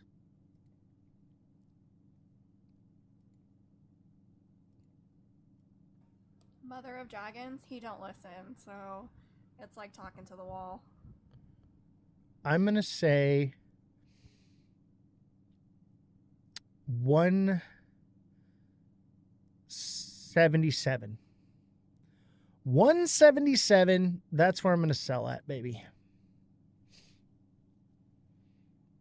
175 to 177. And that should wick to 177.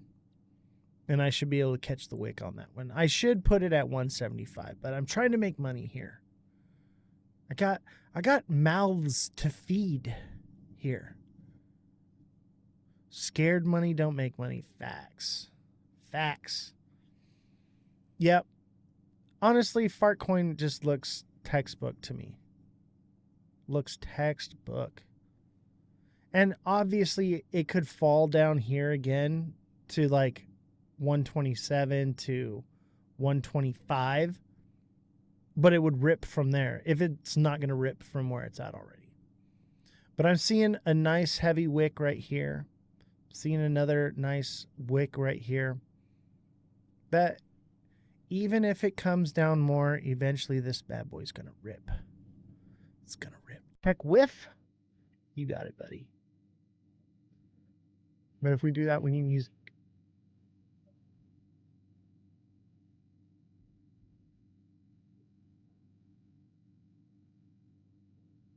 Dog whiff hat? Is that the one?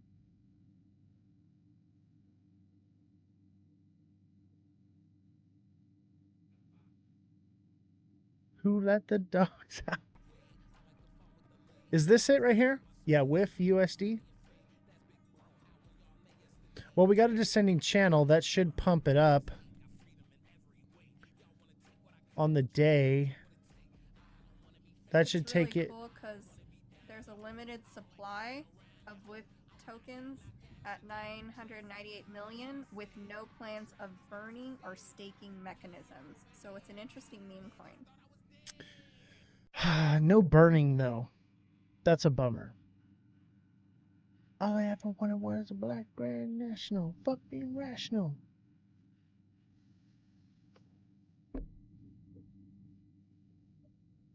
I love Kendrick. They're not like us. Those in the Epstein files are not like us, baby. Let me see here. This looks like a cup and handle to me, baby. This could be forming a handle here. Looks like it got this cup and handle, but it didn't play out. Now it's got maybe making this cup and handle, or it's a double top. If whiff, whiff might be a double top, man. Which means it's coming down to all-time lows. All-time lows. Careful on this one, baby. This one, hopefully you got in down here somewhere and you're in profits. This one looks like a double top. This one looks like it's toasty to the mosty. But it's a meme coin and it's unchartable. Yeah, whiff is old. It's a dog coin. Dog coins are done, dude.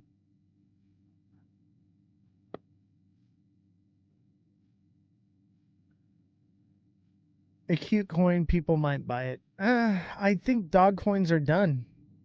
I really do. What are your thoughts on Pump Fun? I mean, it's cool. If you're into the trenches, it's cool.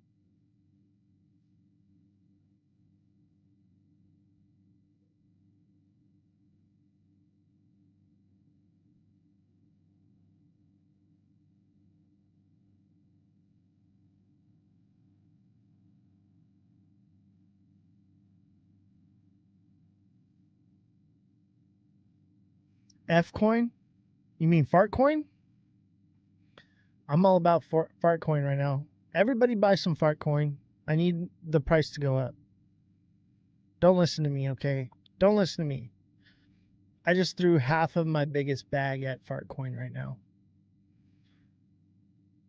Can you take a look at Banana 31 and give me your take? So I'm only offering TA for subscribers now.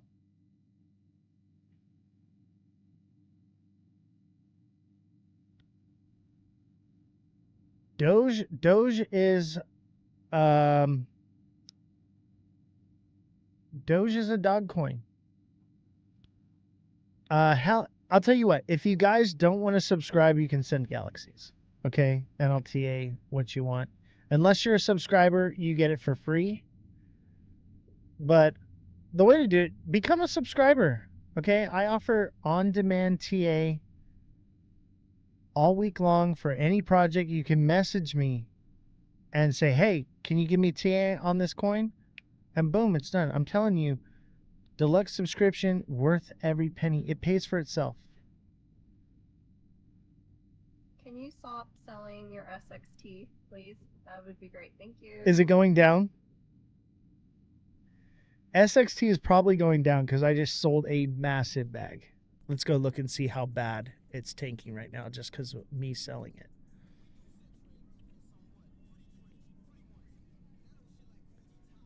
I bet you it's starting to. Everyone's panic selling right now because the goat just sold SXT. I'm trying Mother of Dragons. He doesn't listen.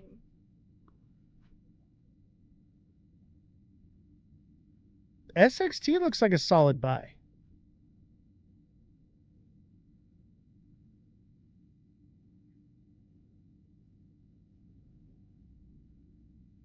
Yeah, SXT is doing great, actually. It's got a doji here, but look at this massive hammer candle. But Fartcoin's going to move more. I'm going to buy more SXT, okay? Just relax. It's just, that's where my biggest bag was. I didn't want to have to, like, send money from the bank into the exchange to buy Fartcoin. That the bank be like, what's the money for? Just going to buy a bag of farts. They're going to be like, you're going to buy that many farts? That's a lot of farts. Imagine having to explain to the IRS why you spent $100,000 on a bag of farts.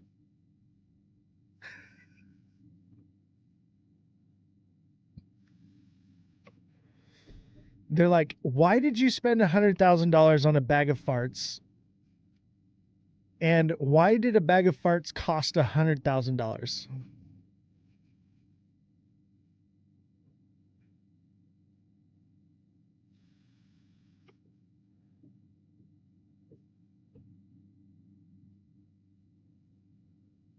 SXT is the vibe for sure. SXT is phenomenal. All right. SXT is going to do massive things. I'm probably going to get burned on Fartcoin. I've never done well with meme coins. I've done well, but didn't take profits when I was supposed to. This one is a long-term hold or a short-term hold, a swing trade. This is whatever you want it to be.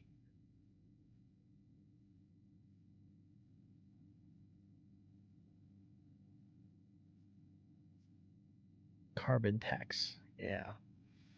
Too many farts depleting the ozone layer. We all have to buy Fartcoin to save the ozone.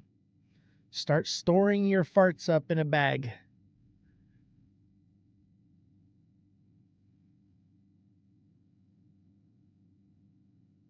Let's see here. Do we have more TA? Guys, become a subscriber. Become a subscriber. Get TA on demand. Okay, message me directly. Yes, SXT, baby. SXT.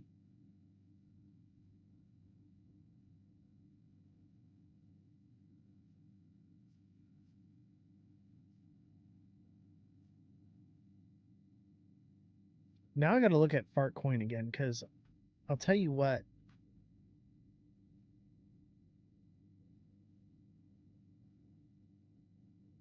I've been having bad luck the last couple days.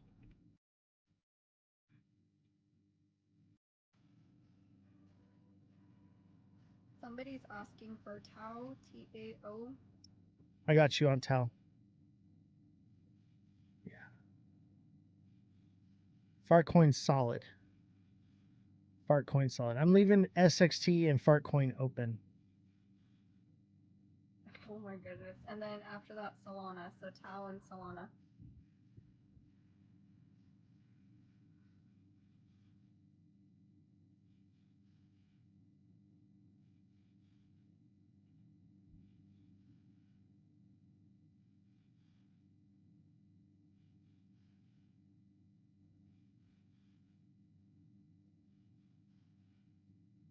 Ooh. Tau is a hard TA.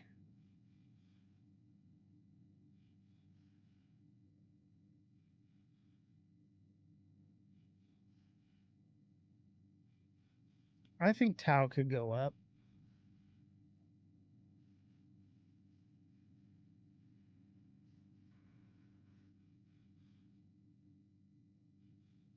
Let me look at the one. That's a difficult one.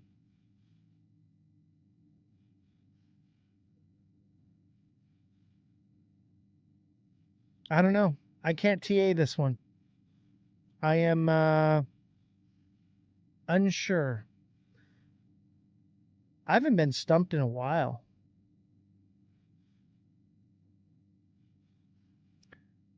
I think this could be like a double bottom thing here.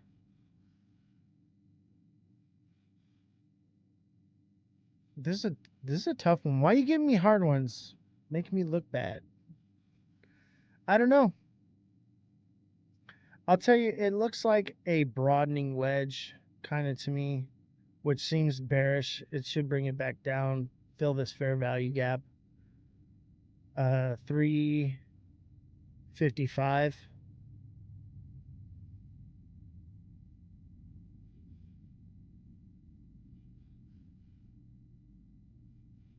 Good credit.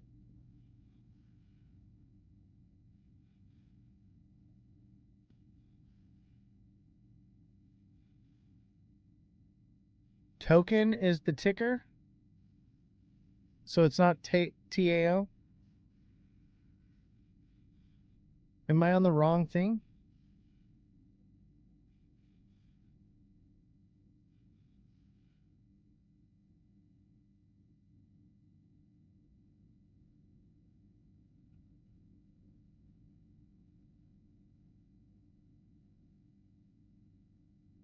Oh, two different coins. All right, I'll do token when I get to it, like, because I got to go in order here. Solana.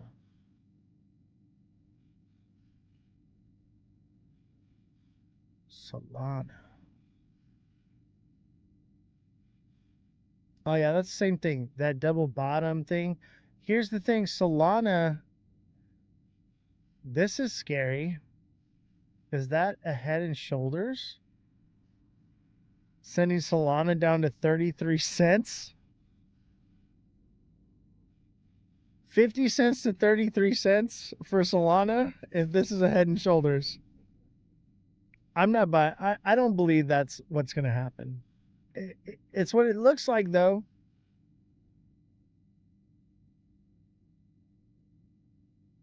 That's a scary thing to see on the chart, especially for Solana. I don't think it plays out, though, to be honest with you. I really don't, because it's Solana. Yeah, Solana moves crazy, right?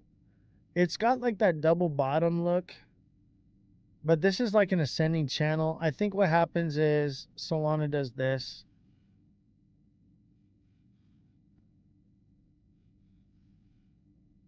And then that would be head and shoulders. Solana, and that puts us into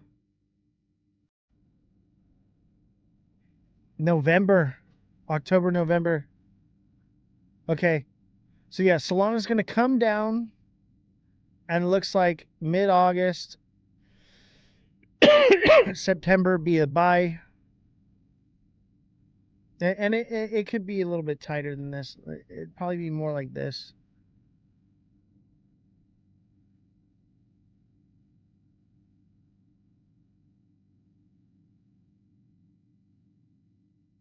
More like that. And that would be middle of August. Week into August, something like that would be a buy. And then October, November would be the top. And then it's a head and shoulders, and it's over by February. That lines up. That's scary. I sure hope alt season breaks this kind of stuff and it goes up and it sees a new all-time high.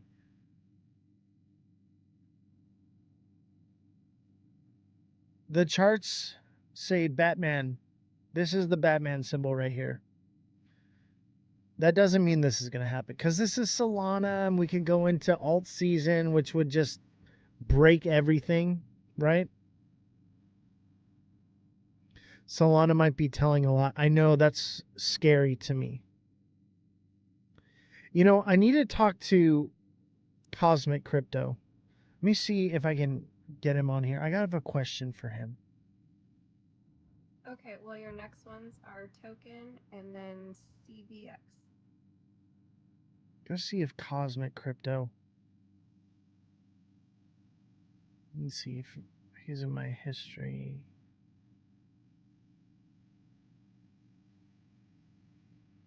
Nope, he's not on. I need Cosmic Crypto so bad right now. I have a question for him. Because he keeps saying something and it could mean two different things. And I think he knows that. I think, because you know how Cosmic is, right? The way he, and I think what he's saying is cryptic in a way where I'm just like, are you trying to say something without saying it? Because that's the vibe I'm getting. The whole chart is an inverted Head and Shoulders.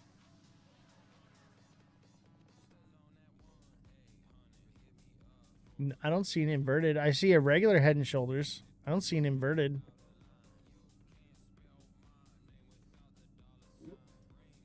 All right. Let's see. We did Solana. Who was next? Token and then CVX. Got you.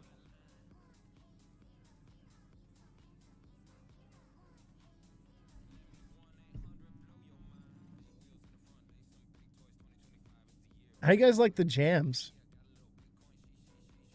Got a little Bitcoin.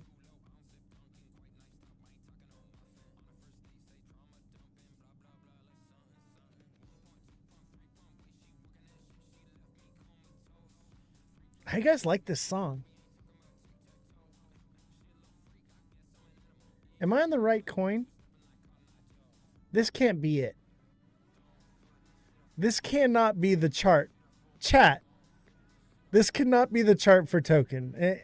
Tell me this isn't it. This can't be it, right? Is it token or token fi?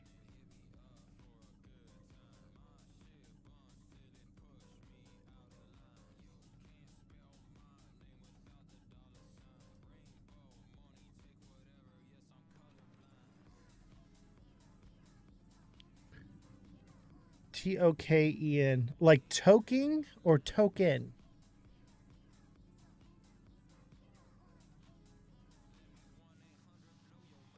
There we go. This one right here, right? That's the double bottom, baby. That is the double. Look, it got a double bottom here, played out beautifully in the micro. Now it's got a macro double bottom. And it's got a descending channel right here, which is kind of a bull flag, right? This one should pump. 4 cents minimum. It could do 3.5. Okay. It could do 3.5, but I'm gonna lean towards 4 cents, baby, on this one. Yeah, this one's about to take off. If you're looking for one to get into for alt season, by the way, is token, is it a meme coin or a altcoin? Or Jesse, does this have utility?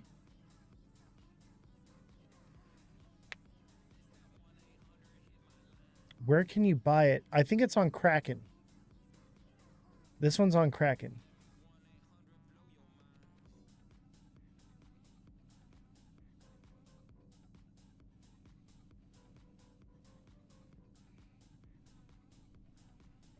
Okay, it's a utility token. A crypto token that gives users. Okay, so it has to do with the blockchains. It's not very clear, but it's like built on top of existing blockchains, mostly on Ethereum. Ooh, that's good. Currency payments, utility governance, and to up their security. Security. I'm buying this. I'm going to sell all my fart coin and buy this bad boy. Okay, next one is CVX. CVX? Yes. Thank you for keeping me on point, Jesse. I know, it's actually easier this way if I can actually talk to you because I'm always like super delayed on the mic. Right, I like this new setup. Doing it this way is much better. And you can work remotely. Neo, thank you for the money gun. Appreciate it. Let's see, what's our live goal? There's our live goal. We need a galaxy.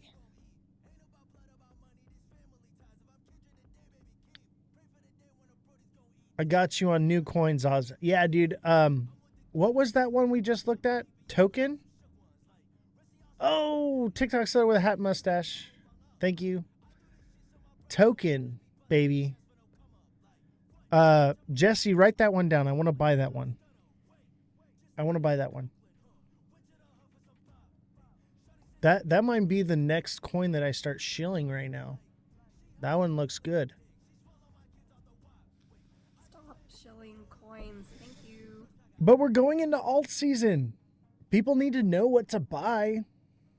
Integrity is more important. What we need to than do making money. is we need to find out market cap on it and coin supply.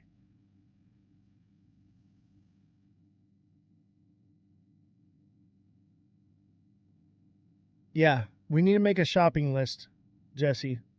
Add token to the shopping list. And we're going to do some research on these, and we'll put the information on the Discord. So CVX, CoinVex Finance.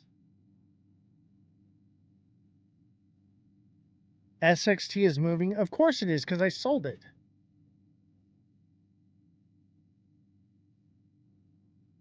That's the luck I've been having lately. Every time I trade out of SXT, it pumps.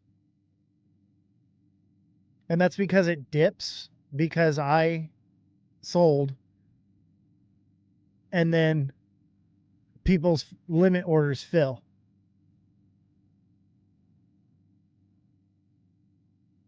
I'll take 2 whole chickens of tokens. CVX is double bottom right here. Got its pump. Make sure you're taking profits. It's in the profit zone right now. It could potentially go to 6 cents, but it's at like 5.556. You better take some profits on this one. CVX. Take some profits, baby. That doesn't mean that it's not going to go. Let me look in the 1 hour and see if it's about to send. Yeah, it's about to send. 6 cents. 6 cents on this one is the next spot to 6.5. Let me see here. Let me zoom out again.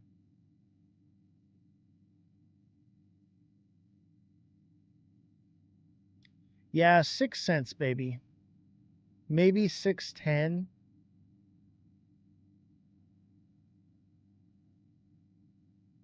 $6 on this bad boy. I would take some profits now, though, for sure. Because technically this is played out. It's above played out.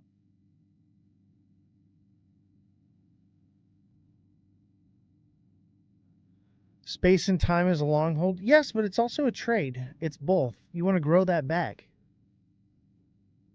Literally, you just took out of it to buy fart coins, so I don't really think you have a say right now. I'm going to put it And back. The next one is gonna be.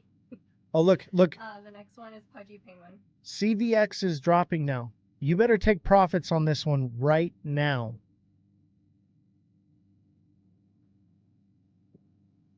You better take profits on this one.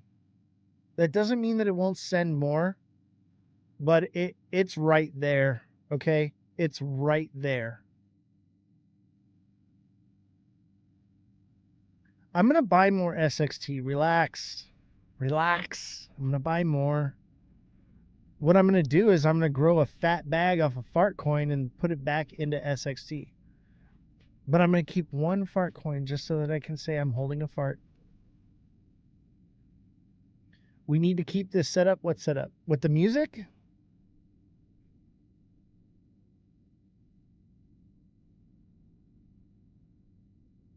Yeah, I'm gonna let fart coin pump, take that money and throw it back into SXT when it dumps. That's exactly what I'm gonna do. I'm gonna grow my SXT bag with meme coins right now. I gotta play catch up. I did some leverage trading over the last couple days trying to create funds to pay the staff here, and I got burned hard. So I'm liquidated right now. I'm not in a good place financially. We got hit hard. I can't be perfect all the time. I'm gonna make mistakes. I got too bullish. That's why I gotta talk to Cosmic Crypto. I gotta ask him the question. Because he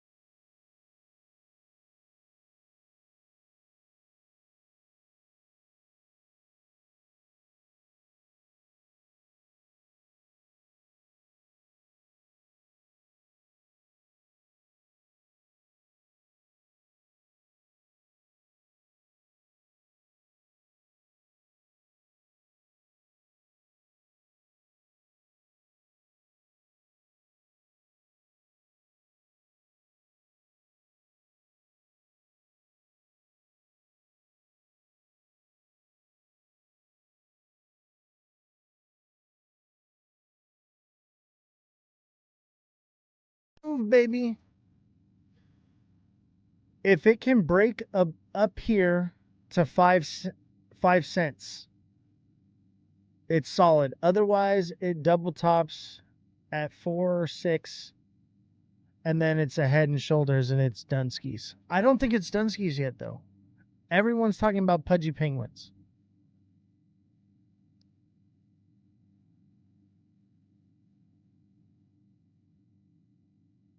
Yeah, this one's moving now.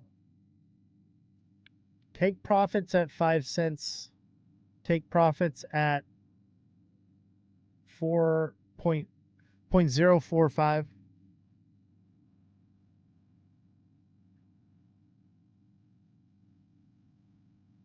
CTF is a sleeper coin. Look at its market cap.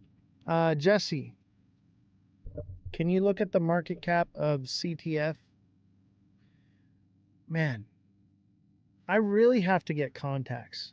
I really do. I cannot wear these glasses and headphones at the same time. I need to get like Morpheus glasses. Remember Morpheus's glasses? How they just like clipped on the nose? That's what I need. Okay, market capitalization between 36 million and 38 million USD, depending on the data source. There's over 120 million CTF tokens in circulation. Price is 30 cents. Let me see.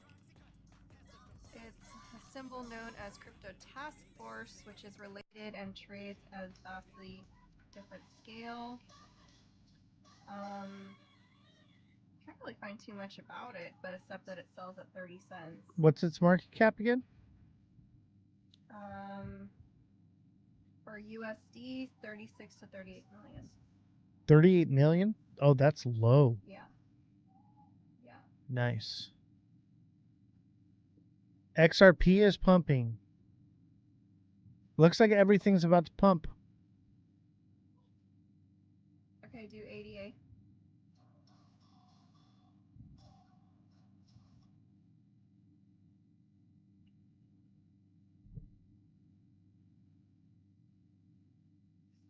I like this song.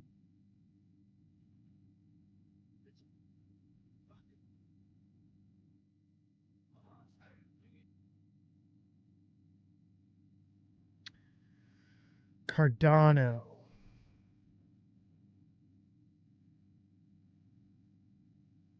Cardano looks like it's about to pump. Everything looks like it's about to pump right now. Turn the music off. Is it too loud now? First of all, you're not even a subscriber. So I would turn the music off. I would consider it if you were a subscriber, but all the subscribers want the music. So what are the best cryptos to invest in right now? Alts. Altcoins.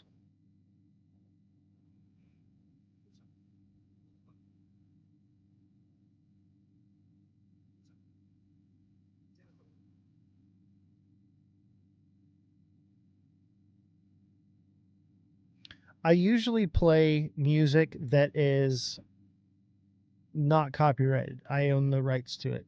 But I'm digging the music. I'm more entertained. All right, what was the next coin? Did you do 88? Yeah, so, okay, so we got the double bottom here. It's not quite played out yet. It needs to go to $1, okay? This thing for this double bottom, I'd even call it maybe a triple bottom. It should hit it should hit at least $1. 99.5 for sure. Like it needs to. And it could go way higher. It could go to $1.15.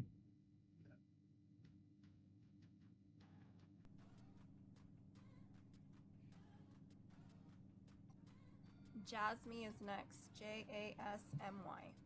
Jasmy. Jasmy's a meme coin or a utility coin?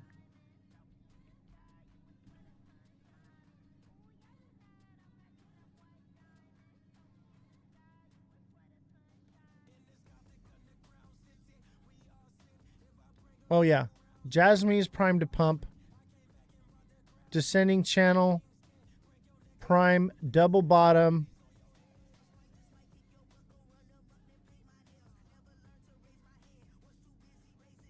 Jasmy to 0 to 8 to 3 cents. I'm thinking 3 cents, but 0.28 to 3 cents. That's where you're gonna take your profits. It's a box. Remember, it's a box. Somewhere in there, it's gonna land.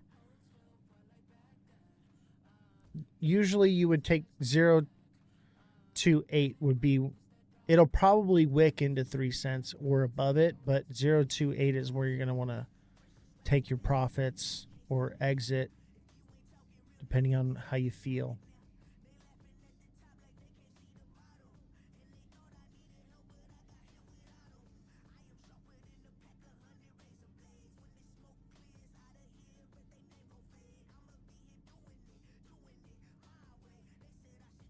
I don't see any else from the subscribers.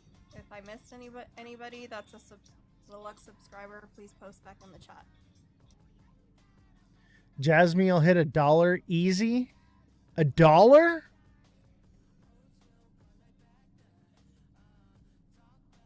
Is that even its all-time high? Does Jasmy have utility? Bro, Jasmy is not going to $1. Jasmy will be lucky to see all-time highs again. If Jasmy's going to $1, I'm throwing everything at this right now. There's no way.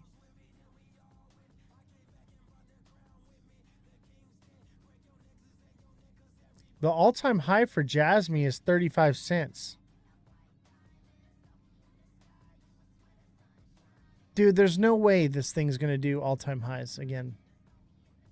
That narrative, that 2022 narrative, maybe, dude. No way it's doing $1. Am I looking at the wrong chart? Or are you using... This is US dollars. Maybe you're looking in That's yen. The same chart I pulled up. It looks exactly the same. Maybe 5 in... What do they use in What is it? Thailand? Bot? $5 bot.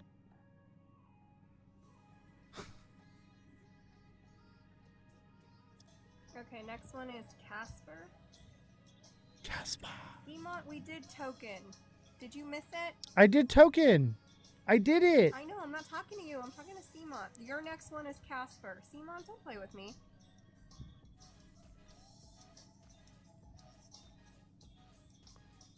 Casper. Casper Labs or just Casper? All right, that's throwing me off. That's got to go.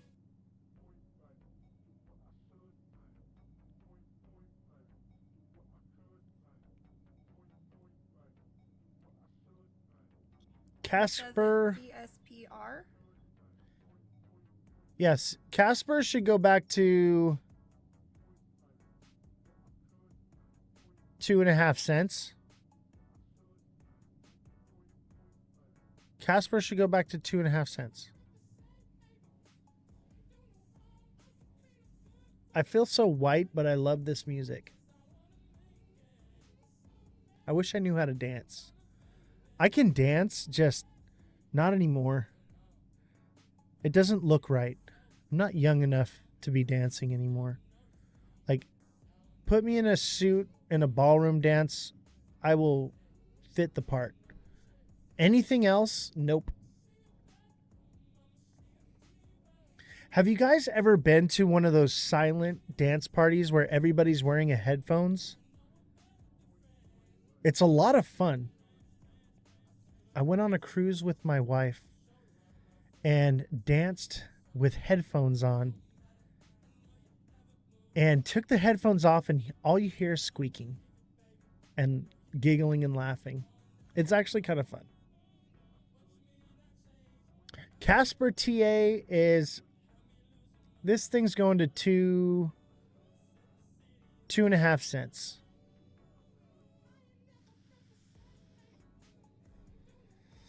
Bro, what haven't you done? Dude, big baller.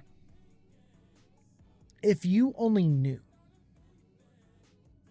One of these days, we're going to have to sit down and I'm going to have to tell you everything I've seen and done and been through, bro. I couldn't even tell you all in one sitting. I have done some pretty spectacular and pretty horrific things in my life.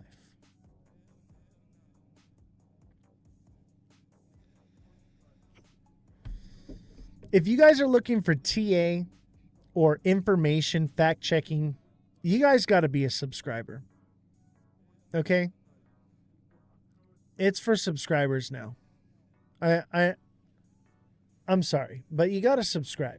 And with that subscription comes on-demand TA. Okay? You can message me and ask me for TA on any project, anytime.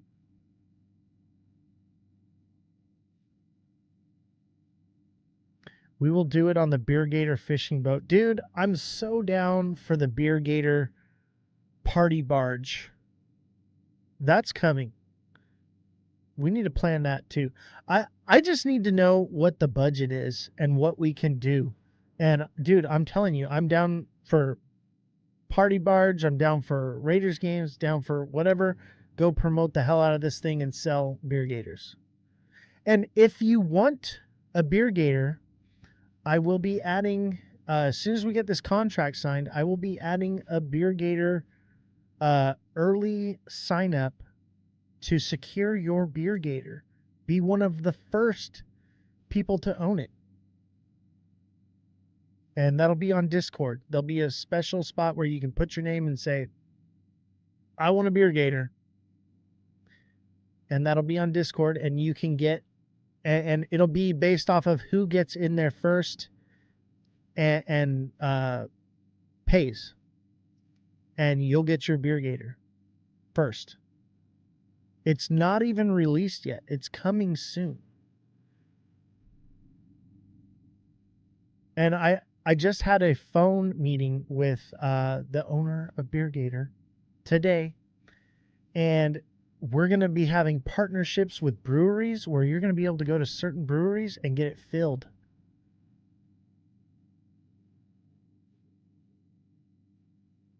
It's going to be amazing.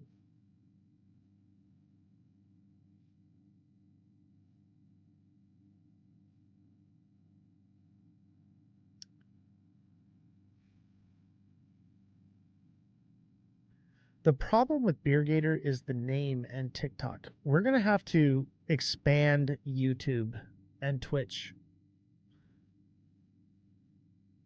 Today's live is exclusively on TikTok, but that's because we're probably going to be moving to... Can you make kombucha with BeerGator? You can put any liquid in it. Any kind of liquid in it.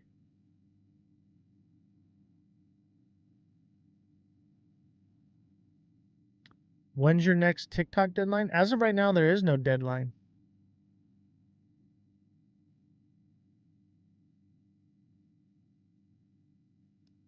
But I have a feeling we're going to be doing a Twitch exclusive soon where the whole show is going to be on Twitch or on YouTube for a while.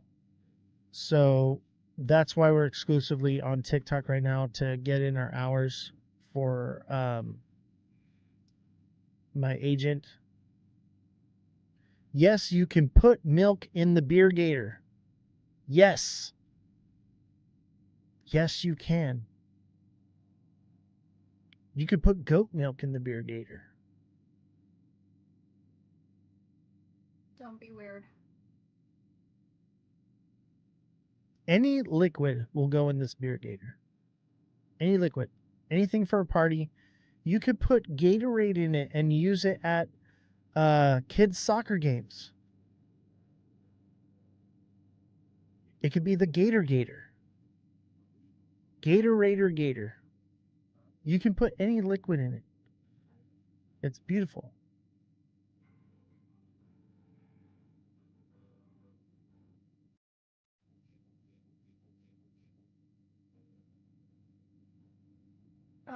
Which exchange is that on, Neo? WGC.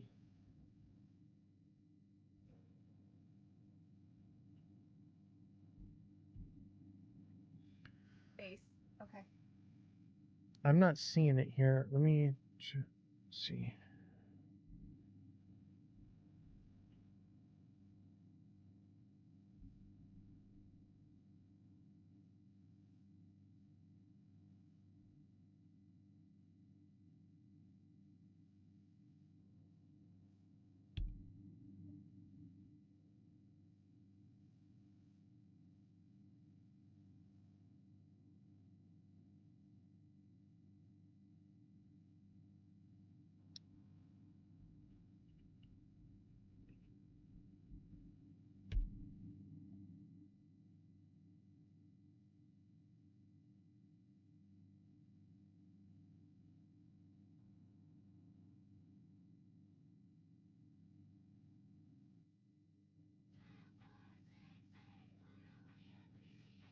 I'm not finding it here.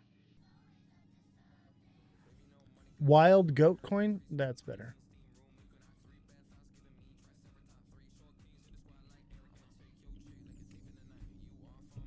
Wild goat coin. Why don't I own this? Thanks a lot, Neo. I'm not finding it here. I see goat coin.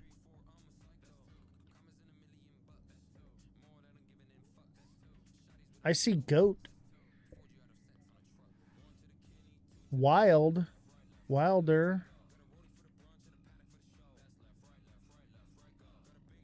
Let me try this.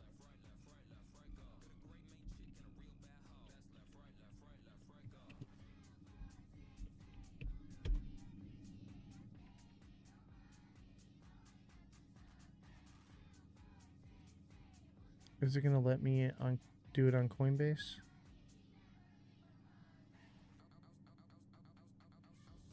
I can't really read it on here.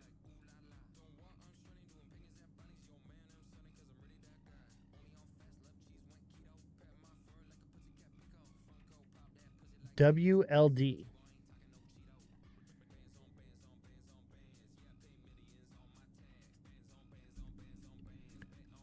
WLD is the... I'm seeing that one.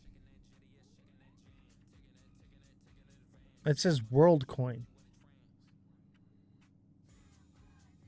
We all need some goat coin. I know, right?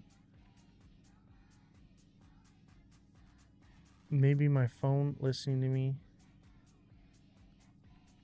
I see WLD. I can't find wild goat coin, dude. My apologies. I mean, it exists, but I can't find a chart for it either.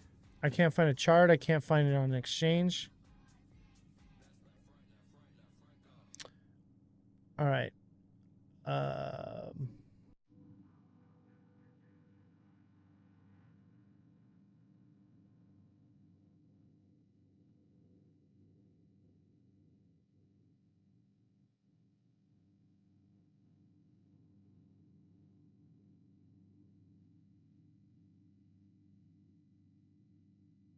Early, is that a coin or is that...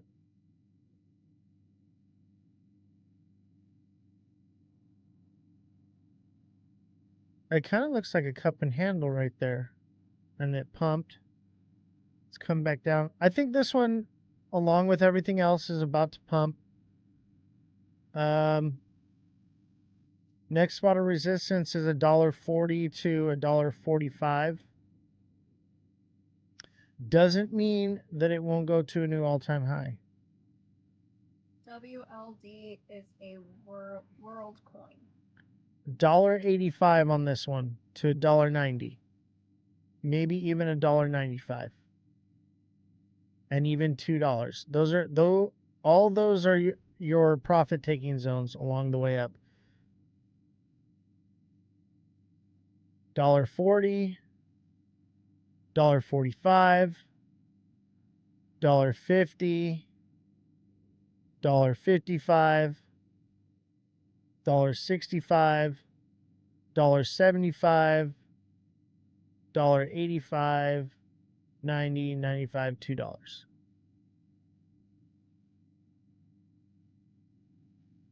Oh, it's early to get in on GoatCoin? So it hasn't released yet. So that means there's no chart. Because I seen this something about an airdrop for the GoatCoin. I don't like to get things early, okay? I want to get them after they found a floor.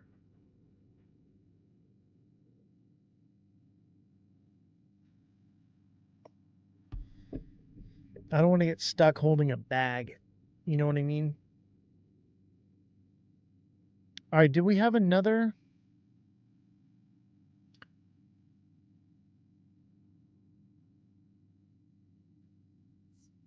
Guess we can get back to the news. Cryptocurrency still has limited Main Street appeal. 14% of U.S. adults report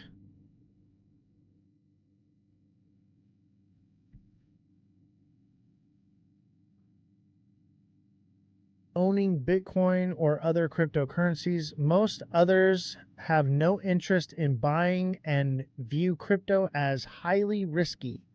Men aged 18 to 49 are mostly receptive, with 25% owning it.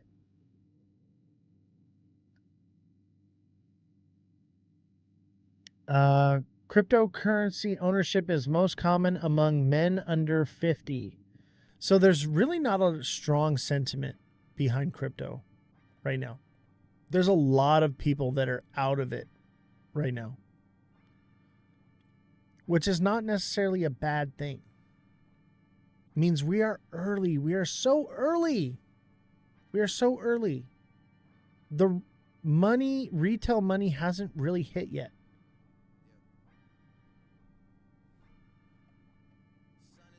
I think that's why people are long-term holding. They're waiting for adoption so that it becomes mainstream. No, we don't do Drake. No diddlers.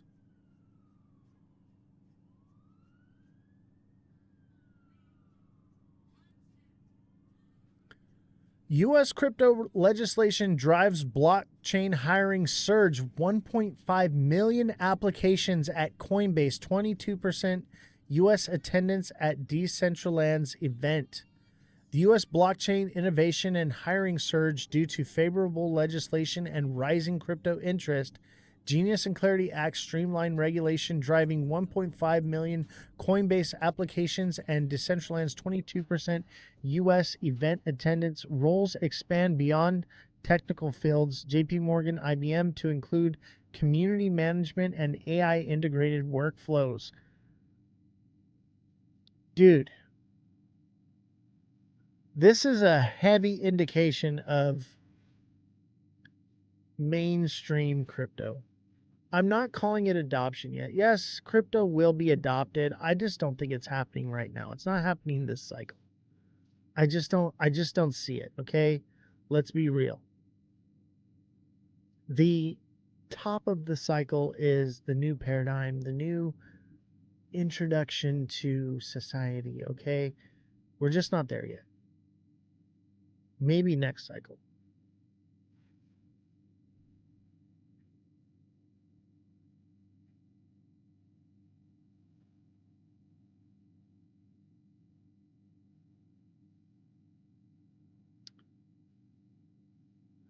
Trump said he's considering rebate checks for Americans based off tariff revenue. Let's check this out. Tariff revenue checks for Americans. Does this cause people not to sell out of the market? Because last time people got checks, what did they do with it? They pumped it into the markets, right? So if he's about to release checks, maybe that's so that it offsets those tariff drops. I'm telling you, they're totally insider trading. Listen to how he says it and what he says. It's not definitive. Economic policy. For more on the Trump administration's economic policy, we go now to Commerce Secretary Howard Lutnick. Welcome back to Face the Nation, Mr. Secretary. Great to be here.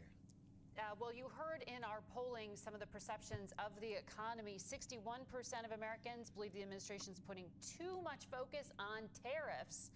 70% say the administration is not doing enough to lower prices, and 60% oppose new tariffs on imported goods. This is a centerpiece to your policy plan. How do you reverse public opposition? Oh, they're going to love the deals that President Trump and I are doing. I mean, they're just going to love them. You know, the president figured out the right answer and sent letters to these countries, said this is going to fix the trade deficit. This will go a long way to fixing the trade deficit. And that's gotten these countries to the table. And they're going to open their markets or they're going to pay the tariff. And if they open their markets, the opportunity for Americans to export, to grow their business, farmers, ranchers, fishermen, this is going to be, the next 2 weeks are going to be weeks for the record books. President Trump is going to deliver for the American people. Next 2 weeks for the record books, because you have that August 1st deadline. But President Trump sent letters to most of the major trading partners announcing higher tariff rates effective August 1st. That could hit countries accounting for 3/4 of U.S. imports. Let's talk about Canada, one of the big ones. Their prime minister said this past week there's not a lot of evidence they can get a trade deal with the U.S. that avoids tariffs. Is your message to Canada, Mr. Secretary, that no matter what they offer at the negotiating table, free trade's gone, there will be a tariff in place? No, see, that's silly. We have a plan called USMCA, U.S.-Mexico-Canada Agreement. Virtually 75% of all goods coming from Mexico and Canada already come in tariff-free. The president said, look, unless you stop this fentanyl and close the border, we're just going to keep tariffs on the other 25%. And that's what he has on. So don't be confused about it. The president understands that we need to open the markets. Canada is not open to us. They need to open their market. Unless they're willing to open their market, they're going to pay a tariff. That's a simple message the president has. It's fair trade. It's reciprocal trade. Why should we have our country be wide open while theirs is closed? This is an 80-year wrong that President Trump is trying to fix. And our businesses are going to really, really enjoy it. I think the president's going to open between $300 and $400 billion of opportunity for Americans. That's 1.5%, up to 1.5% GDP growth, because the president's going to open all these markets up. You saw it with Vietnam. You saw it with Indonesia. You're going to watch I'm not buying these it. other countries decide if they want to do business with America. Let's just open our market up to America. That's opportunity that President Trump is bringing. Well, we saw framework announcements with those countries you just mentioned, but back on what the Canadian Prime Minister, the man you're negotiating with, said, he's assuming there's going to be a tariff here. There's already this baseline 10% tariff I'll do that fart we are coin seeing again. from the administration. Is that set in stone, or is it going to go to like 15 or 20%? Well, I think what you've got is you should assume that the small countries, you know, the Latin American countries, the Caribbean countries, many countries in Africa, they will have a baseline tariff of 10%. And then the bigger economies will either open themselves up or they'll pay a fair tariff to America for not opening themselves up and treating America unfairly. So what the president's view is, and what she's instructed me to do, is say, look, if you're willing to open yourself up and really open your economy to American business, to ranchers, fishermen, farmers, and businesses, then of course we'll make a better deal with you. But if you're going to keep your tariffs and your tariff barriers holding us down, then of course it seems fair that you should pay a tariff to do business with the greatest customer on earth, the American consumer. Okay, so just quickly, are you going to renegotiate that free trade deal, the USMCA? Oh, I think the president is absolutely going to renegotiate USMCA, but that's a year from today. Exactly. So today, of course, 75% comes in free, but of course, should you expect us to renegotiate it? It makes perfect sense for the president to renegotiate it. He wants to protect American jobs. He doesn't want cars built in Canada or Mexico when they could be built in Michigan and Ohio. This is what I've been saying. For American workers, the president's Tariffs got are not the going American anywhere. workers back. That's why they elected him. That's why the stock market's at all-time highs. They understand, the president actually understands business and is doing it the right way.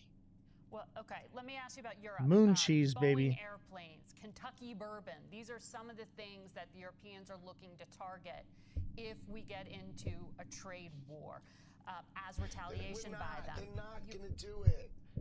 You just now the Europeans. They're absolutely going to do it. Kind of downbeat. You disagree? You think we are going to get a deal with the European Union? You know, I was on the phone with the European trade negotiators this morning, about a half hour ago. So there's plenty of room. Look, the president and the European Union, these are the two biggest trading partners in the world talking to each other. We'll get a deal done. I am confident we'll get a deal done. Okay? And it will be great for America because the president has the back of America. So I think all these key countries will figure out it is better to open their markets to the United States of America than to pay a significant tariff. And Donald Trump has made that point clear. No one has protected America the way Donald Trump has protected America. It is so fun to work. Let's play this video a week from now. I have him behind me saying the right things for America. Let me bookmark and I it. get to do those negotiations with all these countries. And you're going to see the best set of trade deals you've ever seen for America and for the American people. Is that August 1st deadline with the EU a hard deadline? Are you going to get a deal since you were just on the phone? No, that's a hard deadline. So on August 1st, the new tariff rates will come in. But nothing stops countries from talking to us after August 1st, but they're going to start paying the tariffs on August 1st. Now remember, the world is paying 10% right now, and China's paying 30%. So that's right now, and that's why we're running at about plus $30 billion a month for the American people. Name something in your house that's Canadian. Maple syrup. To make America stronger. We are finally protecting America. Your car. You'll have that income if you keep them in place, but if you're negotiating them away, then they won't be there. So that is contradictory to me. But nothing's getting no. So you're not negotiating the tariffs away. Yep. Ford, in the world. Lincoln Mercury, 10% is Jeep. definitely going to stay. Many countries will pay higher. like Vietnam and Indonesia, right? They're 19 and 20%. Most countries will pay higher. The small countries are likely to be 10%, but the bigger countries are likely to pay higher. That's just the way it's going to be because we can't have these $1 trillion trade deficit. It's just wrong for America, and Donald Trump is going to fix it. And American corporations are just going to swallow that and not pass that price increase on to consumers? What's your projection? What's so interesting is that you're worried about the importers. How about the people who build and employ Americans No, I'm here? asking about people who go to the People who store make to buy. cars here, people who manufacture here. They don't pay a tariff. They don't Dude, this journalist is grilling him. all the time. Build in America, you don't pay a tariff. The idea She's that grilling these him. importers are more important than the people who employ Americans. Neo, I think thank it's you. just a wrong way of thinking about it. Americans deserve to be employed here and have the best jobs in the world, and that's what Donald Trump is trying to deliver. I was asking about consumer prices, what people will pay when they go to the store. But in since you don't want to answer, Dang, shots fired. Shockingly low. okay, the consumer price Shots index, fired. doesn't currently reflect that though. That the trend is towards higher. Well, it just went up. Would it go Oh up my a God. tenth of a percent? Look, the dollar has 2 declined tenths on the core. more than 10%, right? So the dollar declining sort of softens tariffs completely. These are small numbers. Chat. You're going to see inflation is not going to change. Remember, inflation is an expectation of rates continuing to grow. Tariffs are just going to reset the price level for She's not buying the moon cheese. from certain countries, but everybody who's building in America. And remember, Donald Trump announced over $11 trillion of building in America. All that building in America, the construction jobs here, but then when those products come on the shelves, they come on much cheaper. Energy is cheaper. Lies. I think you're going to see inflation stay right where it is. Lies. Jerome Powell, who's held these rates up way too high, way too Thank high. you. You're going to see him cut rates. The Fed's going to cut rates. Thank you, TikTok mortgages seller. are going to be cheaper, and America's going to be so much better off under Donald Trump. There are reports that the Treasury Secretary has talked This the is president peak. out of his threat to fire the Fed chair, since the Fed's already expected on a consensus basis to be lowering rates. Are you telling us tonight or today that he's not under threat, that he will keep his job?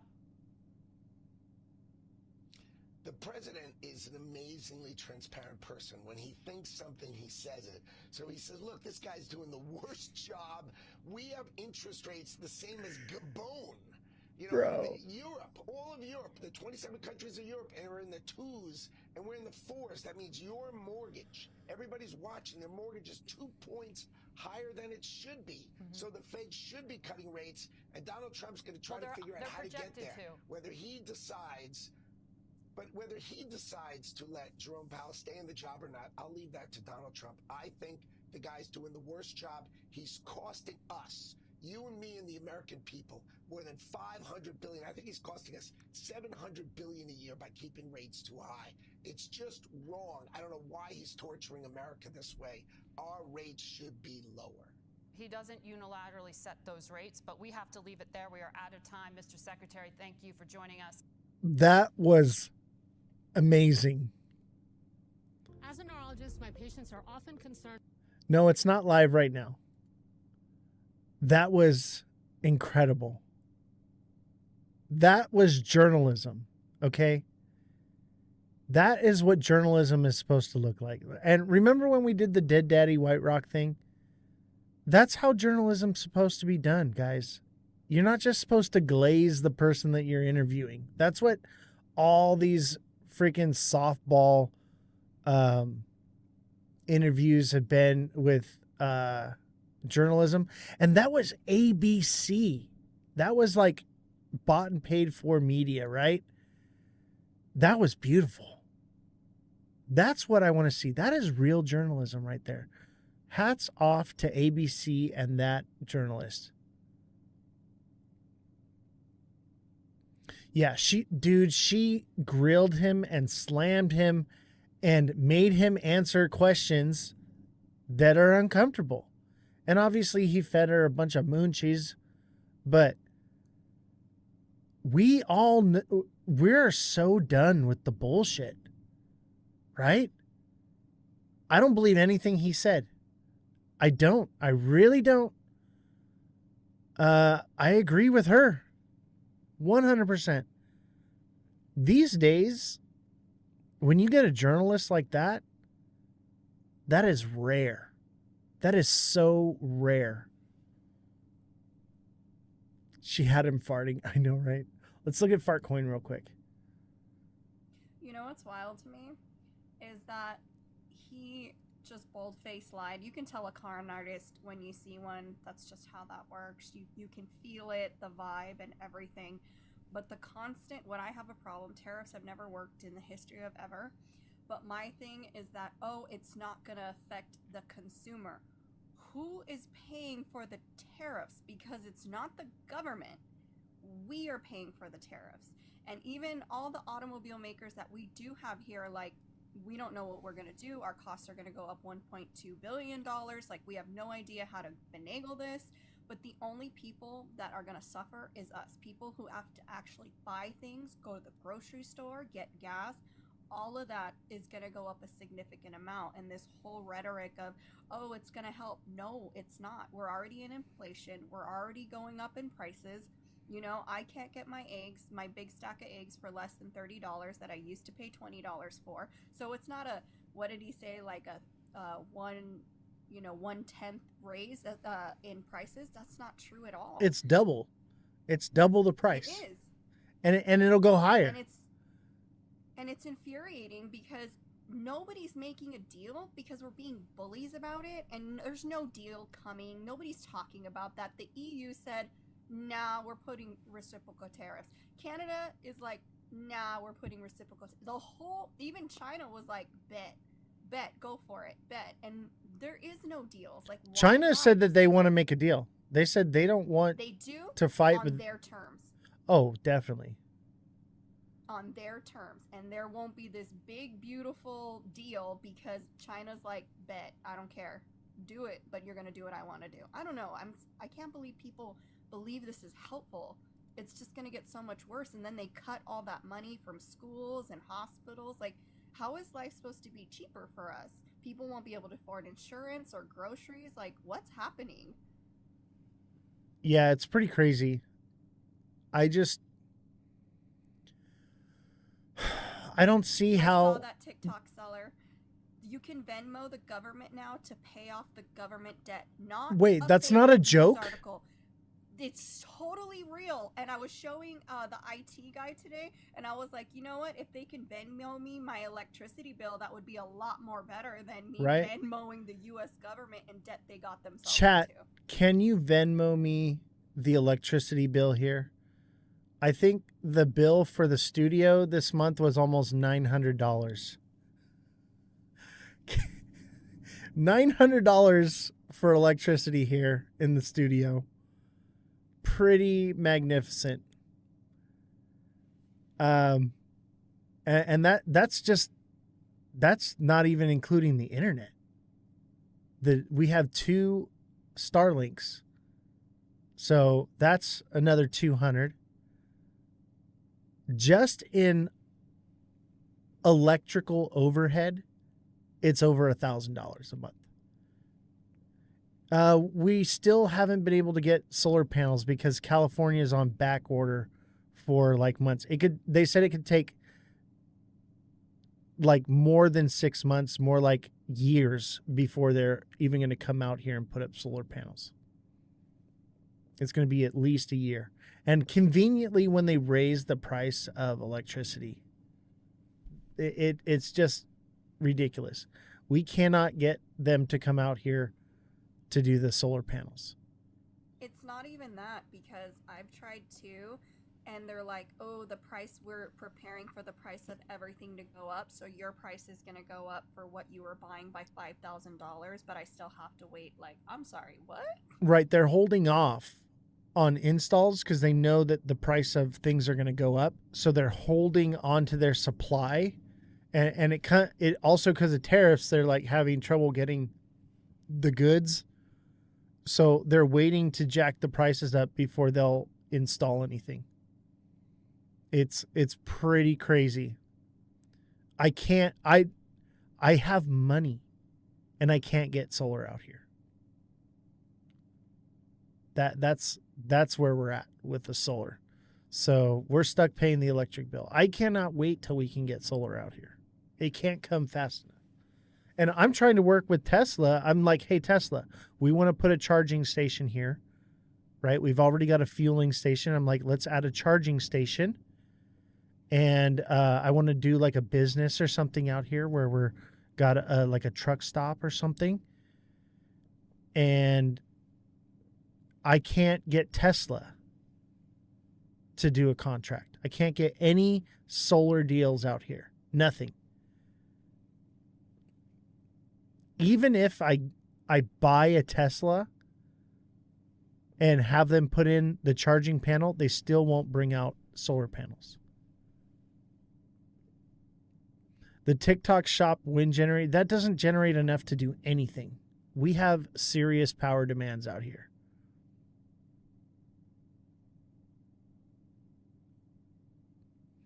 You know, a charging company in Chicago, we'll have to talk. I want to turn this place into a charging station. Because I believe that the planes are going to be electric in the future, and they're going to need a place to charge.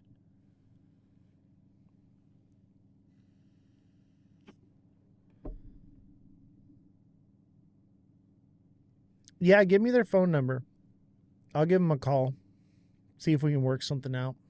The problem is, right now, they want too much money down for what I want to do. I want to get in contact with somebody that sees I have the land, sees the vision that I have, and doesn't make me go so out of pocket just to make something happen where they're going to make all the freaking money, you know? They're going to make all the money and I'm the one that's got to fork out. It just doesn't seem right to me. It's more on principle. I don't see why I should have to fork out on something for them to make all the money with the business. It just doesn't seem right. It's not even that, and you don't even, especially out here in California, you don't even get that kickback of the extra electricity. They're just like, thank you, and they give you a very small percentage of whatever you're putting in that's extra. It's just a messed up system. Yeah, and I have a feeling that the solar technology that they're putting out now is going to be subpar to what's going to be coming out over the next few years, and you're going to end up shilling out all this money for this equipment, and then it's going to be subpar, and it's not going to be, and you're going to have to buy all new equipment anyway. That's kind of where I'm at with it. I'm stuck in limbo as far as the electrical out here. Our hands are tied. There's nothing we can do about it. All right, Trump teases more tariff letters ahead of August 1st deadline. It's going to make us watch a stupid ad. I try to watch these ads before, and then they still, they regenerate. I'm Atra al-Nashar in Washington. It's a pivotal moment for President Trump's economy as his boldest tariff policies to date are truly about to kick in. 1 week from Friday, President Trump's next round of tariffs on trading partners around the world are set to take effect, some 1 week. as high as 50%. After months of delays and extensions, President Trump's tidal wave of universal tariffs, higher than anything we've seen so far, will hit imports August 1st. The president brushing off economists' forecasts that taxing products coming into the U.S. will add to inflation, with prices expected to really start rising in the fall. We have no inflation. We wiped out inflation. So far, tariffs impact We have no inflation. with moderate price increases on goods that usually come from abroad, like furniture and certain food products. Key trading partners, Canada, Mexico, South Korea, and the European Union are heading into August 1st without a negotiated Guys, deal. we have no inflation. We've wiped it out. Products will be tariffed between 25 and 35% respectively. Once those letters go out, there we have a deal. Whether the president actually Once those letters go out, taxes is questioned by many on the markets are screwed. phrase taco. Trump always chickens out. Friday morning, on strong-arming the EU. I would say that we have a 50-50 chance, maybe less than that. Minutes later, he said this. I think EU has got a pretty good chance of making a deal. If not, the EU Nope. is ready to hit back with counter tariffs of their own. That's what's coming. Has more than recovered from the initial blow of Trump's April tariff rollout. It seems the one trade relationship still making investors nervous is America's biggest with China. The U.S. and China have a temporary trade agreement expiring August 12th. Treasury Secretary Scott Bessent seeking to extend it during their talks in Sweden next week. Hopefully, we can see the Chinese pull back on some of this glut of manufacturing that they're doing and concentrate on building a consumer economy. Should you sell your bags? Up to 200% tariffs on pharmaceuticals. I don't know. Moon cheese is a stinky, stinky thing right now. Countries that buy Russian oil, specifically India and China. In Washington, I'm Atra Elnishar. Moon cheese is so stinky right now. The moon cheese stinks. It reeks to high heaven. It reeks all the way to the moon, baby. So I'm conflicted. I think it erases all the gains we've had.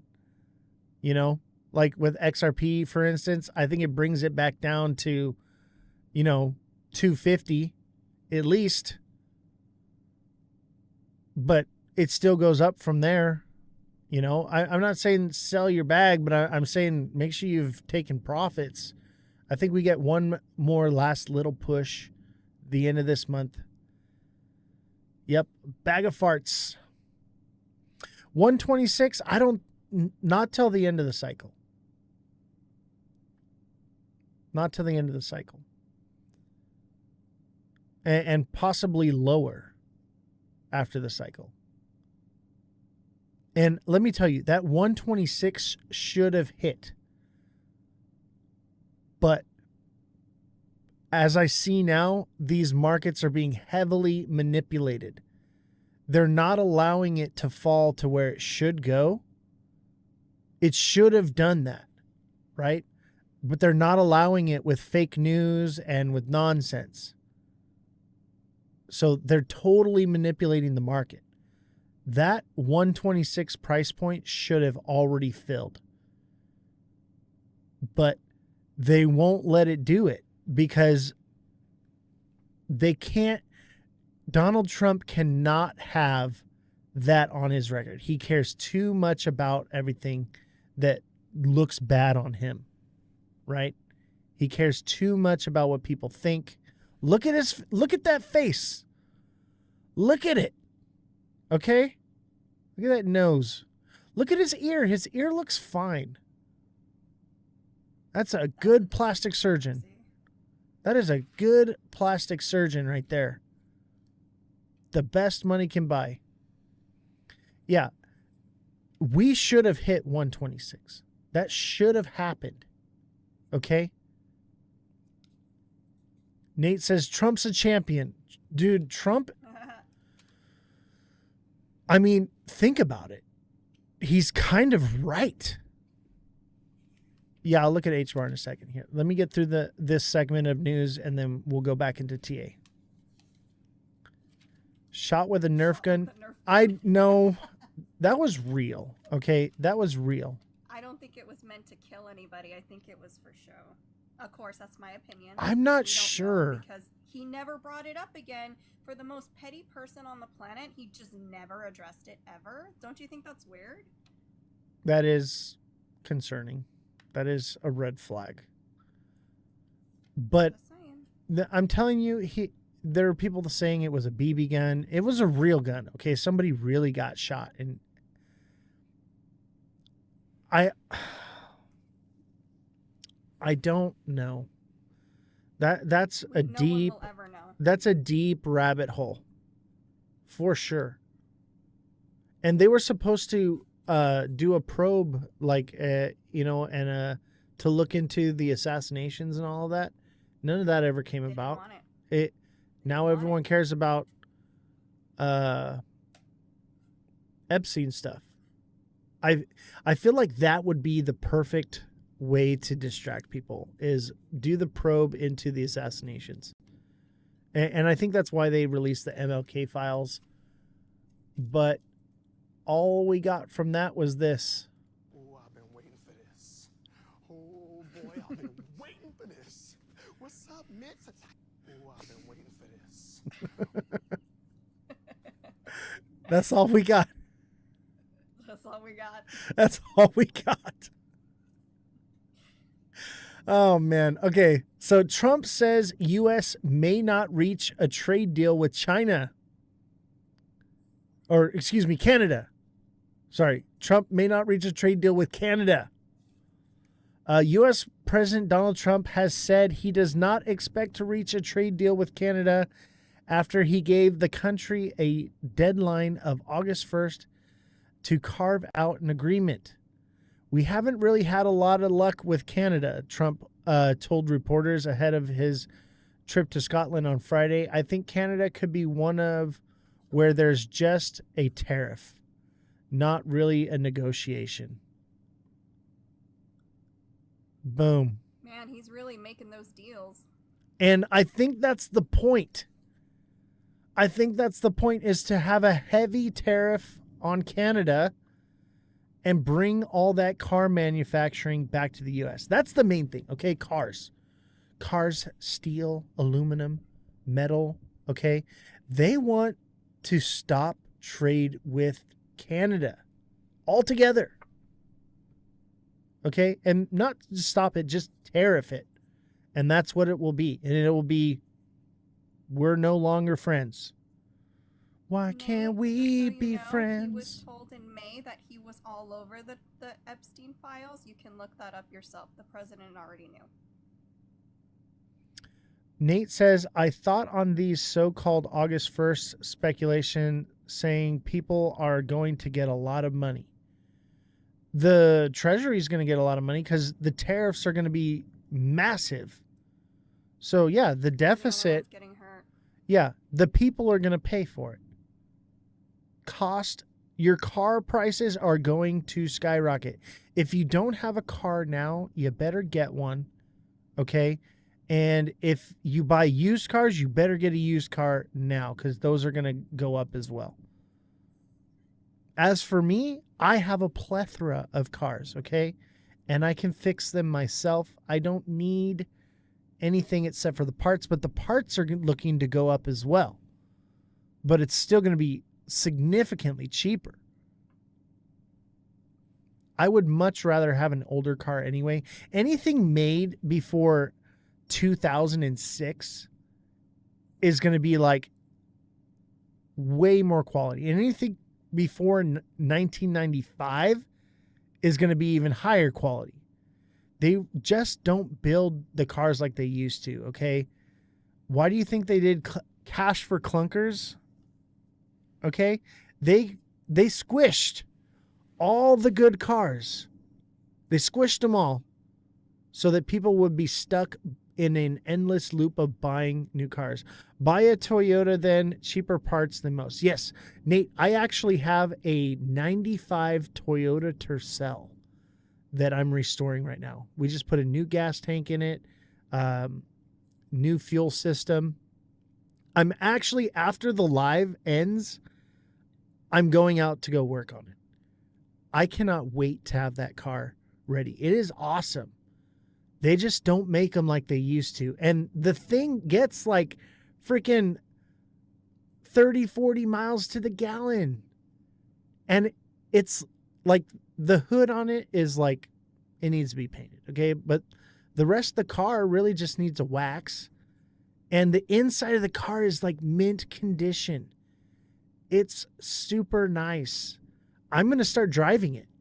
That's the new era of classic cars. I've always been like pre-75, you know, because of I want pre-smog cars because I live in California. But this car, man, it's the new classic car. 95. How old is that, Jesse? 1995. How many years old is it? 30 years old. 30 years. When I was a kid, 30-year-old cars were considered classics. Now I'm an old man. okay? And this 30-year-old Toyota Tercel is probably going to outlive every car that I own. And my Mercedes is 2000 and it's 25 years old, easy to fix. They don't make them like that. Good gas mileage, like that Mercedes is nice. That Mercedes is nice. I don't know where you found that thing, but that's a classic car too. And it is sweet. It is mint. Let me tell you, I have newer cars than that Mercedes, and it has more bells and whistles on it than some of the newer cars that are out today. Simont says the Series 300 is the best Mercedes you can buy. Yeah, she's got the 300 like sport coupe 2-door. Like that thing is so badass. And it's like, what is it, a 6 or an 8 cylinder, Jesse? 6. It's a 6, but it gets mileage like it's a 4-banger. Yep. I get about 36 miles to the gallon, and that's even just driving the city. But you have to put premium in it, right? Yeah, but it's not, what is it, like a 10 cents different in gas? It's not that big of a deal. Yeah. That is a nice car. I'm actually really surprised how new that car looks for how old it is. Like when I look at it, I would think that maybe it's 5 to 8 years old. And it's how old? 25 years old? That's crazy. I had a newer Kia, and that thing was maybe no more than like 6 years old, and it was a piece. Everything went wrong with it. Recall after recall. The freaking engine blew. Like, it was just a pain, and I was like, I will never buy a newer car again. Planned obsolescence. They just don't make them like they used to. That's why I'm like, you know what? All I want is this Toyota Tercel. And I like the Tercel better because you don't see them. I like rare cars, right? I want cars that no one else has. You can find a Toyota Corolla or a Camry. You can find those, the 91s and stuff. When was the last time you found a Toyota Tercel? Or have you even heard of it? Like, I'd never even heard of it before. And I was alive when it came out brand new. And you have a Toyota Supra. Now that's a nice car. That's a nice car. I used to have cars like that. I wish I'd have kept more of those cars because I didn't realize how valuable they were going to become. Because the new era of car culture is not V8s. Everybody is into 4 cylinders with like a spoon engine in it or something.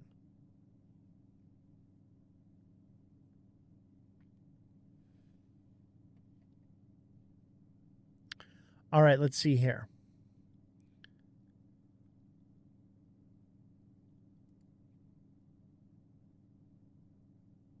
China suspends tariff exemption for U.S. AG exports. An economist said that China's suspension of U.S. tariff exemptions could impact the future of AG exports. Some of those exemptions go all the way back to the first trade war and the phase on one trade agreement that we had in place. He says China was exempting those tariffs that were on the books. Now, if a producer or buyer in China is looking to buying a shipment of soybeans, they have to start planning on there being tariffs. That's crazy. So even with a trade deal, we're about to see a spike in goods from China. David Widmar, managing partner and economist at Ag Economic Insights. David, the trade landscape around the world is ever changing, and there was a recent announcement that China has suspended tariff exemptions for U.S. ag products.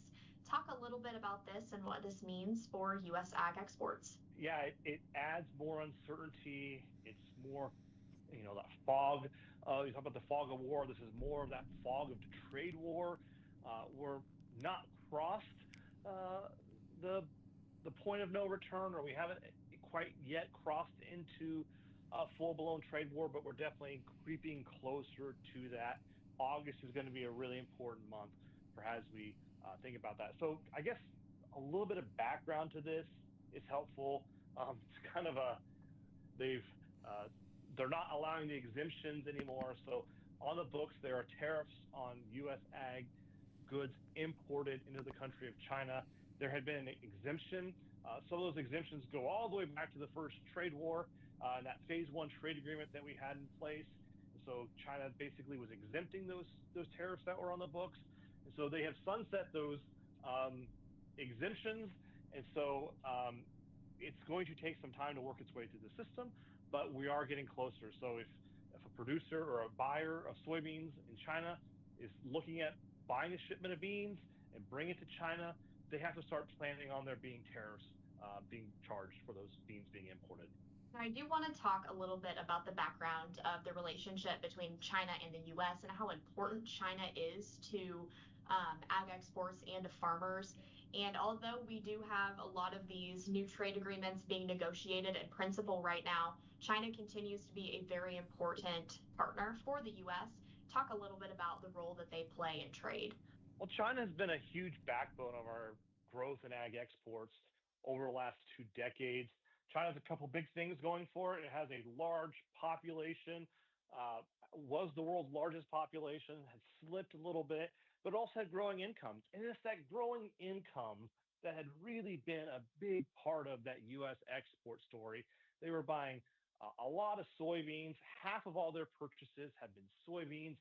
And then another growing segment of that's important to a lot of listeners is also beef. A lot of beef imports have been growing over time. And so those are the two categories that I think is going to hit U.S. producers, farmers, and ranchers here over the next few months. If we don't see progress towards those exemptions going back in place, and ideally removing those tariffs altogether, but we're going to start to see those tariffs being charged, and those buyers are going to be less likely to buy U.S. ag goods and services, namely soybeans and beef, as I mentioned. Now, how is the market reacting to some of these new trade developments? I know it's an ever-changing landscape, and a lot of things can change very quickly. Yeah, there's not a deficit of information. It's kind of hard to process all the layers of breaking news that come into this. But when we step back and let's think about this over the next, 6 to 12 months. The market right now is really thinking about how big are corn and soybean yields in the U.S.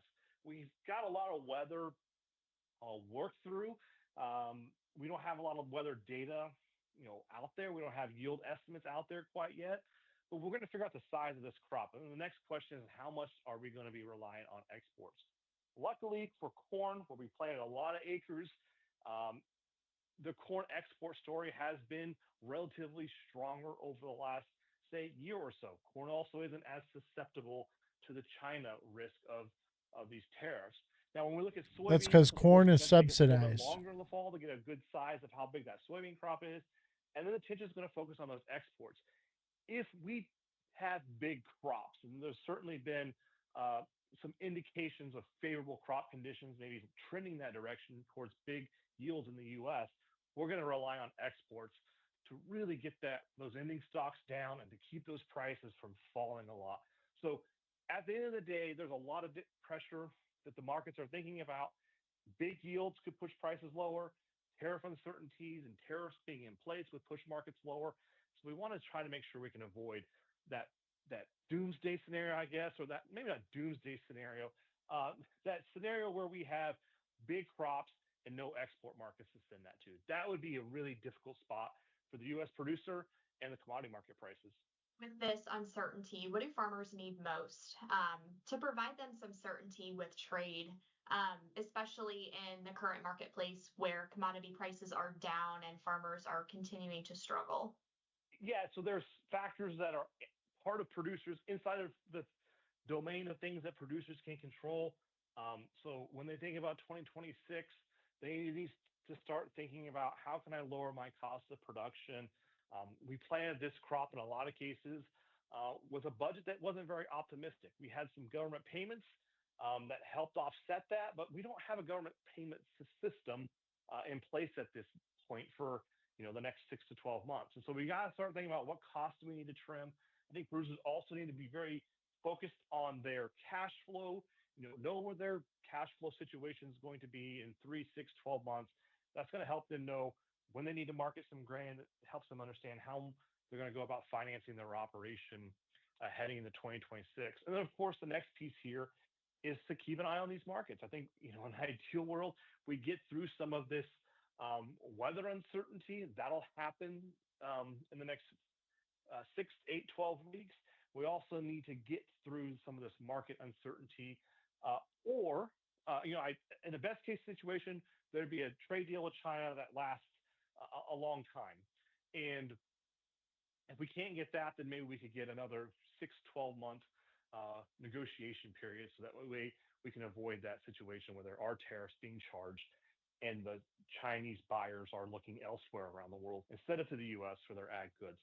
I think the last piece here that producers should be thinking about and should be keeping an eye on is just, keep an eye on the long run. Keep an eye on what are your goals, what are your strategies, what are the things you're working for, and make sure that you keep that in mind. It could be a little frustrating and stressful if you're watching the markets from day to day and watching all this uncertainty, but it's always helpful to step back and say, hey, what am I doing in this operation? What do I want to do for the rest of my career and for the next generations? And that can be helpful to help you navigate some of those uncertainties and those periods of great question. Just to kind of hit home on the importance that ag exports play to the United States, the USDA recently released some statistics saying that agricultural exports contributed $362.4 billion to the U.S. economy in 2023. Just talk again about the importance of ag exports and I guess just about these numbers in general and how we can continue to grow ag exports. Well, the first thing that we think about is for just crops. We have soybeans and corn, they hang out at 80 to 95 million acre plantings each. Well, we have about 25 million acres of trade that is specifically earmarked to China. And so that's a really important, really big. There's a poll at the top so of your those are acres screen. going just to China. So Click there and vote. Here is, okay, if we're not trading with China, what's the long run strategy? Click on the poll and vote. It's usually lower commodity prices that sort that problem It's out. free. That's not a story that the American farmer wants to hear. I think the other piece that we looked at is more broadly, around a third of U.S. ag production, again, this is of crops, is tied to trade. And so we have an ag sector in our economy that is very trade dependent. And we all know about the inelasticities of commodity prices. If we are less competitive or we have a smaller stake in that, it's going to come through in the form of lower prices. Domestic usage is always a bright spot and it's always an opportunity, but unfortunately that takes a lot of time to get those economic signals and those plants planned and built and up and running. So this is ultimately a lot of short run risk that in the long run we can work through. It's just how we're going to get from the short run, or what is the short run going to be, what are we going to do, and what are we going to do to move through the short run to a long run. Yeah. It'll take time for them to plant crops, build facilities, factories. So we're going to see shortages and price hikes before we see things come down.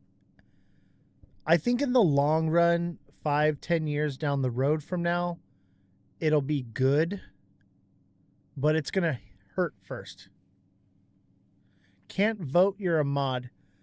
Well, there's a poll up there. I don't know. It should be like right around here somewhere. Maybe like right here. Should be a poll. Chat, click on it. It's only got 40 seconds left. Vote and tell me what you think. And if you can't find it, just put your answer in the chat. The question is will the tariffs dump the markets? Yes, no, or moon cheese? All right. Yes, no, or moon cheese. I want to know what you guys are thinking. Seamont says no. I'm thinking moon cheese, baby. Everyone thinks no, so that makes me feel like yes.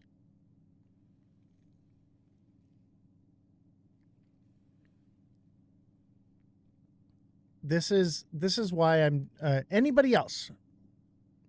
What is your take?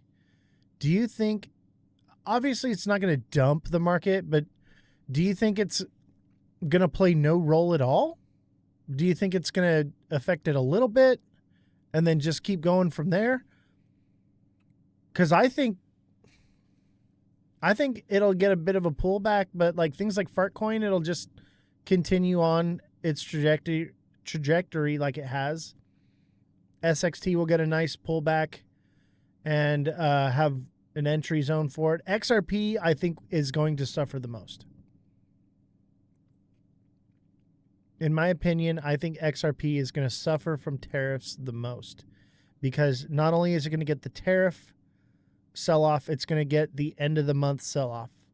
The Ripple dump, right? The Ripple dump. I think XRP suffers the most. Yeah, it'll be your last chance. Have you been watching Morningstar Inc., Oz? I don't even know what that is. What's Morningstar Inc.? I don't have Jessie anymore. Jessie had to go to do her live. So she's on a different show right now. She's with the Queens of Crypto. She has now been dubbed a Queen of Crypto. Thanks to the GOAT. The GOAT has made her a queen in the crypto space. You told me a few weeks ago. Honestly, dude, I haven't had the time. I haven't looked into it. I'll have to look into it. Let me make a note here, okay? Let me write it down here somewhere. I'm old school. Got to have pen and paper.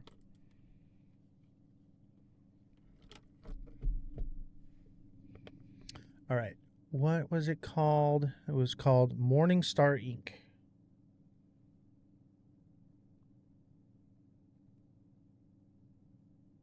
Is it a project? Is that what it is? Or is it like a show? How soon on XRP trying to ride to 350 to sell for profits? I think it gets one last little pump. I think 350 is definitely a doable goal. You've got 5 days. You got 5 days to make a deal. I would say even less. You have like 3 or 4 days. And I think we get that pump in the next 3 or 4 days because of moon cheese. And then, yeah, I'm going to do TA. We got some time. I'll run over. All right. I will go late. And hopefully you guys will gift me for staying late. You don't have to if you're a subscriber. But we've made about $12, $13 this live, $12.82 we've made. I'm hoping to get profitable at some point, you know? And if you don't want to give, oh, thank you for the monkey. If you don't want to give gifts, you can send donations right now. Donations is where it's at. I'm giving 50% of those to the Operation Underground Railroad to help child essaying and trafficking. Got to go into work. All right, let me pull it up real quick. I got you, brother. I got you. Don't go anywhere. H-bar.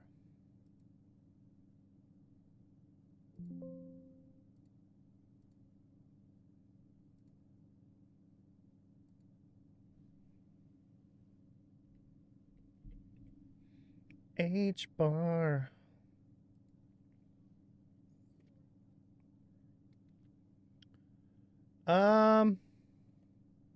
This is what I see concerning here. Same thing with XRP. It looks like it could be a Head and Shoulders.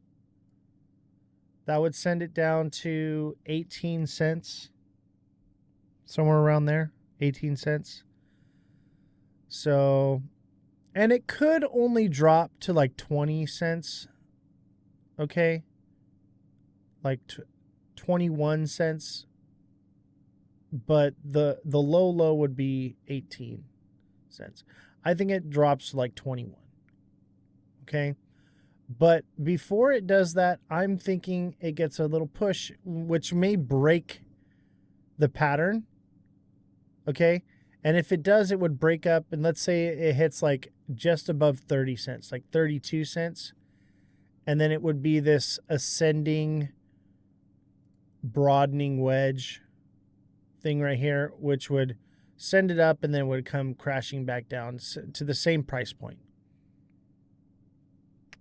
Buy fart coin to break resistance. I could buy some more. I could throw another 100K at it. It's going to go, though. It's a nice doji. Okay. It's going to go. All right. I'm not worried about this one. This one, it's fart coin. For the love of God, it's fart coin. It's going to do well. I've actually been waiting for this pullback because I wanted to buy more in July, and I didn't buy because I was like, oh, maybe the tariff thing will screw it all up. And it just kept going. So I've been waiting for it to pull back here where it did perfectly. So I've actually been timing this thing for a little while now. You guys know this is like the only meme coin that I'm super bullish on. This thing is what I want to see when it comes to a meme coin.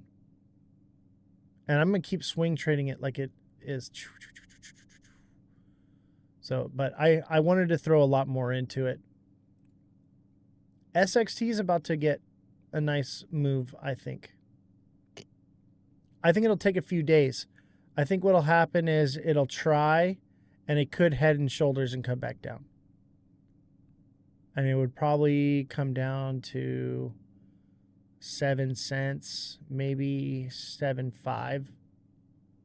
That's where I'm thinking. Maybe it comes all the way down to 5 cents. If it does, I hope so, because my fart coin will pump hard.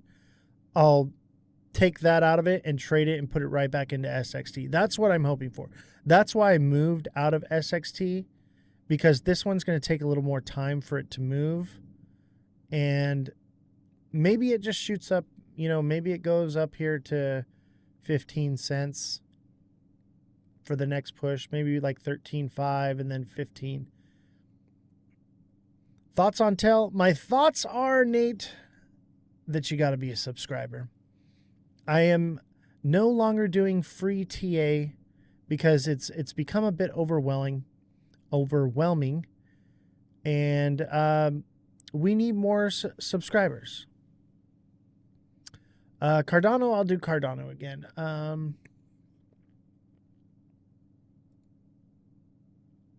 Have a good night, Simon. Cardano and Algo.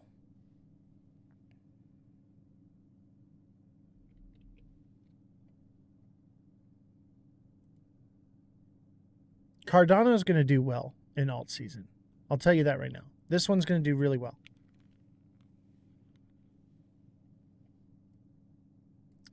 So, yeah, this one's due for a pump. 99 cents to $1 from here. This one should go 99 cents to $1.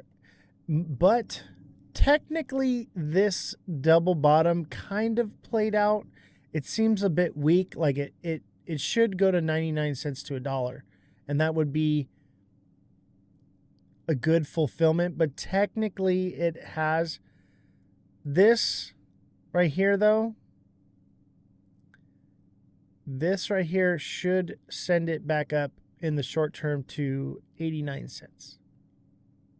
At least. if it's not going to drop out. This is in the day. Yeah, it could very well, because of tariffs, come up like this and double top and come back down. And that would send it down to 62.81 to 61.27. That's about where it would fall to. It could very well only fall to 65 cents. And I would probably lean more towards that 64, 65 cents. That's more likely to happen. But it could very well fall to those lower lows if it does that. But it should, the charts say that it wants to go to $1, but we don't know because the whole tariff thing, right? We just don't know. I hope that the tariff thing dumps Bitcoin and alts run. I hope that that's the catalyst that ignites alt season. That's what I'm leaning towards, and that's what I'm seeing with everyone saying that tariffs aren't going to matter this time. No one cares. I think you're right, because people want alt season, and they're like, yeah, Bitcoin's going to dump and it's going to ignite alt season, or it's going to create a buying opportunity for alt season. Either way, this could be the catalyst that ignites it all.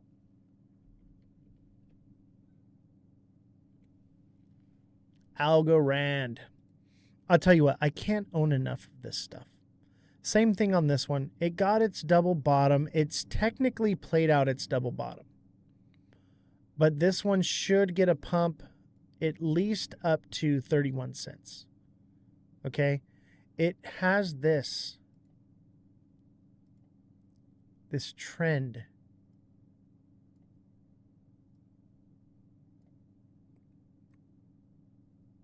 There's your trend right there. So let's say we don't go into alt season, it's going to follow this. So it could come down a little more, it could come up and then down a little bit, but then it would come up and touch at like 25, 26 cents over here around September, and then come down. And that's if the cycle's over. But I just don't think it is. I'm not buying this. I just don't think that's what's going to happen. I really don't. I think what's going to happen is this thing's going to break up to 75 to 78 cents, maybe 80 cents. Seems more likely.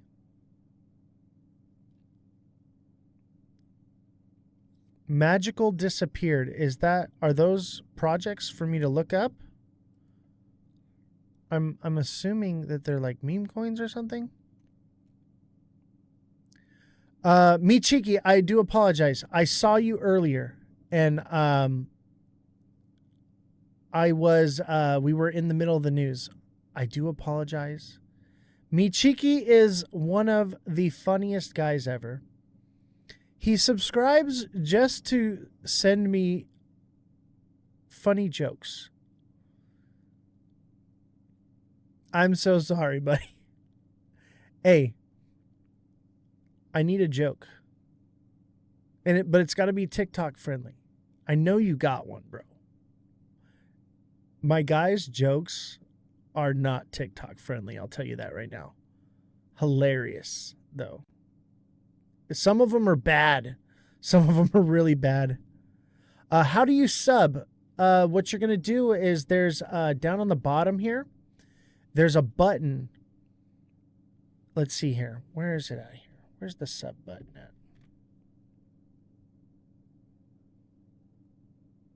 That's a good question. Okay. So down in the bottom left, there's a thing that says Service Plus, okay? It's like a yellow box with like an arrow going up.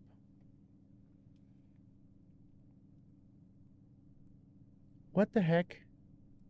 Visibility restricted. Somebody flagged me. No, we didn't do Twitch today. No Twitch. TikTok exclusively today.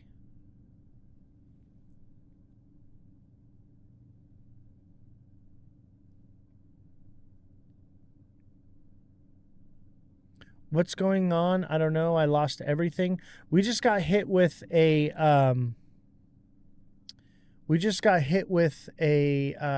shadow banana. Are you guys there? You guys can't see me?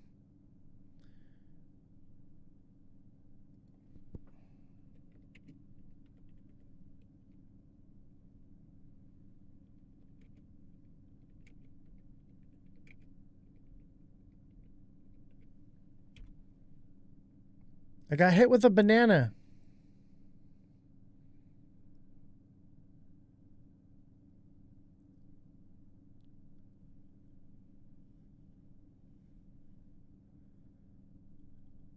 Hold on. I'm trying to get the appeal. Appeal not approved.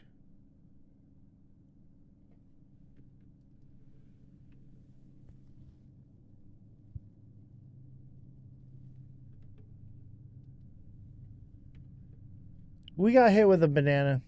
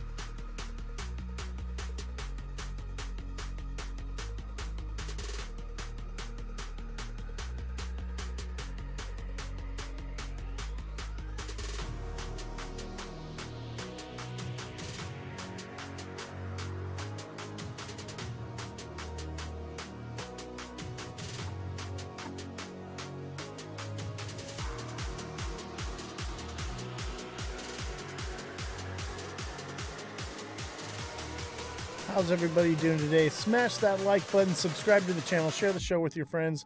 I'm Ozthecryptogoat, and this is the Ledger Lounge. Welcome, welcome. We're going to be looking at ZBCN and XRP mainly today with our focus. Looks like ZBCN is finally getting its pullback. And if you saw the show yesterday, I said ZBCN would probably top at 0055, and it just fell short of 0054. And, you know, the price points I give out to you, make sure you're, you know, adjusting a cent or two, because those are psychological zones. And you want to make sure that you're adjusting those, you know, within a cent or two, to make sure that they hit, because you're going to want to set limit orders on this stuff. We do limit order trading here. So that's right where we went to, and now we're getting our first little pullback. The question is, do we flag from here and continue going up, or are we going back down for a 50% correction? And if we do, I would say 0033 for Zebic inbound, unless we flag where we're at right now. Let's look at the 1 hour and see what the 1 hour is telling us. 1 hour is saying flag, baby. 1 hour says we're not done yet. This is a flag. That's textbook. ZBCN's about to pump again. I might just buy some right now. I think I'm going to buy some right now, because I've been waiting for a little pullback and an indication of a move upward. And I think that's what we're looking at here, but it could fall short. But this is healthy, baby. This is a good sign. ZBCN is about to moon, baby. The FOMO is real.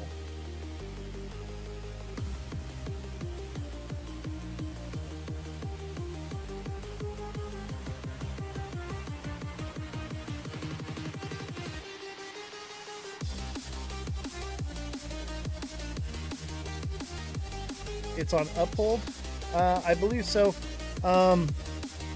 There's one that has free fees. Let me find it here. CoinUnited.io is a zero fee exchange.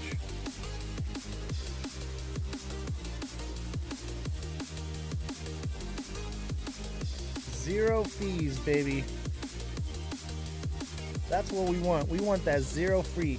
I don't know if it's safe. I don't use it. If you're doing big amounts of money, maybe go with something a little more. This is what ChatGPT told me.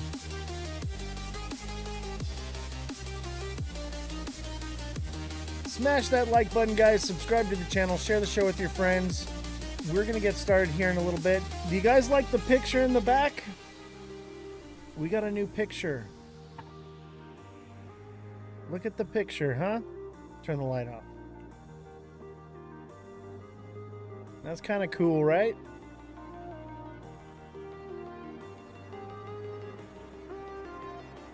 I'm going to get some different lighting. I need to get contacts because the reflection, and I can't see the charts without them. But I'm probably going to get contacts.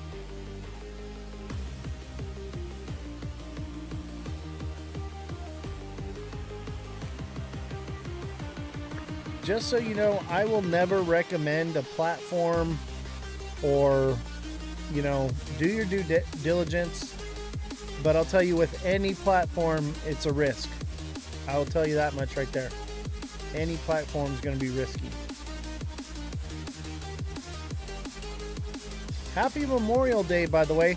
And just so you know, 50% of all donations sent in today will go to Save a Warrior Foundation.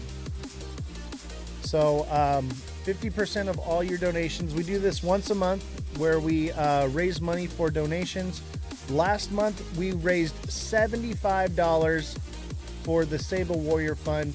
Thank you to all who donated that one. We were going to do Tim Ballard this month, but in light of Memorial Day, we're going to do Save a Warrior again. So we're going to do Save a Warrior this month, and then next month we'll be doing the Tim Ballard Fund for the SAing of children and trafficking.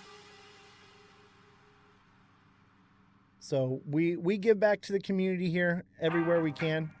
So 50% of what you send into donations.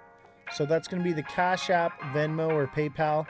That's at OZZY12233504, and PayPal has 614 at the end. Jesse, if you're watching the live, if you could post that Cash App up on there.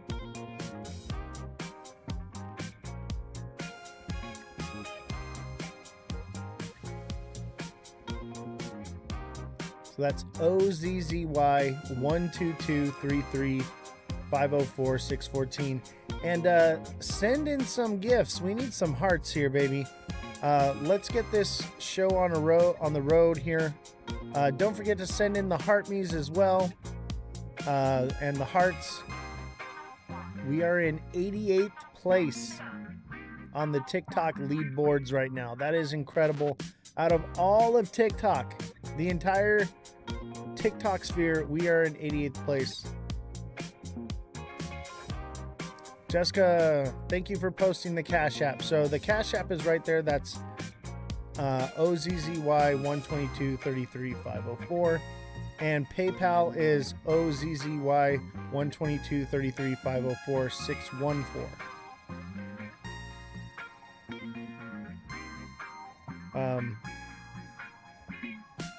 So there's the Cash App, Venmo, and PayPal in the chat there from Jessica. Thank you very much for posting that for me. 50% of all donations sent today will go to the Save a Warrior Foundation. SaveAWarrior.org. Turn the lights on.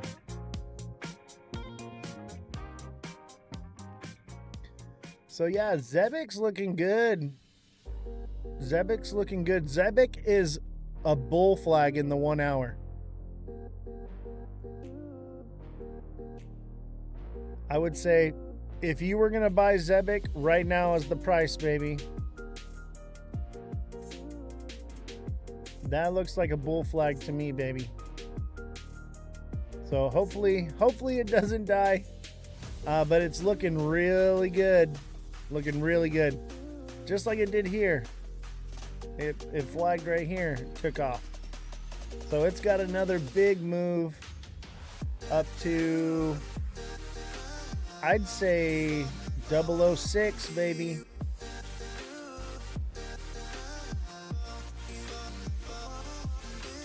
Smash that like button, guys. Subscribe to the channel. Share the show with your friends.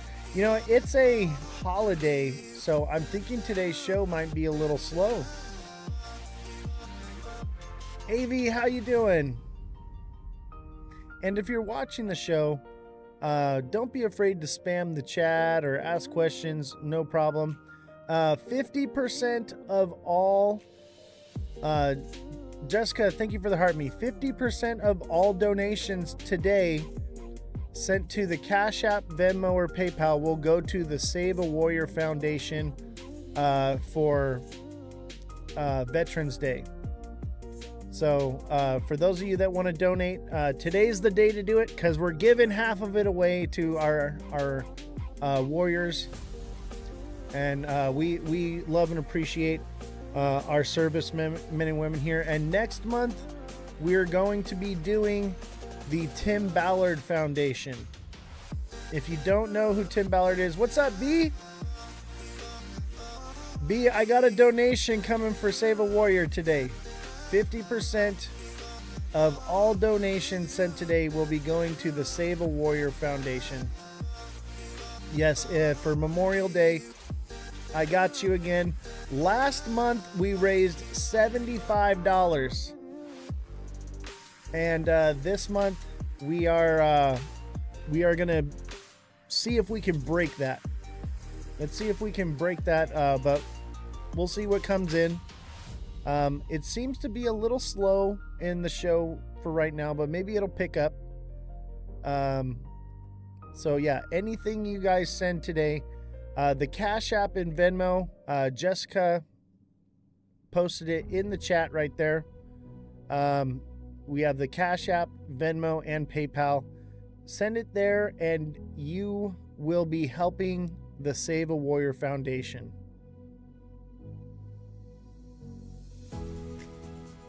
All right, Zebek's looking good, baby. Zebek's getting his first little pullback. I would say, if you were going to buy, if you were waiting for it to come back down, right now is a good spot. I'd go as much to say as we're green, baby. Turn the green light on. We're green. Even XRP. I think XRP is about to turn green. It's red today, obviously, but we call it before it happens. And XRP, to me, is looking like a diamond bottom. So we had a little diamond bottom right here. But in the, let's go into the hour.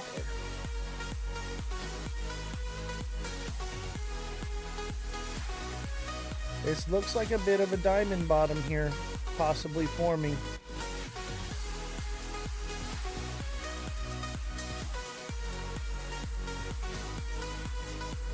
You know, I don't see it as much in the 1 hour.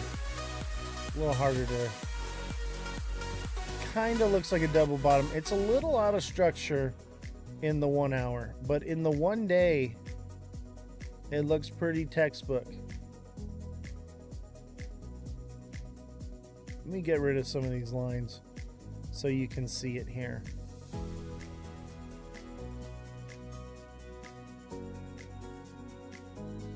So here we are.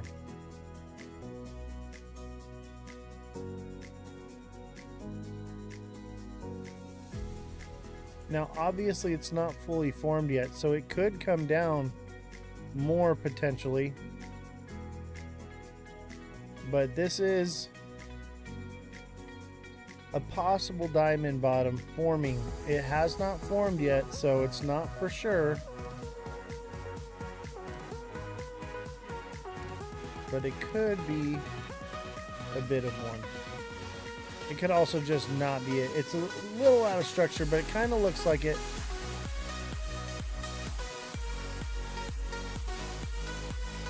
Love what you've done to the studio, Jam. Yeah.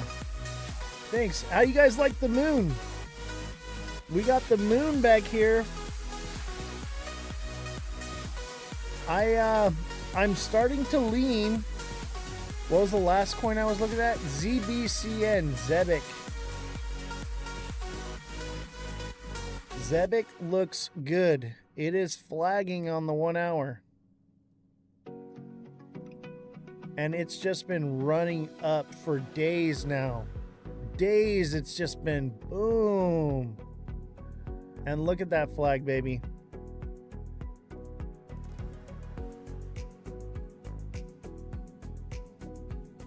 So yeah, this one is, I would imagine it's at its lowest point right now. So if you're gonna buy this one right now, this very moment is your time.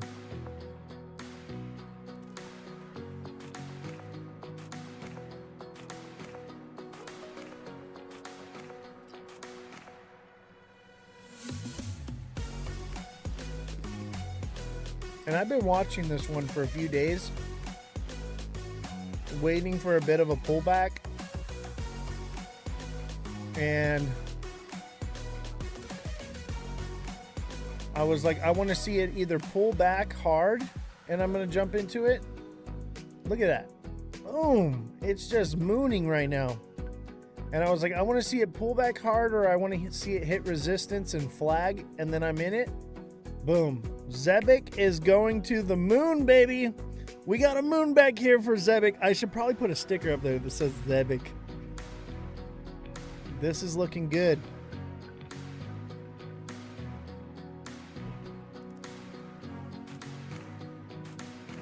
How do you guys like the artwork? It's not lit perfectly. ZBCN, not ZN. ZBCN. Let me put it in here.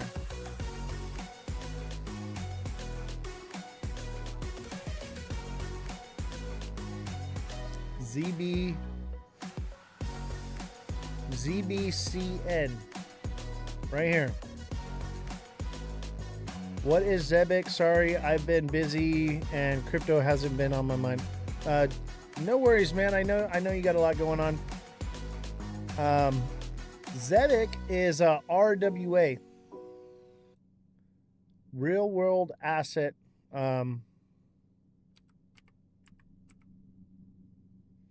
Let's ask ChatGPT to tell us about it. Hi, glad to meet you. I think we're going to do great work together. Where should we start? Can you tell me about Zebic ZBCN and what its utility is, its market cap, and how many coins it has?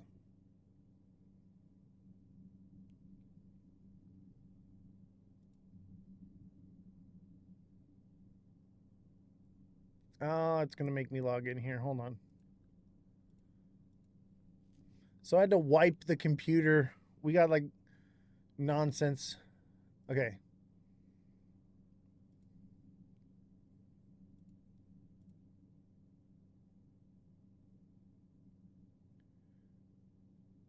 Hello.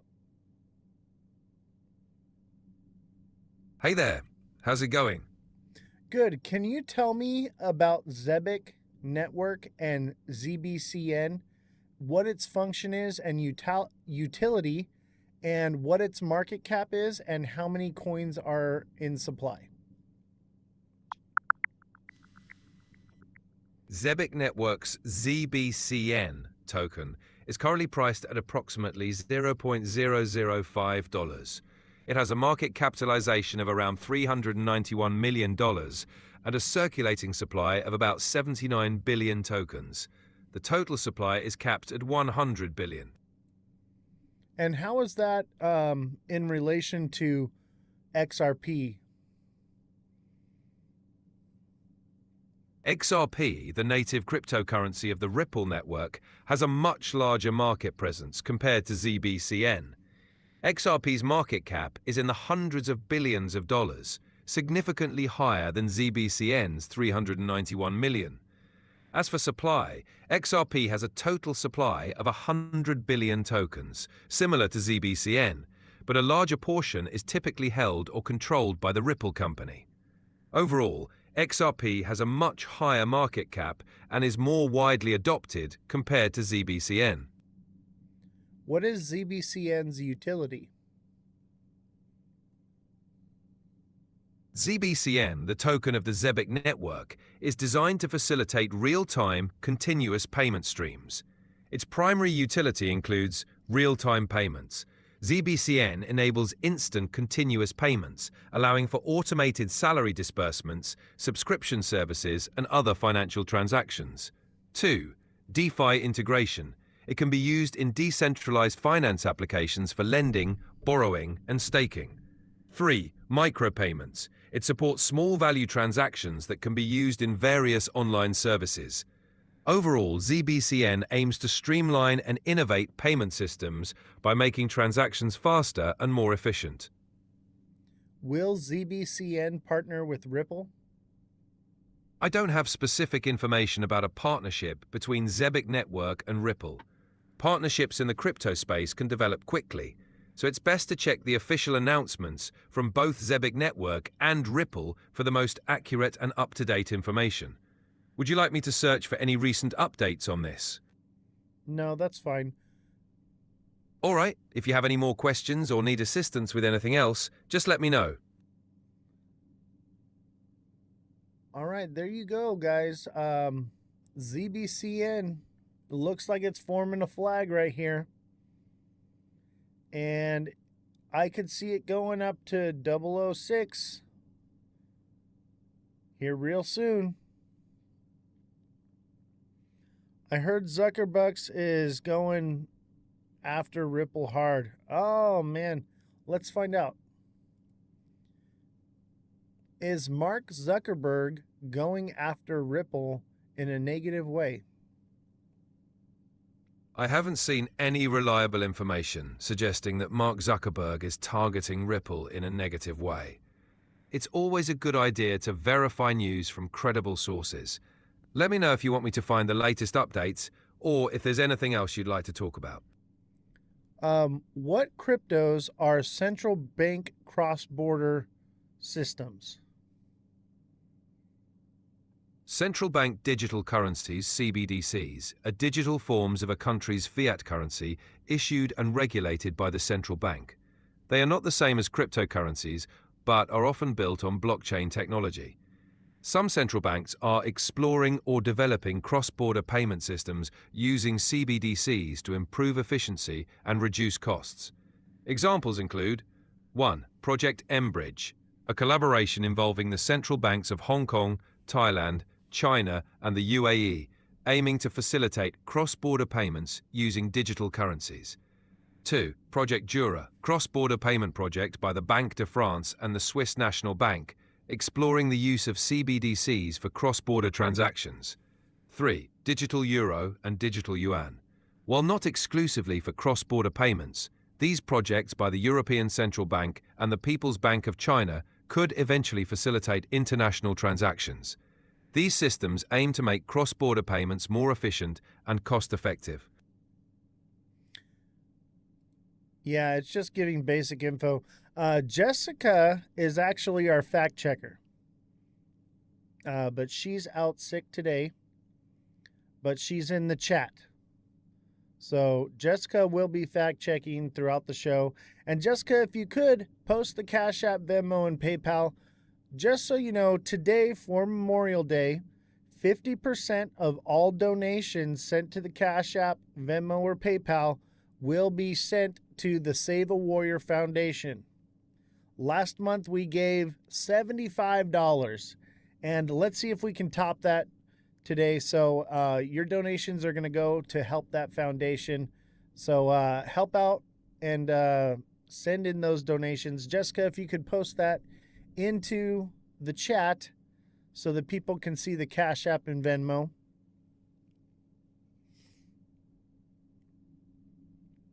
But yeah, we last month we gave to Save a Warrior, and I was going to do the Tim Ballard Foundation. However, because it's Memorial Day, we're going to give to Save a Warrior again.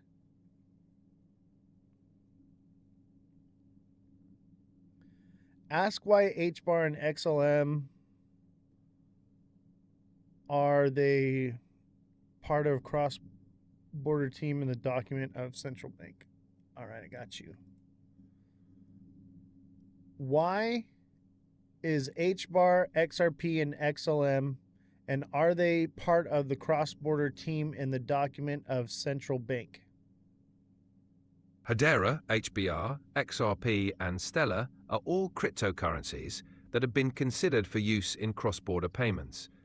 Each has unique features. 1. XRP Ripple. XRP is designed for fast and low-cost cross-border transactions. Ripple's technology aims to connect banks and financial institutions to enable real-time, secure, and transparent transactions. 2. Stellar, XLM. Stellar focuses on facilitating cross-border payments and remittances, especially for unbanked populations. Its network provides fast, low-cost transactions across borders. 3. Hedera HBAR.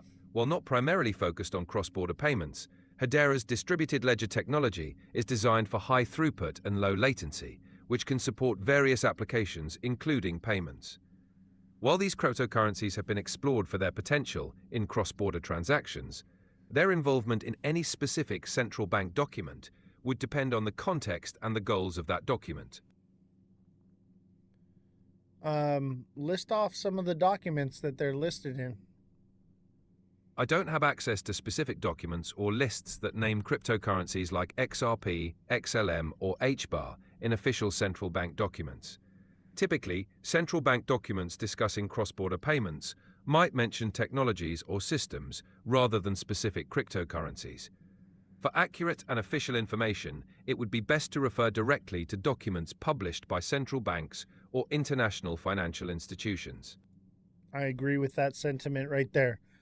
I don't think that there's anything stating that. Even like XRP, everyone's like, oh, well, the SEC is they're planning on using Ripple for this and that because of the XRP proposal.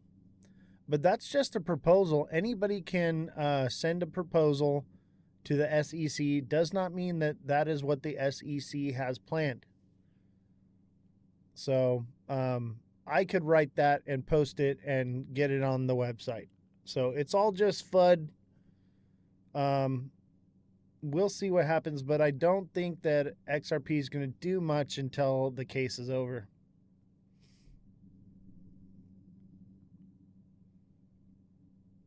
All right, let's see here. Let's read some news, huh? XRP news today. XRP holds key support as Ripple Circle deal sparks bullish reversal hopes. And let me tell you this right now. Ripple is probably not going to buy Circle. I think that this is all just a ploy to keep the price up right before the end of the month.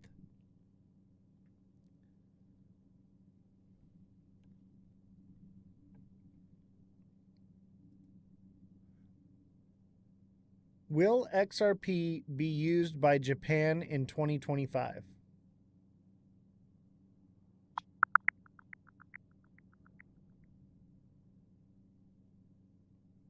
Reports suggest that by 2025, many Japanese banks plan to adopt XRP for cross-border payments. However, these claims lack official confirmation. For accurate information, it's best to consult official statements from Japan's central bank and financial institutions. Yeah, there's no official anything. And let me tell you right now, they have been saying like, oh, XRP partnered with this bank and that bank. And if you look it up and find out what those banks are, like they did this with Dubai. And you look up the bank, and the bank is like super small.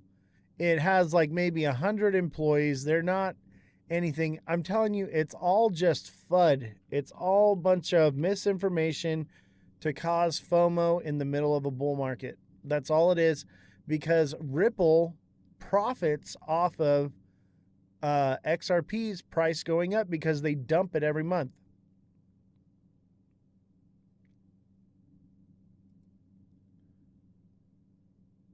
What blockchains have been tested for real use case?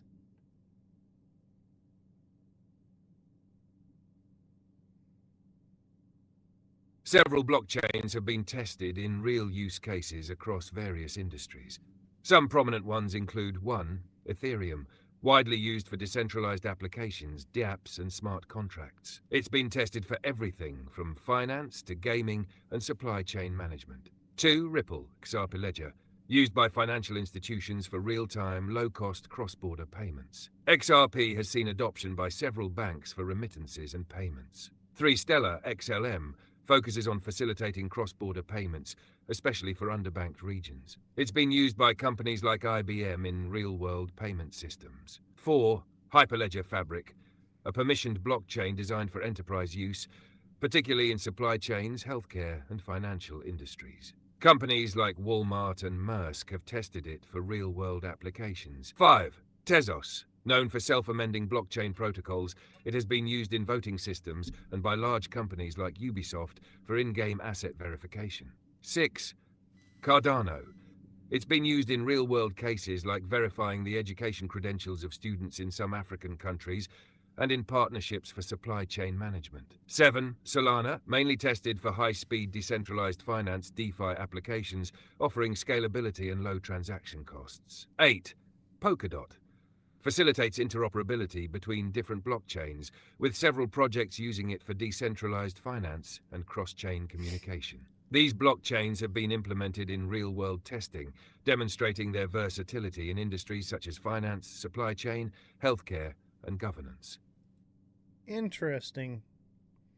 The top two are Ripple and Ethereum. And if you saw the crypto summit, Ethereum admitted that they do not have the technology to operate on a global scale. So if you haven't seen that video, make sure you go back and watch it. But Ethereum spilt the beans, man. They do not have the ability to operate on a global scale. There's just not enough electricity in the world to power Ethereum the way it works. So I think that's why Ripple's the number 2 candidate. So let's see here. XRP holds key support as Ripple Circle deal sparks bullish reversal hopes. Let me zoom in here so I can see this a little better. XRP is carefully navigating a pivotal moment, balancing renewed waves of investor optimism with lingering legal and market challenges, as growing institutional interest and bullish sentiment begin to signal a potential turning point for the token's long-term trajectory. As of Tuesday, the Ripple Association cryptocurrency is holding firmly near the 230-234 support range, showing signs of resilience despite a recent pullback from the 265 high reached earlier this month. Ripple Circle acquisition rumors drive fresh investor interest. Fueling XRP's momentum is a wave of speculation Speculation surrounding Ripple's potential acquisition of Circle, the stablecoin giant behind USDC. While neither company has officially confirmed the deal, reports suggest that Ripple has held informal talks with both Circle and Coinbase, and rumored valuation for Circle stands at around $5 billion, aligning with its IPO ambitions. But let me tell you something, okay? Circle has a contract with Coinbase, and Circle is not allowed to sell without Coinbase's approval. So if Coinbase is trying to acquire Circle and Ripple's trying to acquire Circle, Coinbase is not going to sign it over if they're the ones trying to acquire it. So keep that in mind. All right, let's see here. Next article. Let me zoom in. XRP news today. Price fluctuates ahead of court deadline. Bitcoin and Dogecoin prices stable. How to start blah, blah, blah. SEC versus Ripple focus turns to closed door meetings as court deadline looms. XRP prices fell as the SEC Ripple impasse intensified, with investors keeping a close eye on key SEC meetings this week. The SEC silence on the matter after it failed to agree on a settlement to modify Judge Annalisa Torres' final ruling added to market uncertainty. On May 15th, Judge Torres denied the SEC's request for an indicative ruling that would be lifted the ban of selling XRP to institutional investors and reduced a fine to from $125 million. Since XRP's price have plunged from a high of $265 before the court ruling to $226 on May 25th, the ongoing pullback reflects growing investor concerns about the legal impasses. Investors focus turns on the SEC's closed door scheduled for Thursday, May 29th. The meeting may determine the quorum required to restart settlement negotiations. Either Judge Torres pointed out that the SEC had made procedural errors and failed to convincingly prove that the proposed terms were in the public and institutional's interest. So that's interesting. We shall see what happens with that. I think that part of the issue is clerical error with the SEC, the prior administration. So maybe this will all come out to be a mistrial. Jessica, thank you for the heart me. AV, thank you for the heart me. TikTok seller, thank you for the 7 roses. Don't forget to send in the heart me's, guys. Let me change this goal here. Let's do heart me's. We need some heart me's coming in.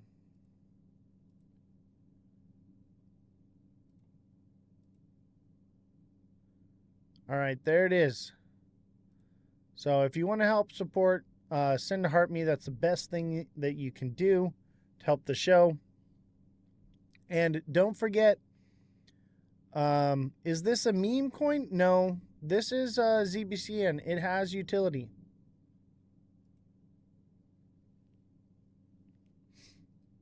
But just understand, this is the talk of the town right now. And it's bull flagging right now. This is going to take off again. Is it profitable that the blockchain that have been tested are the... hold on. I got to move this so I can read the chat. Is it probable that the blockchain that have been tested are the one who will be used in ISO 222. Okay, first of all, let me address that. ISO 222 has nothing to do with crypto and has everything to do with the way banks communicate. And so it has nothing to do with crypto. ISO 222 is just the way that bank infrastructure communicates with each other. There are some coins that are ISO 222 compliant, but the switch to ISO 222 has no connection to crypto whatsoever. Yeah, it's just the banking standard of which, let's ask ChatGPT to explain it. What is ISO 222?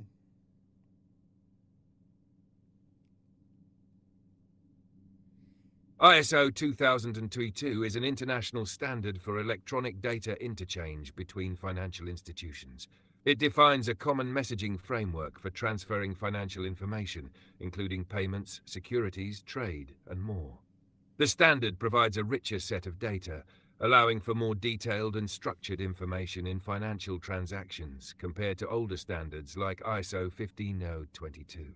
It aims to improve efficiency, security, and interoperability across global financial systems. ISO 2022 is being adopted by many financial institutions worldwide, and its implementation is seen as crucial for facilitating the smooth exchange of data between various payment networks, including blockchain-based systems.